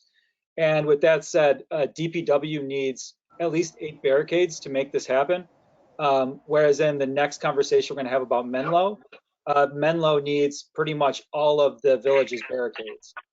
So, you know, by passing this, which I 100% support, this is probably the top of my list for streets to close for this program. Just so you guys know that after this vote, they'll be down, you know, those 8 barricades that would then go to Menlo if we do decide to pass Menlo. So just to put that out there. Is that correct? Go ahead. I just want a verification. Yeah, I don't know why it's not our property. Why would the village have to put up the barricades? My understanding. Sorry, Rebecca. Go ahead, Hector. You go for it. My understanding is that the county has exhausted their barricade resources. And so in order to close Esterbrook Parkway, they would be looking for us to provide 8 type 3 barricades for purposes of that closure. And just to also be clear, both our police chief as well as our fire chief from NSFD have endorsed the closure of Esterbrook Parkway. And Rebecca, is that true of all the street closures? Like if there's a street closure in Milwaukee, they'd be providing the barricades? Why do we again? I mean, my understanding from the phone call is that they've exhausted the use of the barricades on similar programs, and so they don't have sufficient amount in stock to be able to do additional closures. However, they're willing to look at doing the Esterbrook closure, but they would need the sufficient material to barricades to block the road. Did they already adopt their Safe Street plan then, or how are they going to put barricades on those roads? They have some roadways of which they already have barricades placed, and it's exhausted their resources. They don't have additional resources to pull from, apparently, in order to block additional roads. Is there any way to appeal that to Sheldon Wasserman, like an elected official? We're talking about 8 barricades. I think we should just vote on it and move forward and just put those barricades out there and just call it a day with this conversation. I mean, this is just a no-brainer. It's 8 barricades. I think the village has about. Thank you. Okay, that's a great suggestion. All right, so do you want to make a motion? So, excuse me, can I talk? Nope. This is Cristina Taiso at 2709 East Menlo. I don't know if I missed something because I went to advise my husband that this topic was coming on. I already sent an email. Excuse me, I'm sorry. I just want to make sure there's no other discussion from the board members, and then thank you for identifying yourself. I'll call upon you. Is that okay? Okay. And I'm sorry, what's your first name? Christina. Christina. Okay, I'll be right with you, Christina. Was someone going to make a motion and then a second, or do you want anybody else have discussion? There's a motion on the table. There's a motion on the table. Okay. Any further discussion by the board members? I just wanted to add one thing. I think it's great. I hope we keep both driveways open to the beer garden. And it would be great, I think, also if we could keep access from Capitol Drive to the Benjamin Church Museum building, because then you do allow a little closer access for people who are in wheelchairs and such. If you keep the opening on the south end to that parking lot too, it also gives someone a chance to turn around if they didn't realize it was closed, instead of causing a backup on Capitol Drive. People were already kind of backed up with Culver's with the carryout. And so I think if someone turned north onto Esterbrook Park, like, oh God, it's closed, I don't want this, they can just loop through the parking lot and go back out. And you do allow a little closer access for people in a wheelchair. Do we need to, how do we do we pass this along to Sheldon Wasserman that the police chief and the fire chief have both signed off on this? I just want to make sure we got this all together. If we have our resolution, Rebecca, what do you think is best? Do we just send an email from Chief Nimmer and Chief Whitaker? I'd be happy to add those two to the resolution. Thank you. I think that's a great idea, Kathy. Trustee Ursing? I think Kathy's idea is actually it's a pretty good idea. How much do you know how much we would lose in the long run of Estherbrook by moving it up to that facility? Okay, Does thank anybody- you. No. So, who made the original motion? Trustee Jessica. Carpenter. Trustee Carpenter, would you like to amend that with unanimous consent by the board? Well, I just for clarification, Trustee Stokebrand, if we open it to the Benjamin, what I forget the name of that house. Museum. Yeah, that's pretty far up. I mean, that I don't know how much would actually end up being closed. Yeah, it's really not. And the other thing is, I hope we all realize by closing both ends off, we also gain that huge parking lot in the middle for recreational space. The Benjamin Church parking lot is much closer to Capitol than the beer garden parking lot is to Hampton. This is Chief Nimmer. I have a comment when you're ready. Go ahead, Chief Nimmer. I have a concern with not blocking it at Capitol and at Hampton due to the fact that if we allow vehicles to come down Estherbrook Parkway, they're going to get stopped there and have to turn back around, and it's going to cause some congestion. So my recommendation would be if we close it both at Hampton and at Capitol, and we'd have to also close off the eastbound to northbound turn lane there on Capitol, just to ensure that people don't try to turn onto Estherbrook Parkway. Thank you. Is that how the resolution is currently written? Yes. Yeah. And Trustee Carpenter. Sorry, I just looked up the Benjamin Church House on Google, and it's between Lawnwood. Well, what is that? It's at Alpine, basically, just a little bit south of Alpine. So I just think that it's pretty far up, and I know it's closer. But I do have some concerns about people potentially just like driving around the barricades. And if we're closed to Capitol, I feel like there's less of an inclination to do that. Okay, so you want to keep your, that's perfectly fine. So we do have a motion on the table and a second. Trustee Stokebrand, if you want to, you can propose an amendment. I have huge concerns about how people are going to get to the beer garden. Where are they supposed to park? Are they supposed to park on Hampton and walk into the beer garden? No, it's going all the way down to the beer garden. It's coming all the way down. It's going past the beer garden driveways. So it'll stop there. So people come down from Hampton, go to the beer garden. That's not what Chief Nimmer just said, I think. Well, that's what the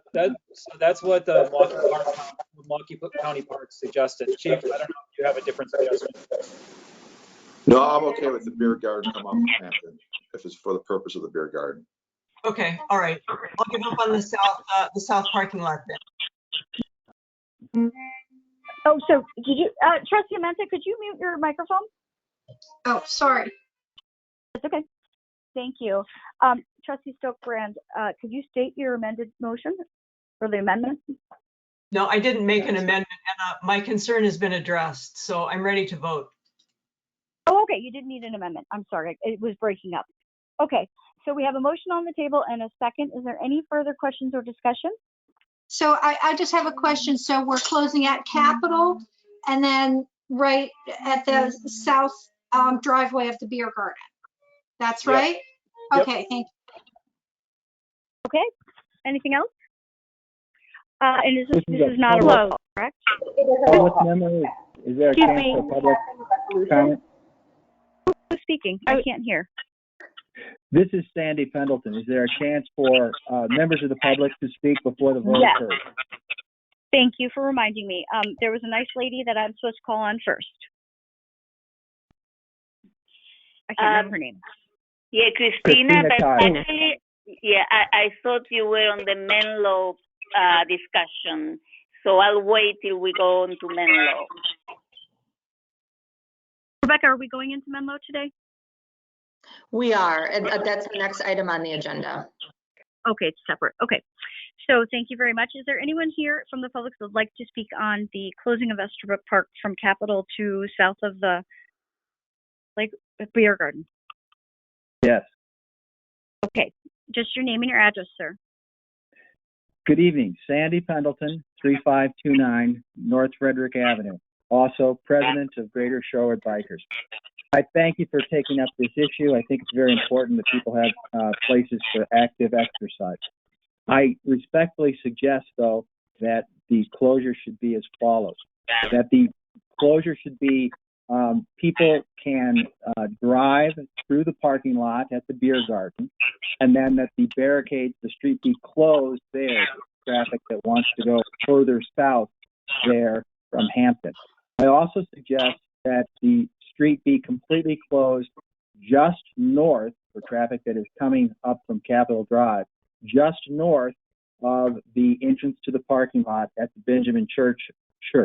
I think it's important that people be able to get to the parking lot so they can park there and then engage in the recreational activity they want. Either they want to take their bike off and go on the Oak Leaf Trail, or they want to run on the Oak Leaf Trail, or they want to rollerblade down the closed section of Estabrook Park. I think it's very simple that at Hampton and the Parkway, there's a sign that says closed local traffic only, or not a through street.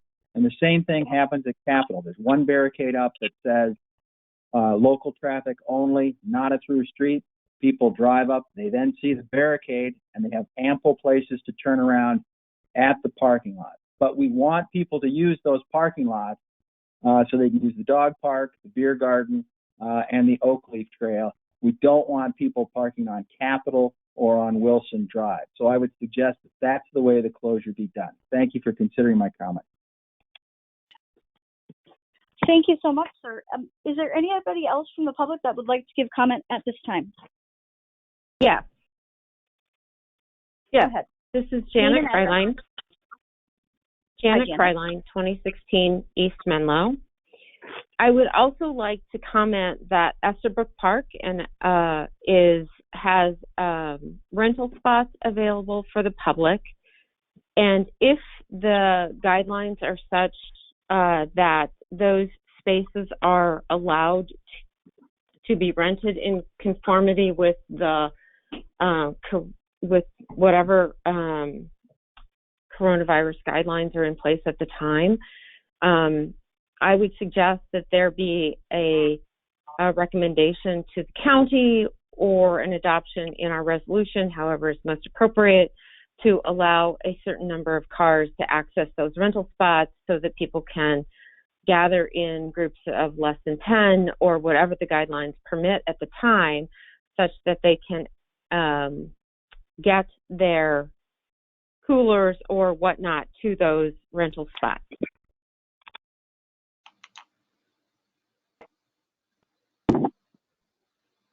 Sorry, it was on mute. Thank you so much for your comments. Was there a question involved? No. Okay. No, Is there it's just anybody? a recommendation. Okay, thank you so much. Is there anybody else from the public that would like to speak at this time? Trustee Rozek?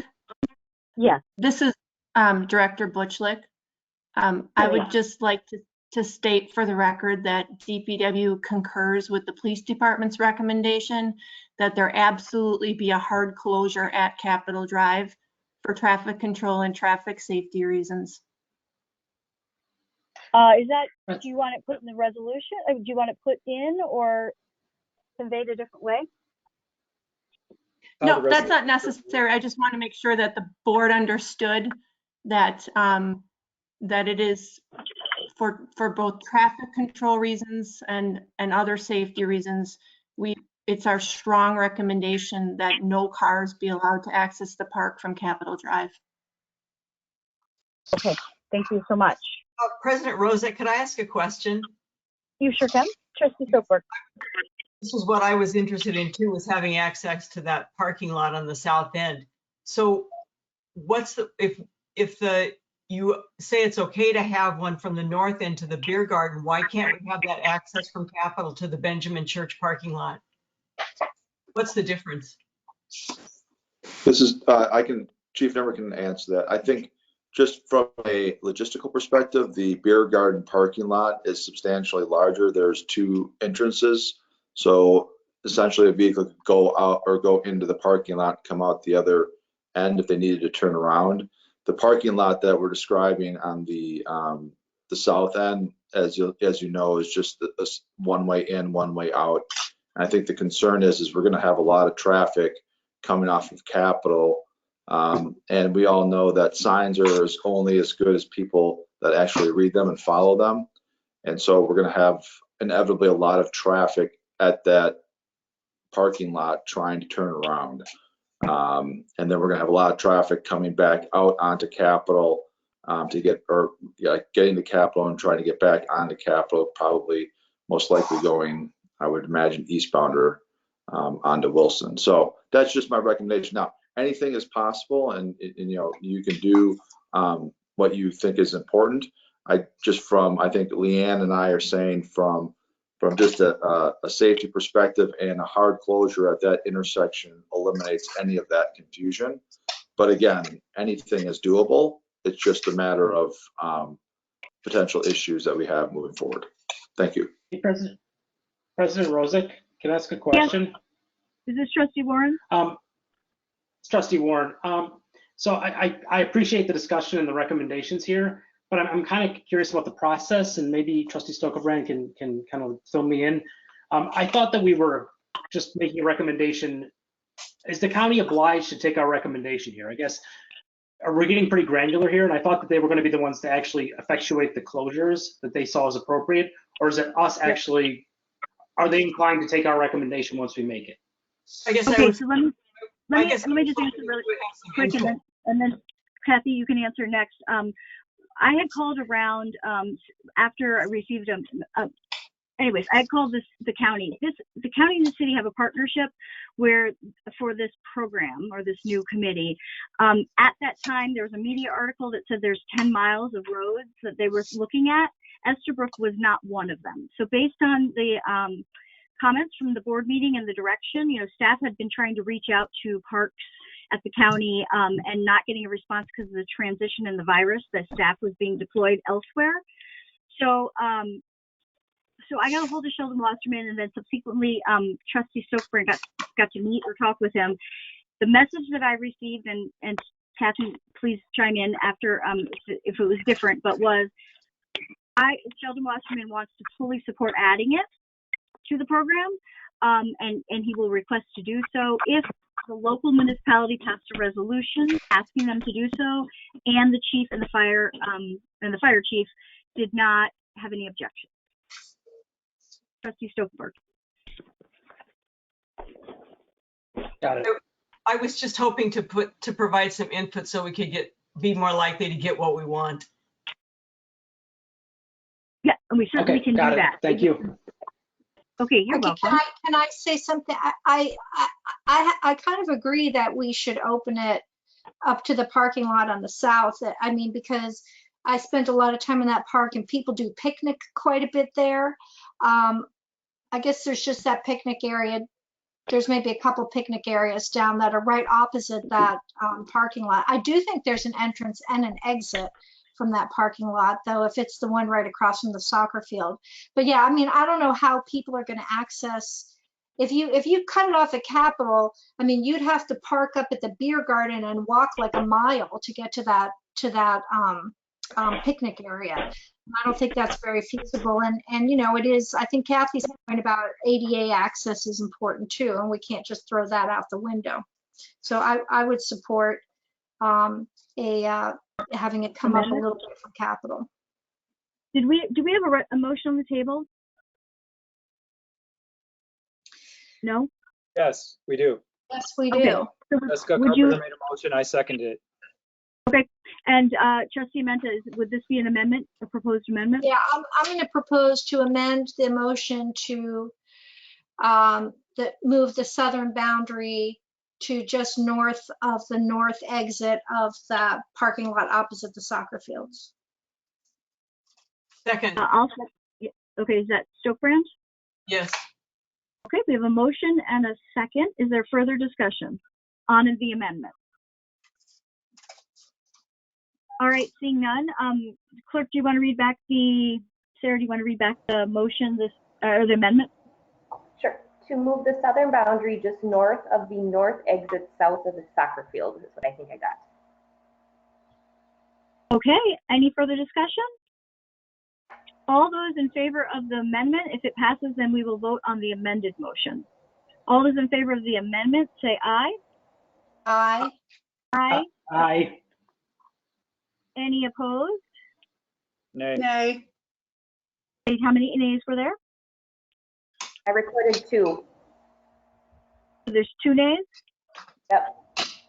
Okay, so 4-2, the amendment passes, and we'll move on to the amended motion.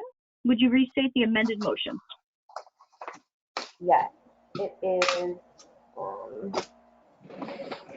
to approve resolution 2016 requesting Estabrook Parkway to be added to the Milwaukee County Active Streets Program, and to move the southern boundary just north of the northern exit south of the soccer field. And then Okay, so we have and it's a roll call. Okay. Does anyone have further questions or comments on the amended motion? I do.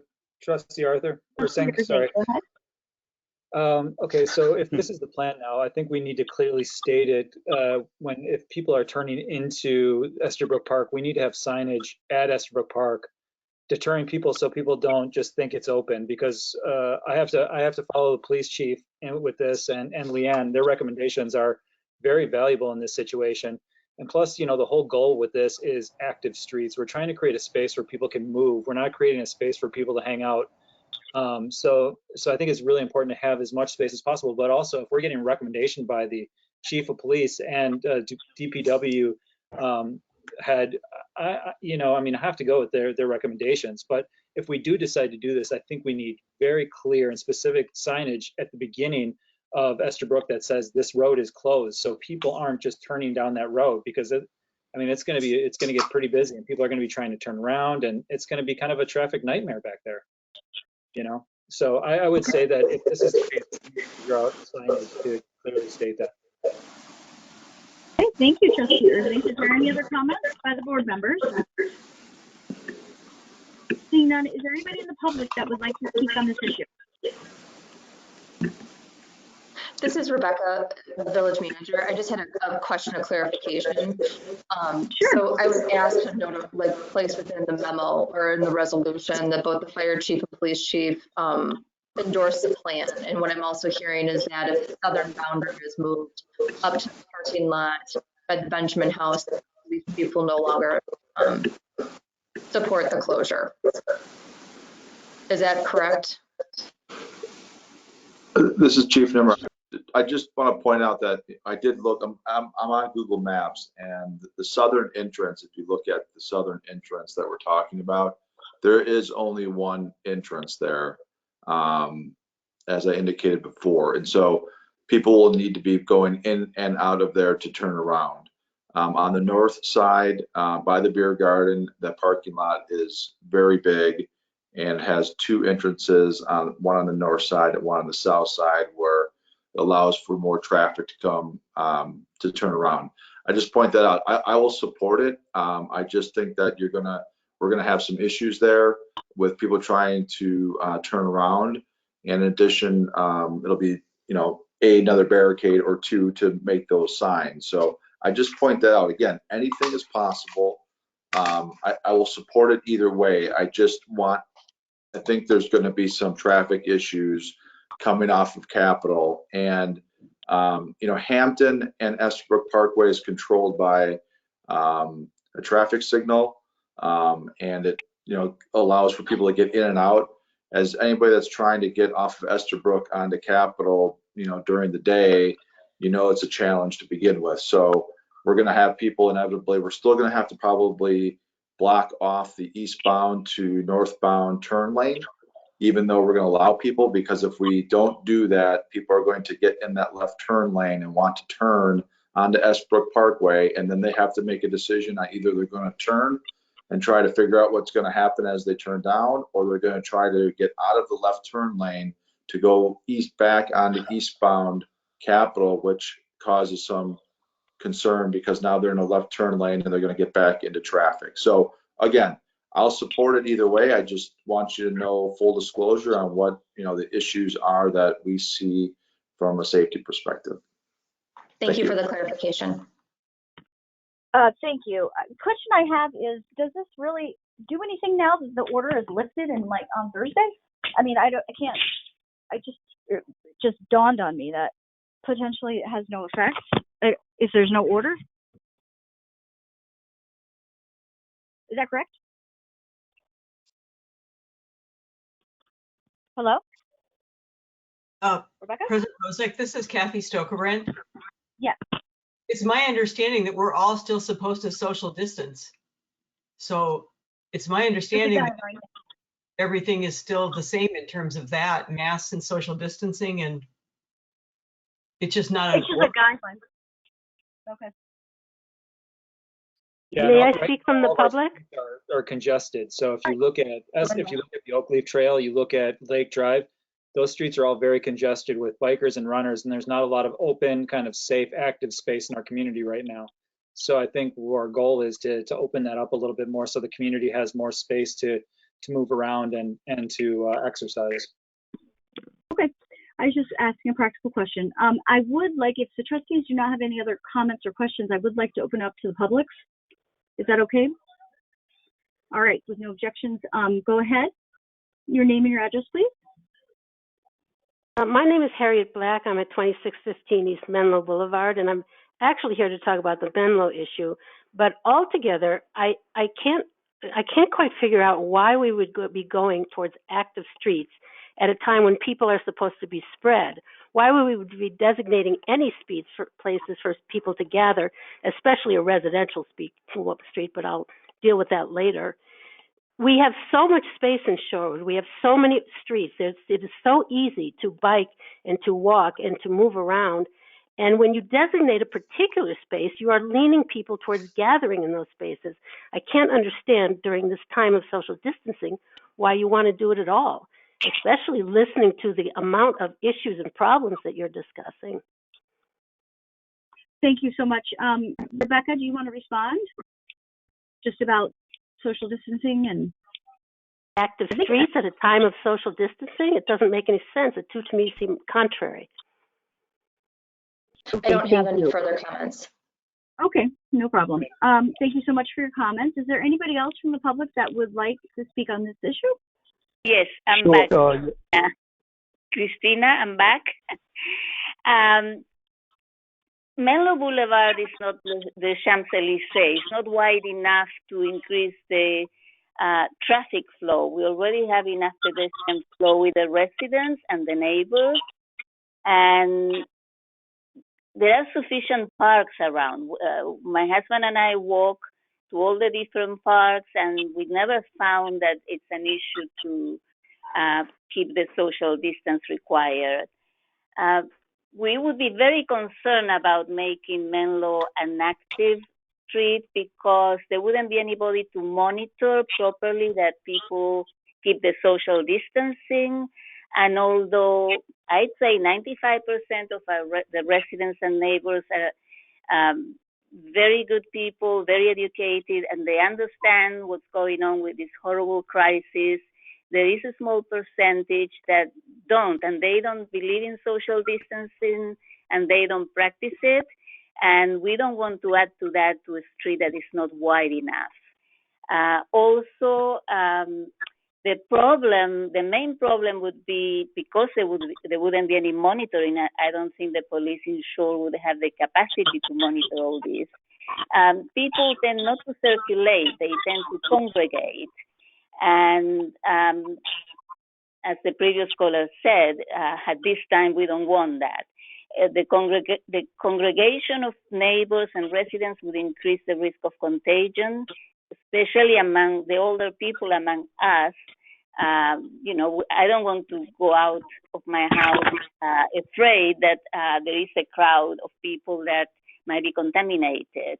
Also, I wouldn't want people to block our driveways. As I said, if this was a wider street and people would walk or bike, but there is the issue of the roller skates and scooters that make a lot of noise. and we wouldn't want to increase that. We work from home as many of our neighbors these days, and that can be very intrusive. Also, there would be the problem with the access of emergency vehicles and delivery vehicles. Many people now get their food delivered and other goods. And the closure also would increase traffic in other streets. There is a cost involved as well, to move the barricades, cleanups. I don't know if people would walk with their dogs and forget to pick up. And I think those resources, I mean, I read some figures in this, in the agenda today. It's $2,000 or $3,000. I believe it would be much higher than that. And I think that money can be put to better use. That's also, if someone wants to sell their house right now, I don't think this would be a selling point, and it would potentially, if this would become permanent, although I understand right now it's just a transitory measure, that if for any reason it became permanent, I think it would affect the property values and it would decrease the tax base. So those are my comments, and I really thank you for taking my call. Thank you so much. Is there any other comments from the public on this agenda item? Yes. Just state your name and your address, please. Sandy Pendleton, 3529 North Frederick Avenue. The question is whether we should put Estabrook Parkway into the Active Streets program. The reason why that is a sound thing to do is because the Oakleaf Trail is heavily congested and will become far more congested as the weather gets nice. I was out running today on the Oakleaf Trail in the Estabrook Park area, and even on a wet, rainy day like today, it was uncomfortably congested for someone running over the lunch hour. Lake Drive is also congested. The village should create spaces where people who want to walk, dog walk, run, bike, or roller skate can do that in a socially distanced manner. Putting Estabrook Parkway into the Active Streets program meets that objective perfectly. And therefore, I ask that the current proposal resolution be passed. Thank you for your consideration. Oh, thank you so much for your comments. Does anybody else from the public have anything that they would like to add? Yeah. This is Michael Marr, 2100 East Menlo Boulevard. I do walk in Estabrook Park 2 or 3 times a week. I do use the parking lot at the south end and both the main at the beer garden. It is key that you be able to park in the park, to then walk on the. I walk on the street quite a bit, and most of the traffic is fast through traffic. So shutting the street, I do support, because most people are just using it as a pass-through drive, and it would be nice to be able to have that street open to walk up and down without worrying about cars going by and getting hit.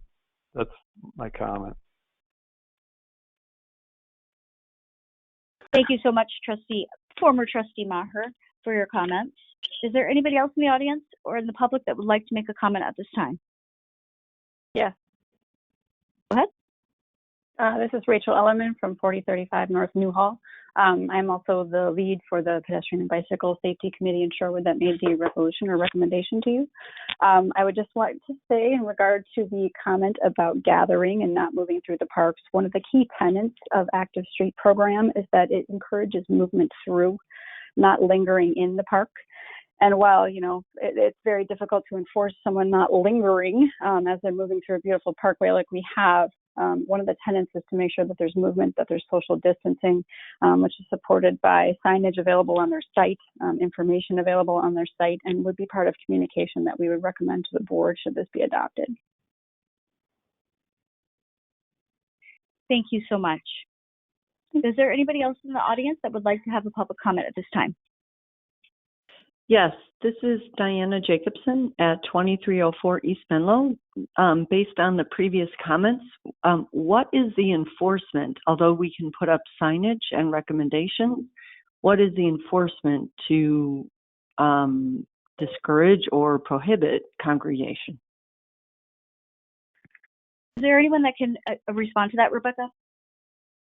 I think, can I make a comment? This is Trustee Ursink. The Menlo question is going to come next after Estabrook, and I think a lot of this kind of pertains to Menlo. This is Diana again. I appreciate that. I think the same comment, though, pertains to both spaces. So what is the monitoring? What is the enforcement?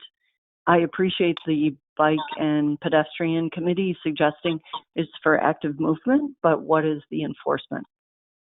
Thank you. Is the chief here? This is Chief Nimmer. The enforcement in Estabrook Park would be the Sheriff's Department. The Shorewood Police Department does not have the authority in the actual parkland itself. So the Sheriff's Department would be responsible for enforcing any violations. And again, I just point out if in fact on Thursday the order expires, those would be recommendations come Thursday at midnight. Thank you. Thank you, Chief. I appreciate that. Did that answer your question? Okay. Is there anybody else from the public that would like to speak? Oh, seeing none. We have a motion and a second on the table. Is there any further discussion by the board members? Hello? Did we vote on the amendment? Yes, the amendment passed 4-2. Yeah, the amendment passed 4-2. Okay. So we're now on the amended motion. Can you read that back, Sarah? Yes. To approve resolution 2016 requesting Estabrook Parkway to be added to the Milwaukee County Active Streets Program and to move the southern boundary just north of the northern exit south of the soccer field. Any further discussion by board members? If not, is it, do you want a roll call vote or you would? It's roll call. So, Sarah? Yep, roll call. So Trustee Warren.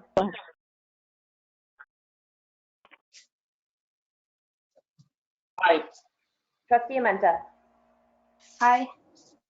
Trustee Griffin. Aye. Trustee Carpenter. Aye.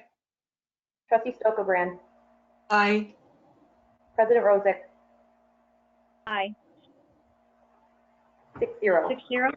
Yep. Okay, 6-0, the motion passes. Thanks all for your participation, especially the public that stayed on the line. Sarah, do you want to read off, or Rebecca, the next agenda item?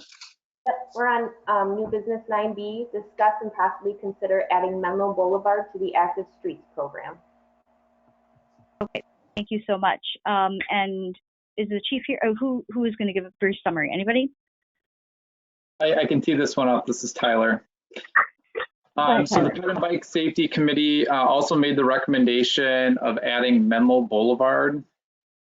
This would be the entire stretch, and actually if you look at one of the attachments provided by DPW, this would stretch slightly onto Morris Boulevard up to Newton, I believe.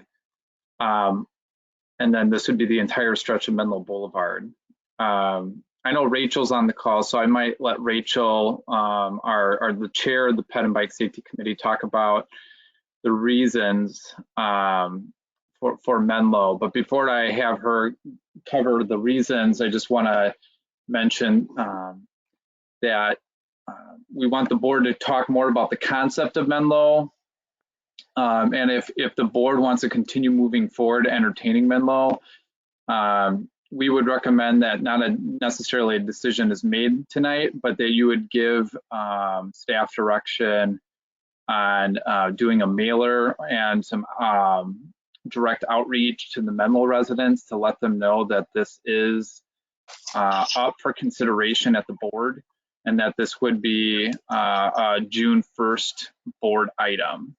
If you decided tonight that you wouldn't want Menlo considered as kind of a test area to of a local Shorewood street to be included on the Active Streets program, then if you have any further direction for us on how to proceed, or if you want to defer back something to the Ped and Bike Safety Committee, we could do that.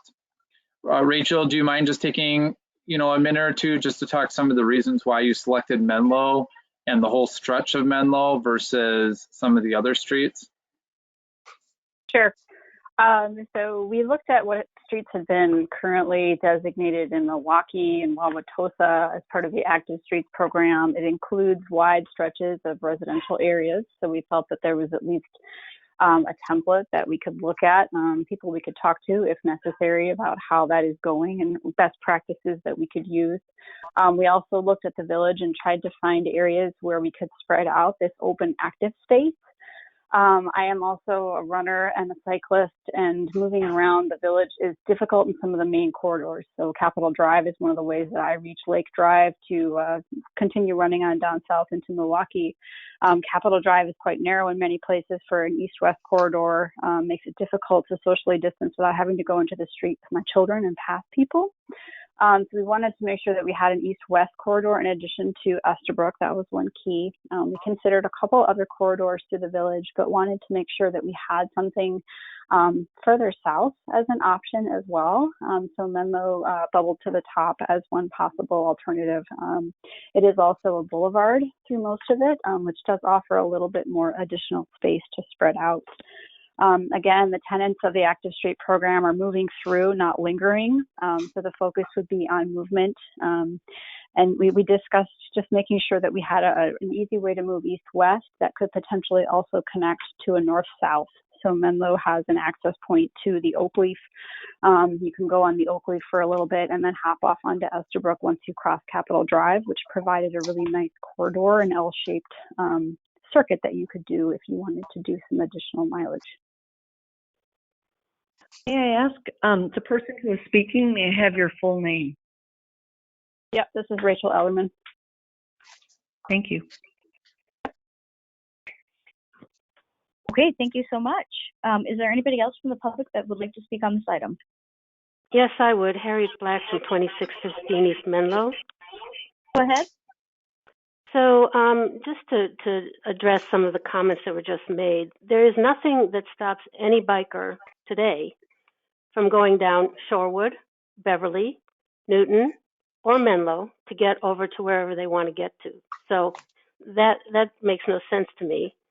To take a quiet residential street that we all live on and turn it into a biking street is a pretty aggressive move. I certainly understand doing something like that in Estabrook Park, which is a park and a public space. But to select out a single street and then make it put that much traffic, bike traffic, walking traffic, whatever, is very concerning for the people that live there. And I think that you'll get a lot of response from the people who live on Menlo at your next meeting. And I can't really understand what problem you're trying to solve, because you can do it right now. You can, yes, there are cars there, but very few, especially with everybody working from home right now. One of the arguments that I heard before was that there's the nature preserve at the end of the road. Well, that nature preserve has a teeny tiny thin pathway, and you do not want to encourage more people during this social distancing time to be using that path down to the lake. It's very narrow and hard to pass at a 6-foot distance. And I guess that's about it. But I think you're going to get a lot of very, very concerned citizens from Menlo Boulevard to take a residential street and do something like this with it. Can I ask a question? Yes, I hear your music. Oh my God, someone has to turn their microphone off. I did not really get from the board report like there where the barrier, so there would still be cross traffic allowed. So there would still be local traffic allowed. So is there a barrier, like there's a barrier at Menlo and Morris and a barrier at Lake? I mean, where are the barriers going to be put in? What is being proposed? I don't really understand what's being proposed. In terms of where barriers are and what traffic, because it seems like we're still allowing local traffic, correct? Mm-hmm. I can try and address that. There is a traffic control plan in your packet where we have attempted to indicate where barriers or barricades would be placed. I apologize. It's much easier to do that on a much larger scale on a map. But in essence, we would have a pair of barricades placed at every cross street. So every north-south street that crosses Menlo Boulevard would have a pair of barricades, and those barricades would be staggered, so that a vehicle that wanted to enter that block section would have to kind of do an S maneuver around them. I think the important thing to understand is that these streets, this Menlo would not be closed. It would remain open to local traffic. That would include residents. That would include any delivery drivers, anyone visiting any of those locations. It would certainly leave access for emergency vehicles and for DPW service vehicles.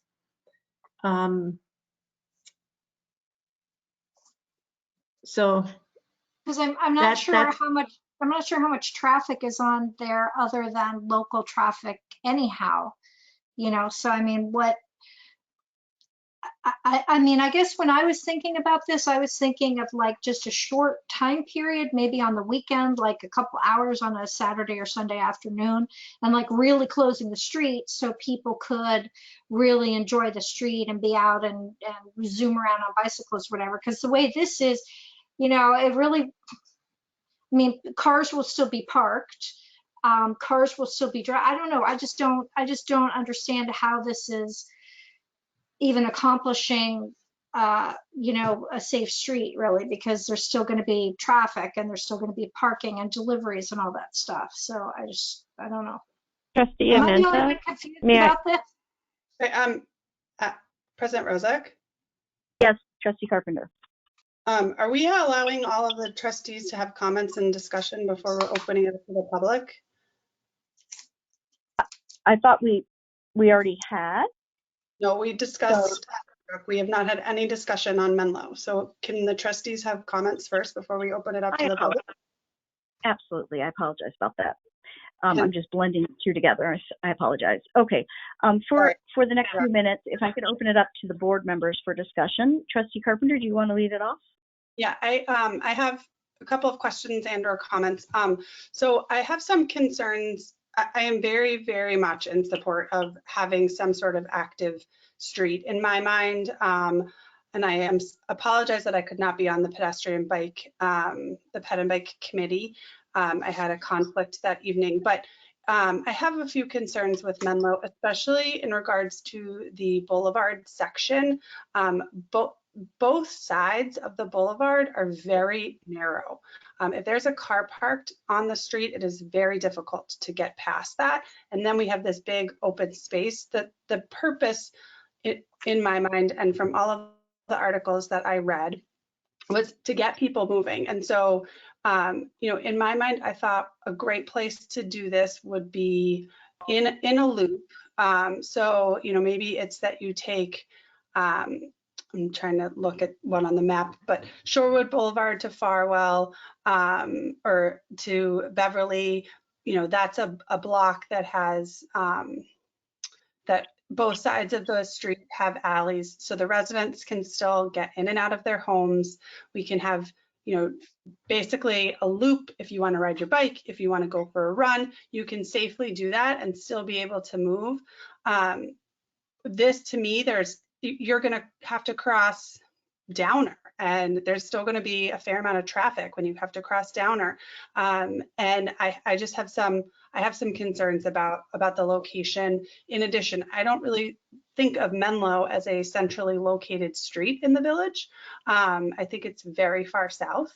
I think if we're really going to consider this something that everybody in the village is going to use, it needs to be on a different block that is a lot more centrally located.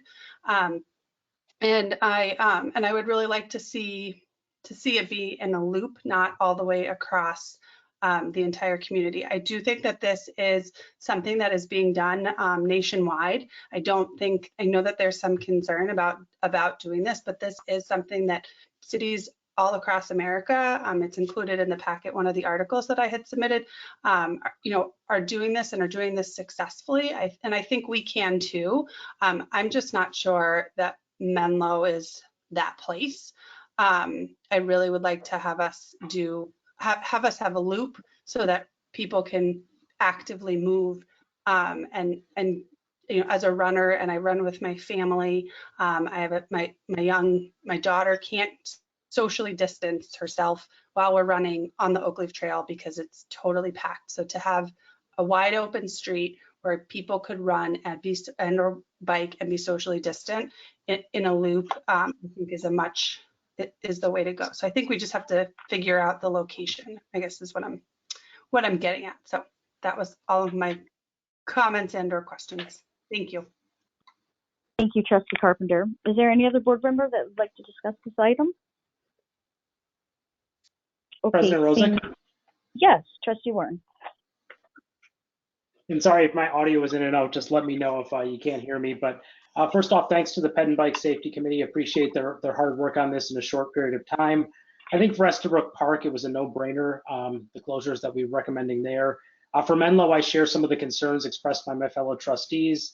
I'm concerned that the street is, even if you move away from the boulevards, the street significantly narrows down. The endpoint of this, as Trustee Amenta mentioned, the endpoint to this, I believe, as I read in the packet, was when there's an end to social distancing or the schools go back, which seems like a very long period of time. I like Trustee Carpenter's thoughts about a loop. I mean, I think if you do one street that narrows in certain places, you have a tendency to concentrate and to draw people to one place, which might have the opposite of the intended effect. I think a loop would better disperse people. And finally, I mean, we've gotten a lot of feedback in kind of a record period of time here.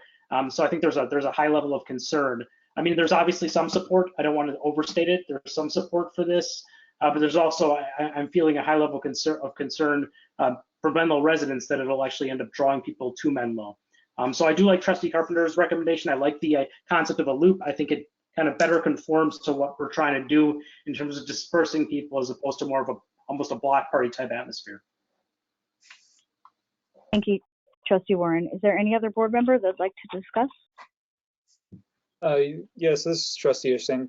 I think, I try to spend the weekend before it was raining outside, driving up and down Menlo and catching people when they were out and about in their front yards and kind of trying to have a discussion through my car.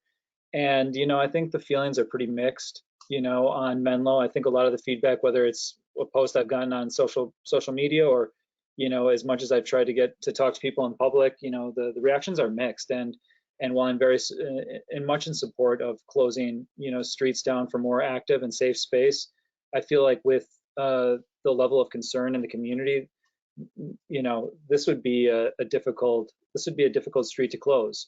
Just based on that, on the community feedback. So I am in favor of more space. I just don't know if Menlo is the right space. So I'm still very much on the fence on this particular issue.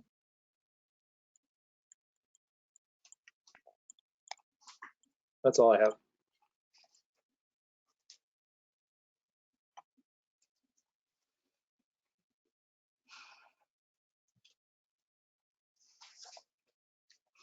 Seems like President Rozek's not on the call anymore, so Trustee Stokebrand, can you take over?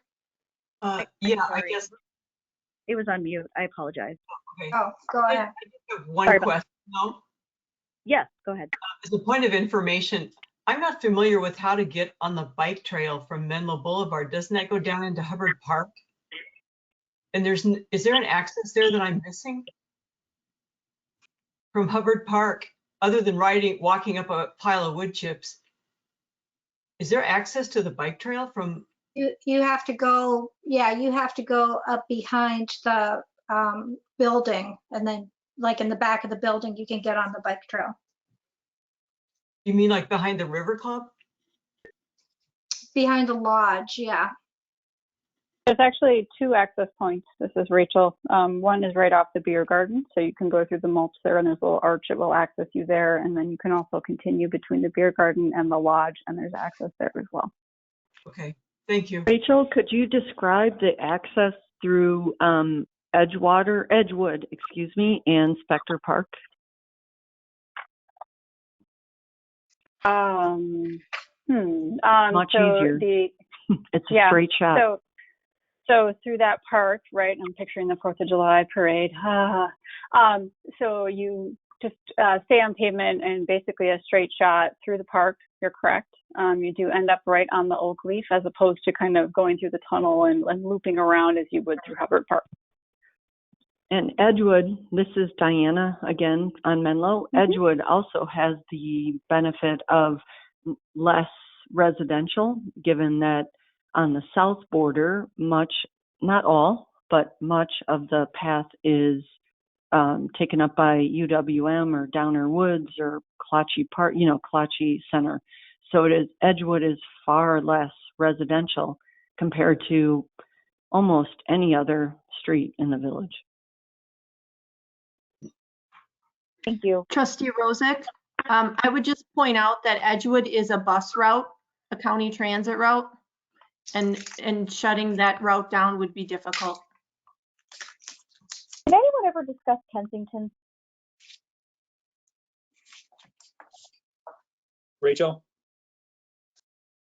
We did discuss Kensington, specifically because that was recommended during the traffic study as a potential bike route through the village, or an active street moving through the village. When we did look at it, though, it's a pretty heavily used through street through the village, which is why we kind of turned away from that street.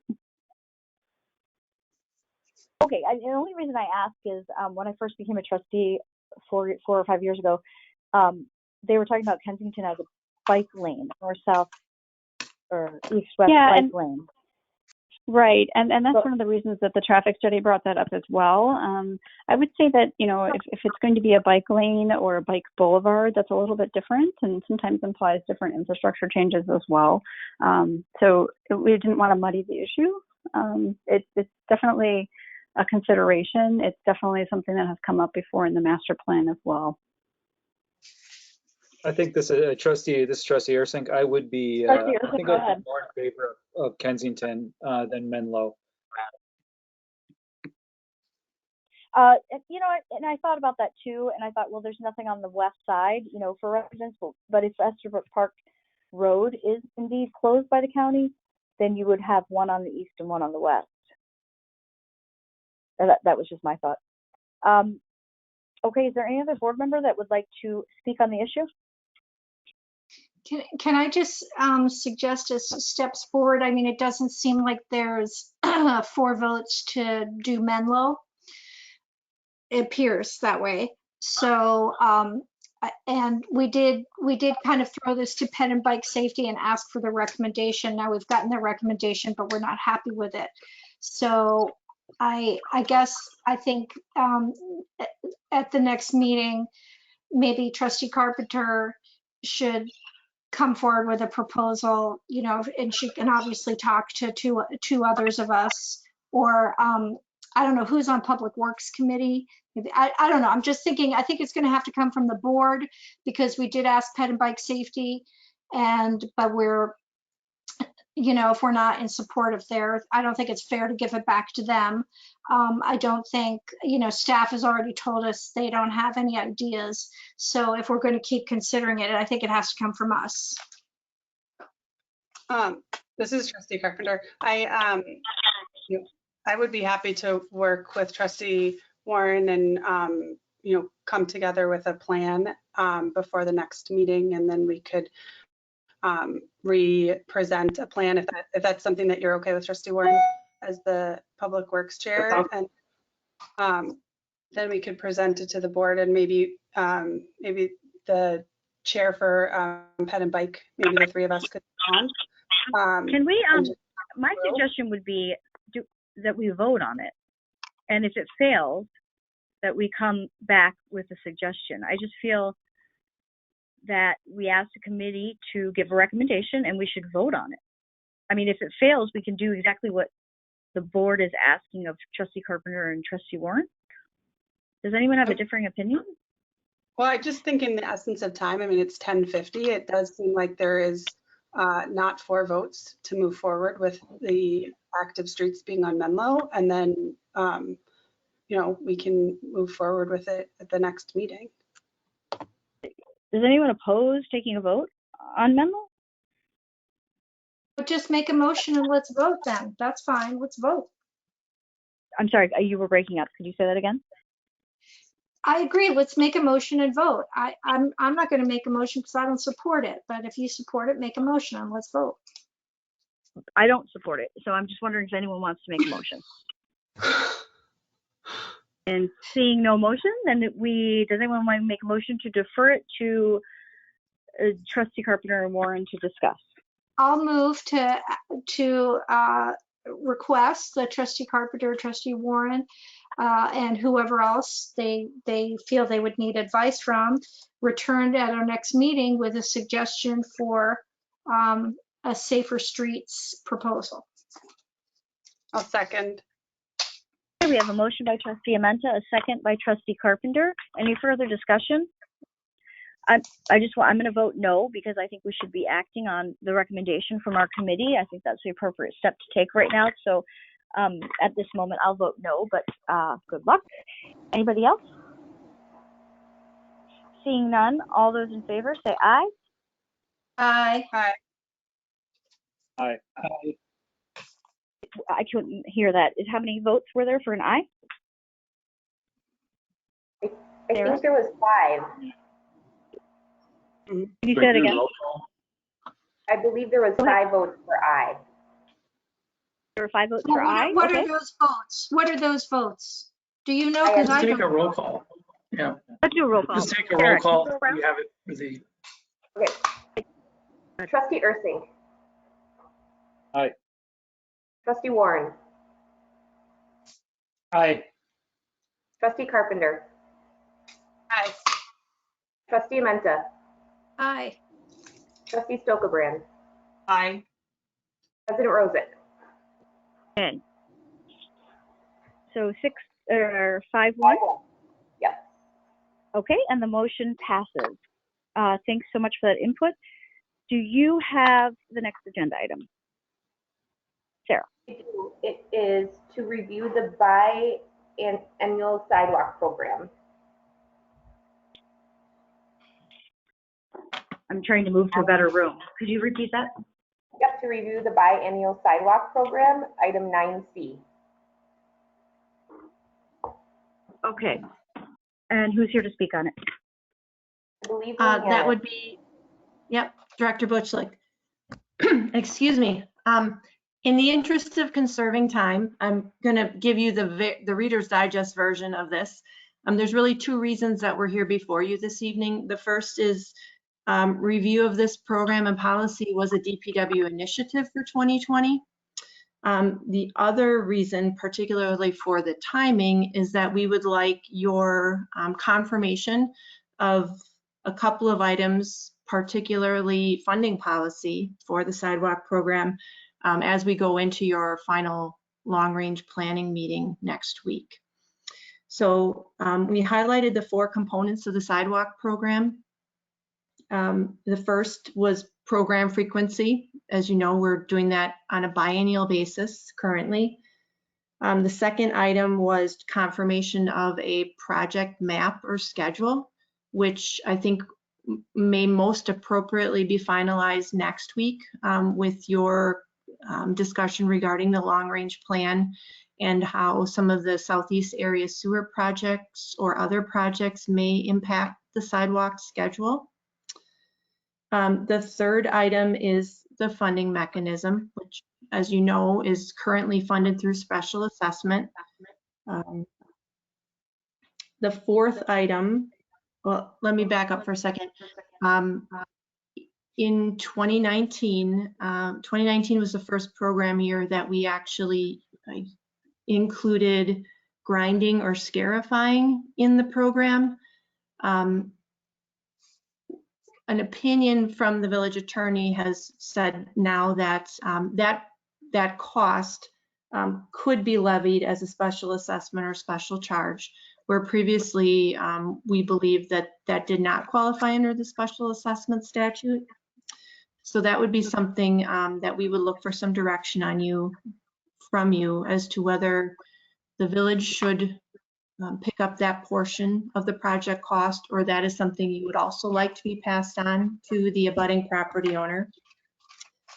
And then the fourth item is, or the fourth component is replacement criteria and treatment methods.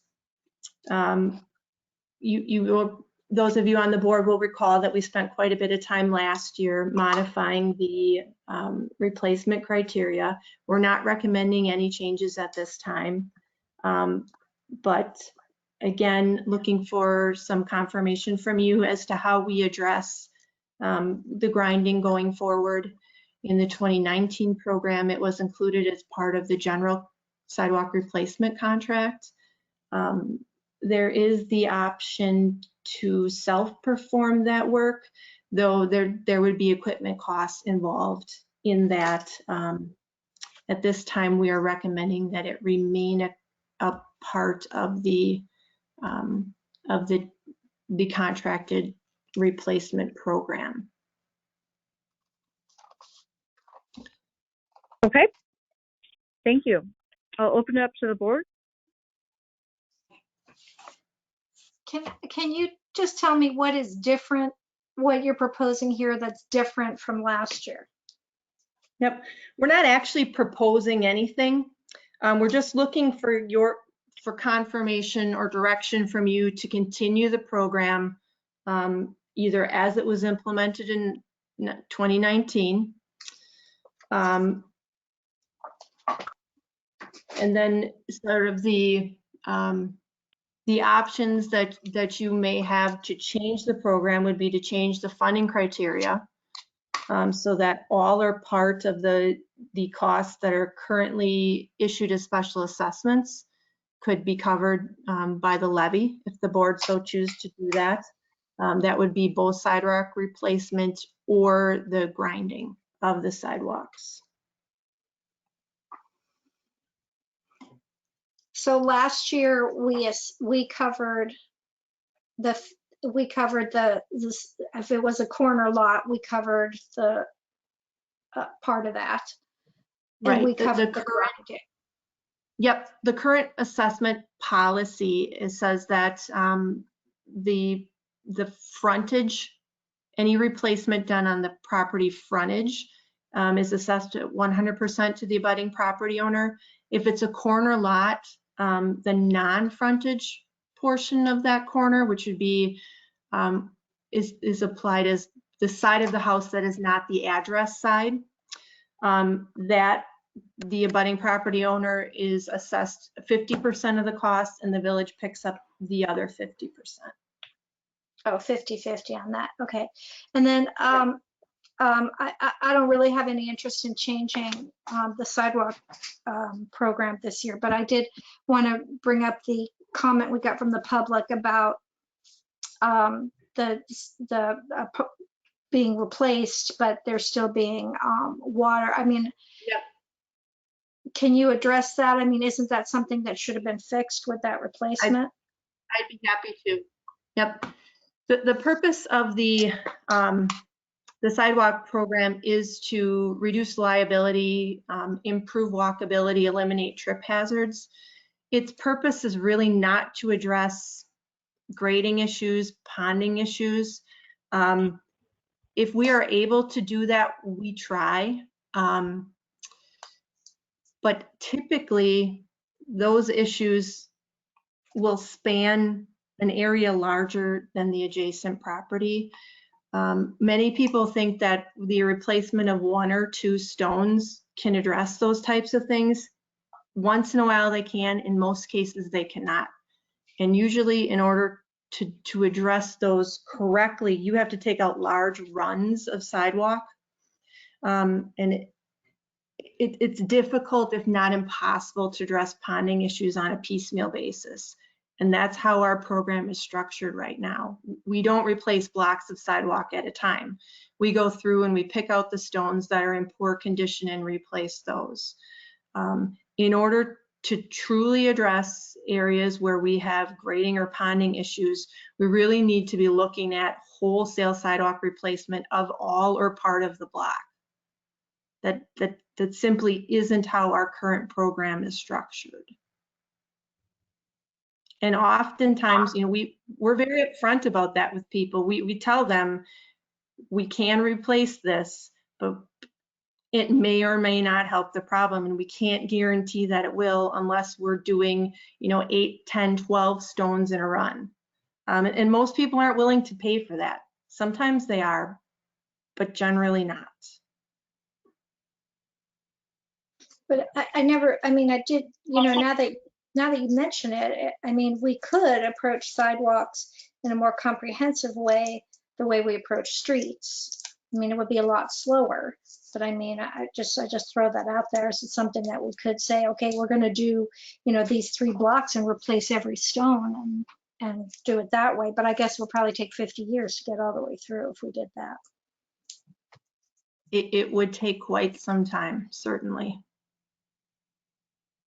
Is it, Leanne, can I ask you this? Is there any benefit to having it be, regardless of administration costs? I know it costs us to actually, and I remember Mark saying in budget that assessment process is really difficult on staff.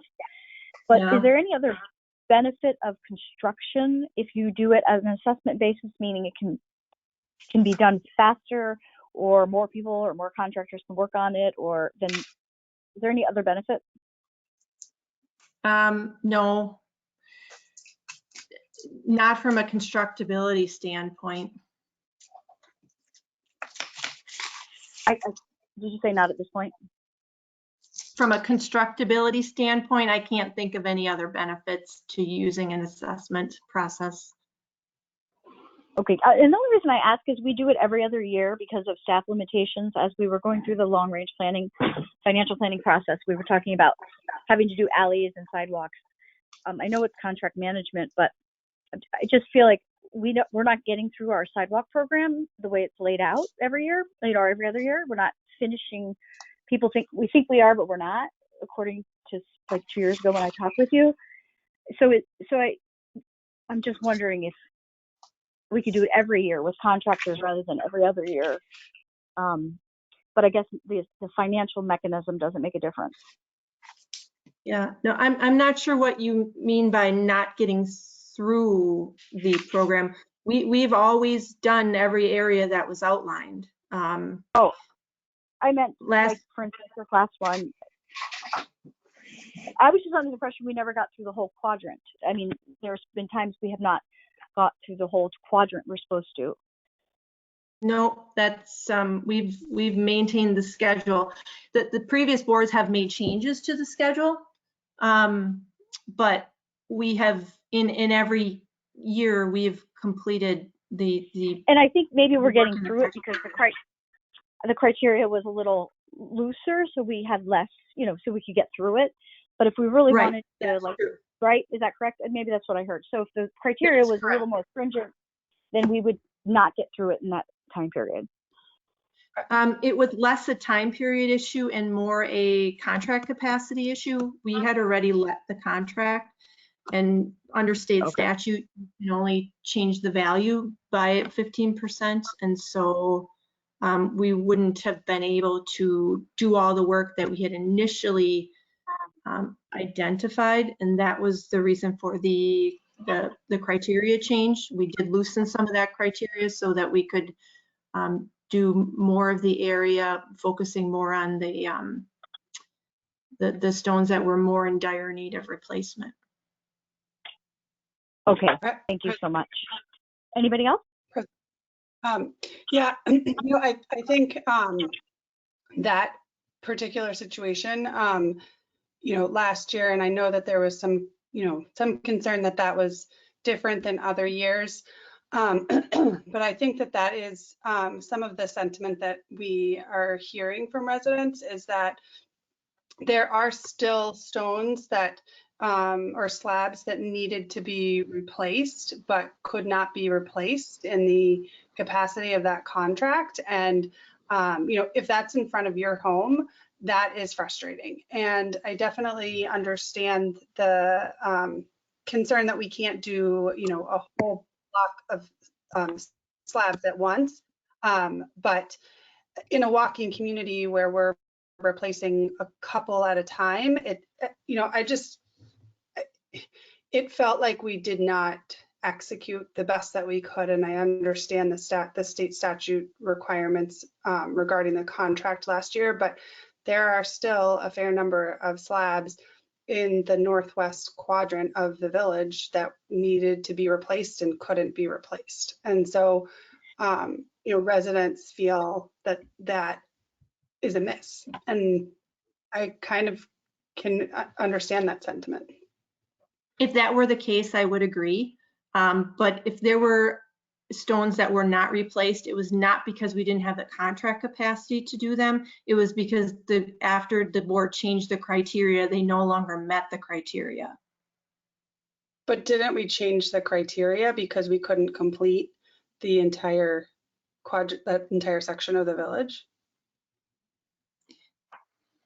We could not complete the section, you know, the outlined area with the criteria that we had used previously. So the board loosened the criteria so that we could do more of the area. Yes. Right. I mean, there were slabs that did not get replaced that, you know, in other years probably would have gotten replaced. And so, yes, but that is because the board changed the criteria. Right, but we had to do that so we could complete the project. And, you know, it's just not ideal. And I agree. think we now are not going to come back to that section of the village for, you know, many years. And going forward, how do we not do that again? I guess is my question. How do we not get there and we're like, oh man, there's a lot more that needs to get done and we can't do it all? Sure. Well, one of the things, as I mentioned in the memo, we're proposing to reallocate some of the contract field hours. In the past, we've used most of those hours under that contract on post-installation inspection, and we'd like to shift some of those and use more of them up front so that we believe that we will have a better handle on what work needs to be done prior to letting the contract, so that the bid quantities, rather than basing them on estimates of previous years, they're based on actual field conditions. So we'll actually go out prior to letting the contract and take field measurements and apply the criteria and have a much better idea of exactly how many sidewalks out there need to be replaced. So then the bid quantities match the actual field conditions, and we don't have that contract capacity issue going forward. Thank you. Is there anybody else who'd like to speak on this issue? Any board members? So Leanne, this is Trustee Warren. So essentially what you're asking from us tonight is to confirm that we are comfortable with the current state of the program going forward. Now I see some of Trustee Carpenter's concerns, and that's a conversation we need to keep having. But for tonight, we're looking to confirm kind of the present state of the program going forward. Correct. As I mentioned, I think there are some things that we can, within those four major components, there are things certainly that we can improve, that we can tweak, that we can adjust, but we're looking for you to confirm, you know, understanding of those, as I said, those four primary components moving forward. The policy issues that impact those would or would not change. So primarily assessment, and then the continued use of grinding and that use of grinding by a contractor rather than purchasing the equipment for staff to do that work.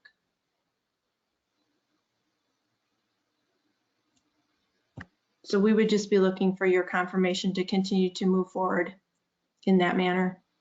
Or are you looking for a month? President, I have a question. Sorry about that. My buttons weren't working. Trustee Carpenter? It's Trustee Stokerbrand. I have a question Oh, then. Stokerbrand. So your memo goes into a little bit of the options of borrowing equipment from Whitefish Bay or buying our own for 10,000 or buying an attachment for 20 to 40. So we're not making that, you're recommending just hiring a vendor to do the grinding versus those other choices, loaning. Yeah. Yep, at this point, that would be our recommendation.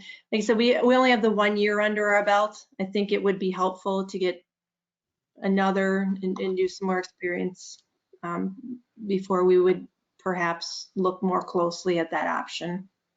Okay, and is there any sort of a DPW committee recommendation on these 4 options?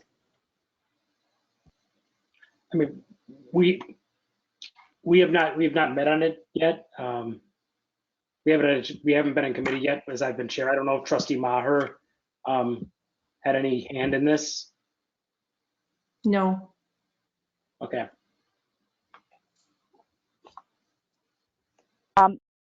Is there any other comments from board members? Okay, is there anybody in the public that would like to speak on this matter? Yes, this is Esther Berkowitz. I stayed on the line. I just wanted to understand the comment that was made about the sidewalk replacement being based on, I think what you said was things like trip hazards being the priority for replacing the stones. I just can't understand how a trip hazard is any different, if not less of an issue, than a major ice section where people have to, I mean, the entire sidewalk around our house in 2 different places is flooded every time it rains. And that is since they were replaced. And to me, that I'd like to understand the logic behind the difference between a trip hazard being a health hazard, but not a sort of a skidding hazard. Sure. From a safety or liability standpoint, I don't know that there is a significant difference. However, the criteria that we are currently using, which are very similar to the criteria we've used for the last 30 years, are not written to address ponding issues or grading issues. They're written to address defects, material defects in the concrete. You can have a perfectly sound, perfectly smooth, uncracked slab that creates a significant ponding issue. It's really, really hard to develop and write criteria that can be applied to identify and determine that, particularly in dry weather. These criteria predate me. I can't really speak to who wrote them and exactly what their thinking was, but my presumption would be that they were attempting to address the obvious trip hazards that one could evaluate and see and could measure. It's very, as mentioned, it's very difficult to do that with a slab that perhaps is back pitched or is pitched incorrectly, but otherwise is completely smooth and barrier free.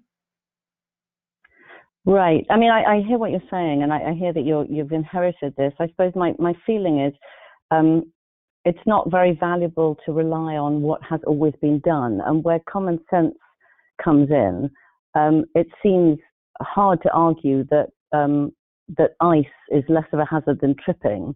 And with that in mind, if now is an opportunity because you're reconsidering the program and how I realize some of it's about how it's, you know, how it's funded or what contractors you use, but just I would really ask for some consideration of just common sense in how it's determined which slabs get replaced, and like both the criteria for replacement and really I think it should be prioritized that the after is better than the before, because otherwise what's happened to us as homeowners is we've spent, I think it cost us over $600 to replace paving that is more dangerous than it was before. And I'm sure you can understand that's really hard to swallow. I can understand that, certainly. So I would just really ask all the people involved in sort of considering how the program moves forward to bear that in mind, in terms of maybe building in to the reconsideration of how the program moves forward some thought about other forms of health and safety beyond just the sort of integrity of the stone. Okay, thank you. Thank you. Is there anybody else on the line from the public that would like to speak? If not, I will bring it back to the board. Do we need a motion for this?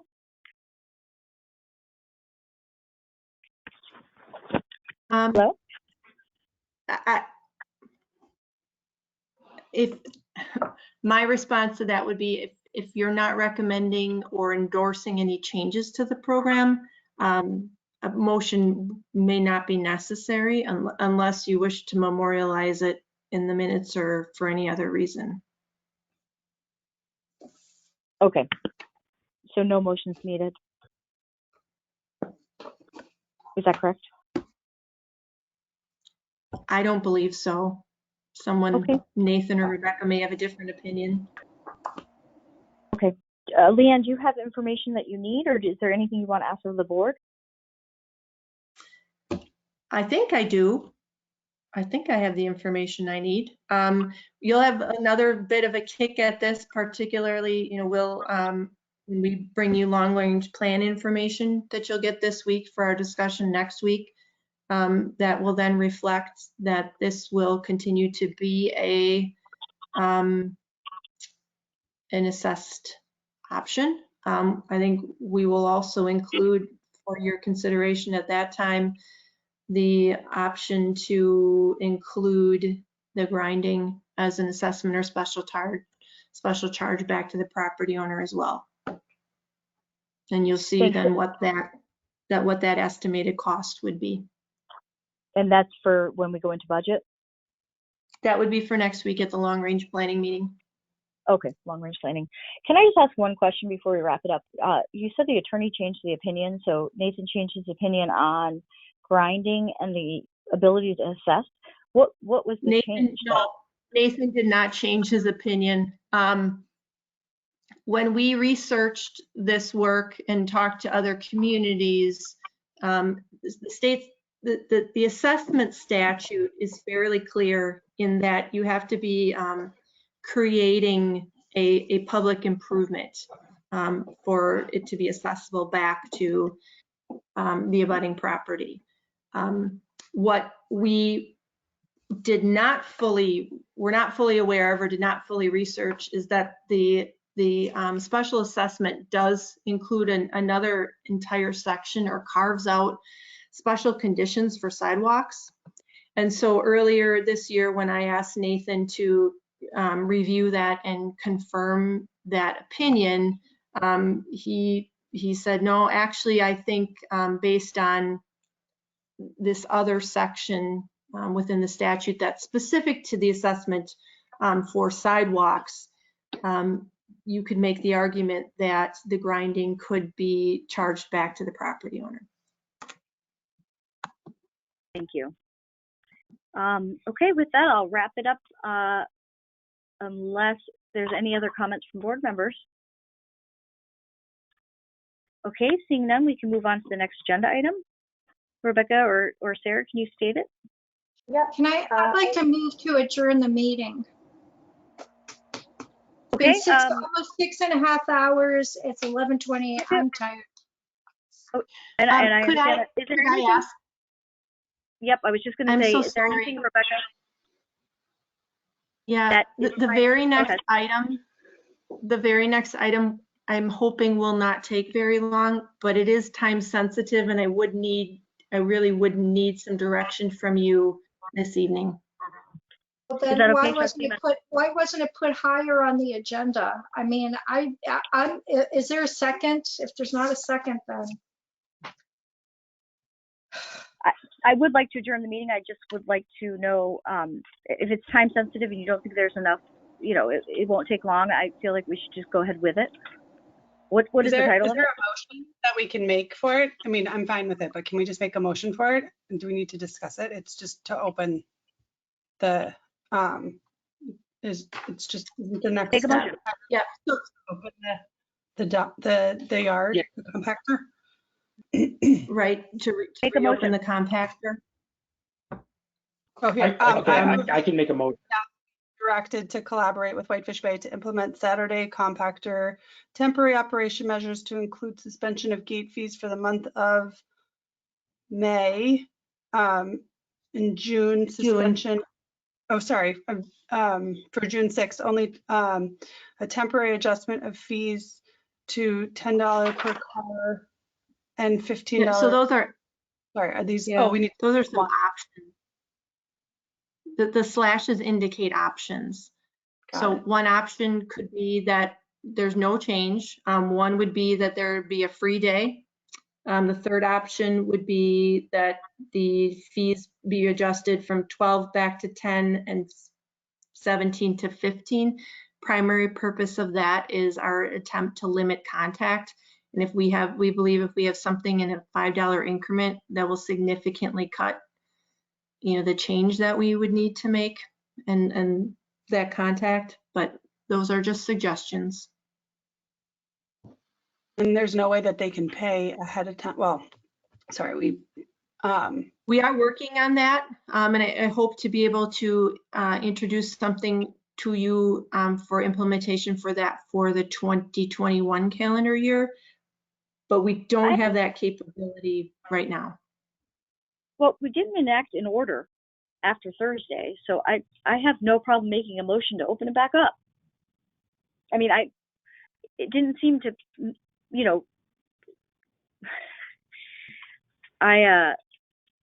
I'll leave it up to the trustees if they want to make a motion. Anybody want to make a motion?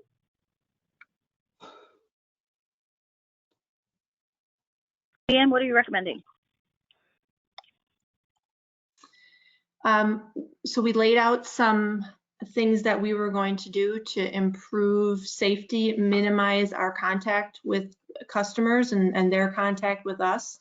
I think most of them don't particularly need any action from you. They're more just informational updates.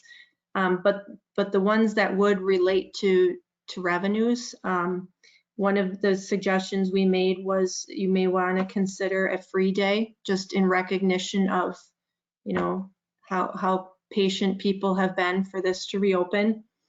The other would be to change the fees from the $12.17 back to 10 and 15. That just makes it much easier for us to make change and moves that process or that contact along. Or you could just elect, nope, it's there's fees and the fee schedule says they're 12 and they're 17. So those are the options. I'd like to move to make June suspension on June 6th.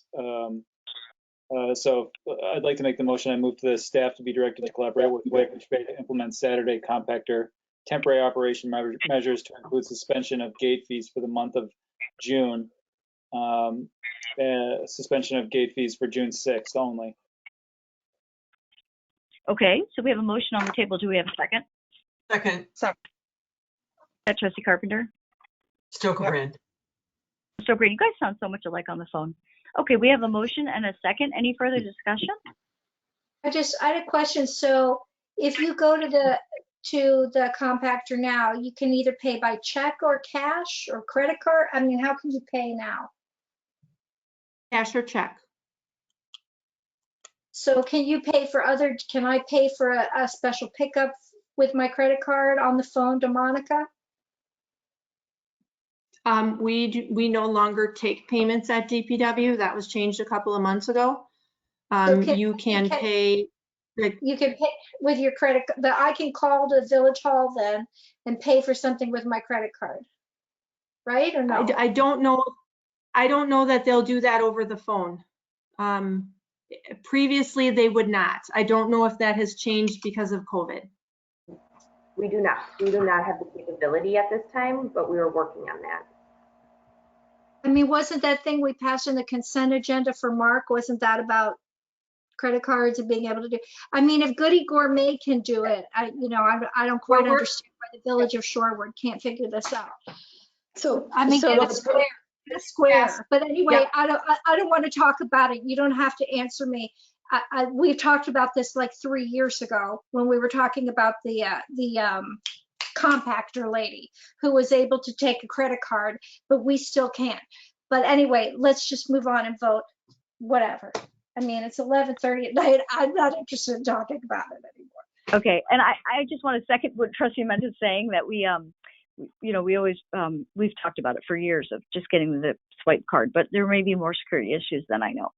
Okay, so we have a motion and a second. Any further discussion? Seeing none, all those in favor say aye. Aye. Aye. Any opposed? Okay, motion passes 6-0. And now, Thank you. I appreciate the extra time. Yeah, thank you, Liam. Is there anything, Rebecca, else on the agenda that is time sensitive? No. Okay, Trustee Menta? Before we move to adjourn, I mean, these meetings, I don't think it's fair to ask volunteers to sit here for 6.5 hours. It's not fair that, we have to figure out a way to either make the agenda something that we know we can get through, or move through the meeting faster, or I don't know what. But I'm having a hard time with the length of these meetings, and I just want to state that. And now I'll move to adjourn. Wait, can I also just ask President Rosick, is it possible for you to be able to see the screen? Because I think that there are people that are raising their hands or wanting to speak, and you can't see that. Yeah, I'm sorry, I can't. So maybe someone for the next meeting or can notify me when that happens. Do you not have a computer? I'm usually in transition, but I can try to get home and use the computer. I mean, maybe the village can provide you with a computer so that you can be visual like the rest of us. Okay, we can try that. One other note too, President Rozak, I think not having a computer, I find I'm trying to listen to speakers, especially like Ann Christensen from the health department and other people, and you step on them a lot. You step on them talking, and you kind of steer the conversation in different directions. I'd really appreciate if I could listen to the whole comments, especially and also from the trustees. I find that you jump in a lot, and I just don't know if it's because you're on the phone and you can't read the room, but it's hard to follow the conversation when you're jumping in, and I feel like I hear you talk more than I hear the experts talk.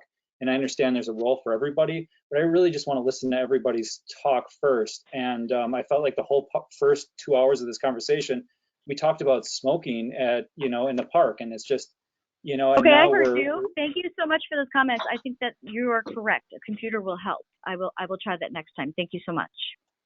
Anybody else? Seeing none, we have a motion on the table. Is there a second? Second. Okay, motion to adjourn in a second. All those in favor say aye. Aye. Aye. Aye. Any opposed?